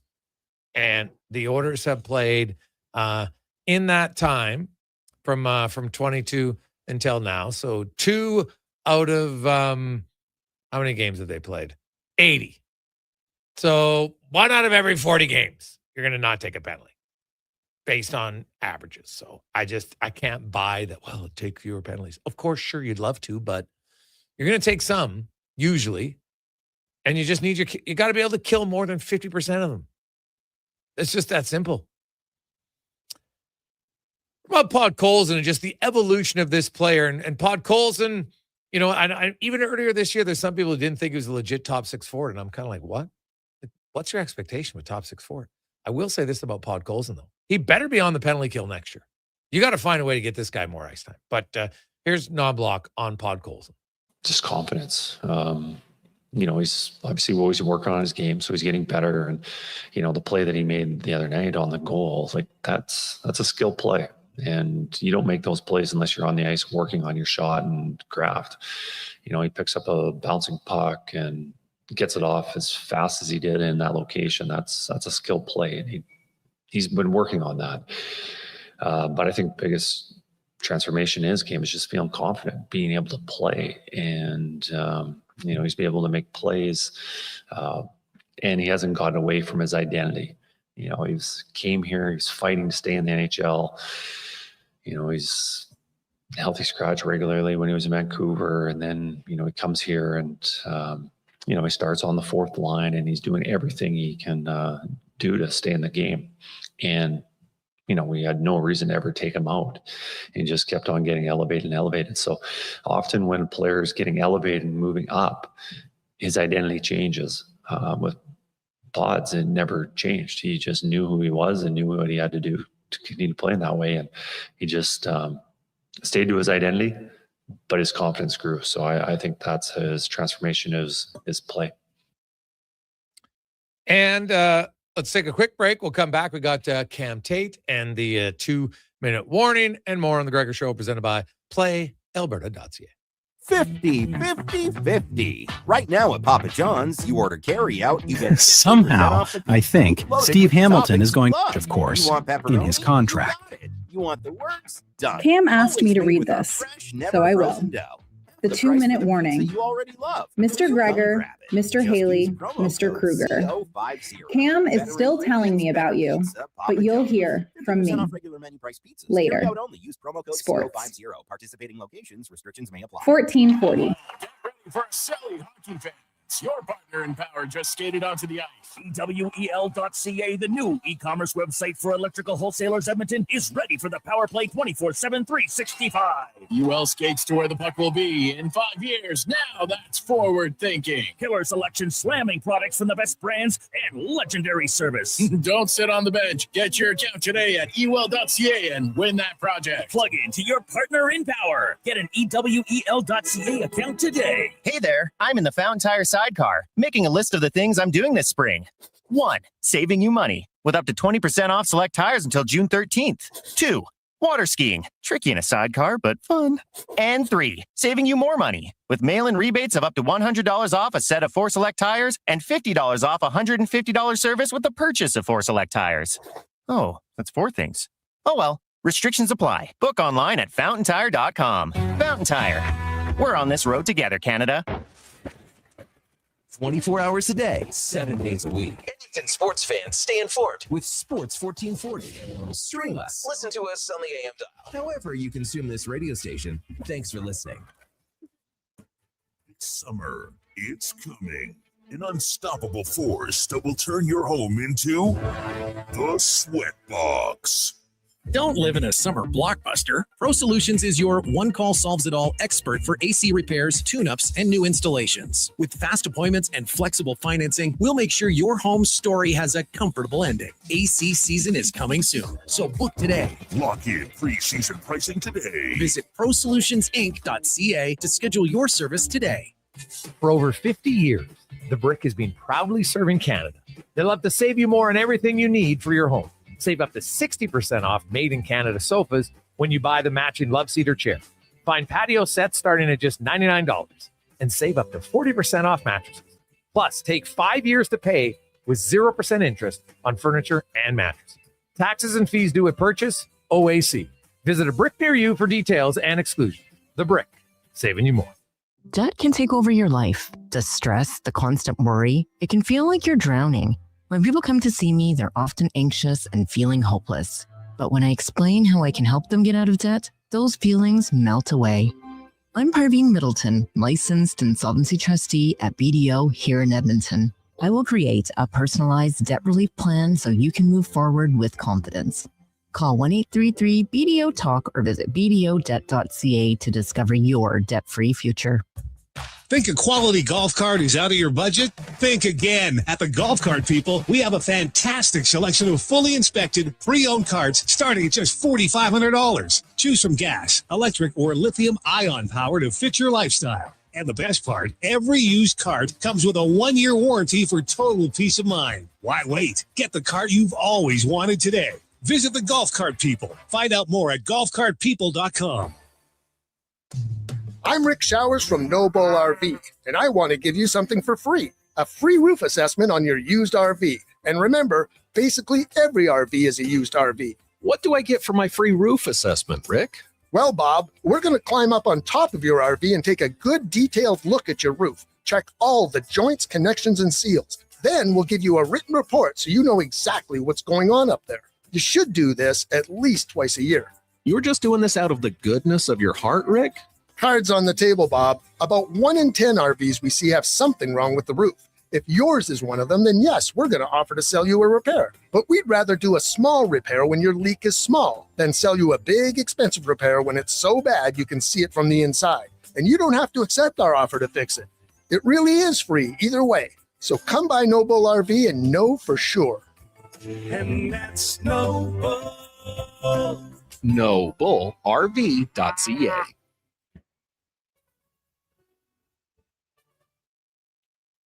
Portions of this hour brought to you by Jaffa Machinery. Big jobs, tight spaces, serious reliability. Emerald Equipment is now your local Yanmar dealer. Compact track loaders, mini excavators, wheel loaders, tough, reliable machines built for any job. JaffaMachinery.com. The Jason Gregor Show, the best of Edmonton sports talk and beyond. This is Sports 1440. Presented by PlayAlberta.ca, Alberta's only regulated online gambling website.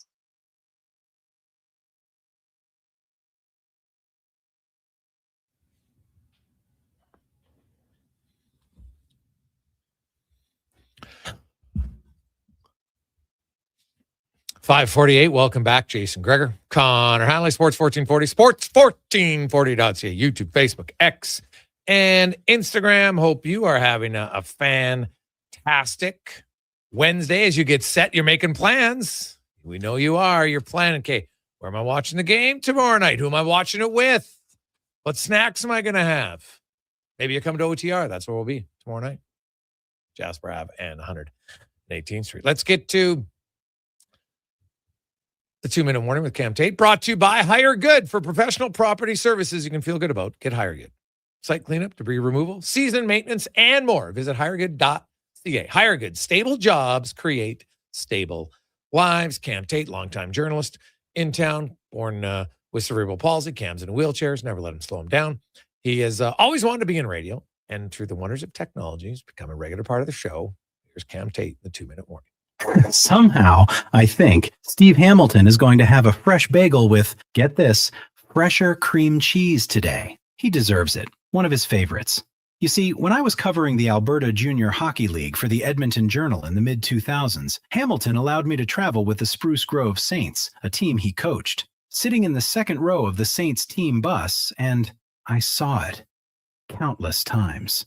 Hamilton carried a plastic bag to his seat, 3 bagels, cream cheese, a white plastic knife, and then, just as we hit cruising control on the highway, Hamilton and his 2 assistant coaches, Jason McKee and Ryan Marsh, enjoyed a bagel and cream cheese. I thought about that today when my Twitter feed, maybe they'd like a fresh bagel and even fresher cream cheese. Okay. Twitter said Hamilton, now the head coach of the Western Hockey League's Everett Silvertips, is the winner of the Dunk McCallum Coach of the Year award. And oh my goodness, over there, Gregor, is Hamilton ever having a hell of a season. He's leading the Silvertips into the WHL final against either Prince Albert or Medicine Hat. And get this over there, Connor Halley in the first round of the playoffs. Everett sweeps Portland in 4 games. Second round, Everett versus Kelowna. Everett in 4 games. Third round, Everett and Penticton. Everett, 4 games to 1. Third round, Everett, another sweep. So in the playoffs, Everett has an unbelievable 12-1, as in Uno record. And Hamilton, in his second season in Everett, took his team to a league leading. Hang on there, you Kruger. A 58-8-2-1 record for 118 points with a 30% power play and the PK 80%. Hamilton was an assistant with the Oil Kings when they won a Memorial Cup. Then he became head coach before going to Everett. Could he be heading to the pro level? You have to think so, especially if there are bagels and cream cheese, fresh of course, in his contract. Cam asked me to read this, so I will. The 2-minute warning. Mr. Gregor, Mr. Halley, Mr. Kruger. Cam is still telling me about you. but you'll hear from me later. Sports 1440. It's quite the tease from Tater. Connor and Declan are like, what? Was she just going to rip me? That's what you're waiting for. You're just waiting for like a new rip on from the tape, man. But nothing happened. So Just wanted to pronounce my last name right. yeah.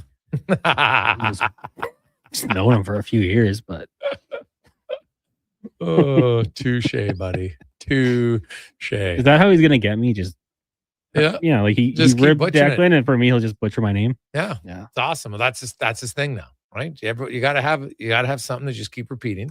And that's what works. So there you go. I like it. Coming up tomorrow, we will have lots of coverage of Game 6. The Oilers and the Ducks. I sense from the text line, I like this one. Hey, guys, I'll admit I was out, but they've sucked me back in. Now I feel they're going to win the series. From Steve. I think, Steve, you're not alone on this one. Hey, guys, why are they singing the Canadian anthem in Buffalo? From JC. JC, they've done this for decades. They always sing the Canadian anthem in Buffalo because they have lots of fans, right? It's basically right across the border. Now, it's not Lloydminster border town, but they have played the Canadian anthem in Buffalo for years, whether there's a Canadian team playing or not. So this is not new. It is stunning. Now, I get it if people in Edmonton don't know about it, but you see people in the U.S. that are close, like, oh, I can't believe they're doing this. I'm like, dude, they've been doing it for years. This isn't new. So I know some people are trying to make it political. It's not. This is what's been around forever. That's what they do. They have a lot of fans from Canada who come to their games. They have actually quite a few season ticket holders that come to their games from Canada. On behalf of Halley, Kruger, I'm Gregor. Have yourselves a lovely Wednesday evening. Get some rest, night off, and go for a walk. It's beautiful outside. And then tomorrow, Game 6. Can the Oilers push it to 7? We'll see. Let's get to the con man and a sports 1440 update brought to you by Mortgages to Go. Do you need cash and have equity in your home? Mortgages to Go has you covered. When the bank says no, they say yes. And they've been doing it for over 23 years. Give them a call, 888-888-5998. Or visit mortgagestogo.ca. Good night.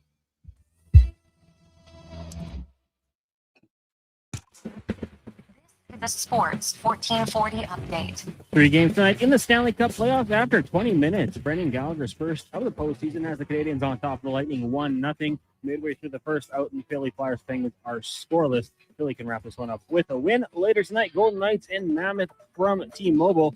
That series tied at 2 games apiece in the association. First quarter, Raptors lead the Cavs 16-10. That series tied 2 games apiece. The Magic trying to wrap up their series with the Pistons leading 3-1. Right now, Detroit on top, 43-31 in the second quarter. Later on tonight, Rockets and Lakers, LA up 3-1 in that one. Major League Baseball earlier today, Jays knocked off the Red Sox 8-1. Toronto taking on the Twins in a series starting tomorrow. Elsewhere, Marlins over the Dodgers 3-2. Padres fell to the Cubs 5-4. 2 games postponed today. Phillies, Giants, and Astros, Orioles. Right now, Tigers and Braves tied at 2 apiece while the Nationals lead the Mets 2-0. The Rockies on top of the Cards 5-0 in the top of the 5th. From the CFL today, global draft. The Edmonton Elks selecting kicker Jesus Gomez out of Arizona State. Also defensive lineman Jeffrey Umba out of SMU. And in the WNBA, the Tempo of Toronto playing their first ever preseason game. They lead the Sun at 45-39 in the second. Coming up next year on Sports 1440, it is Fox Sports Radio. Live local coverage resumes tomorrow morning, 7 a.m. with Kevin Carius. I'm Connor Halley. This has been a Sports 1440 update. Yes, it's Sports 1440, a Stingray radio station broadcasting on Treaty 6 territory. Download the free iHeartRadio app and listen to CKJR wherever you go. Legacy Heating and Cooling is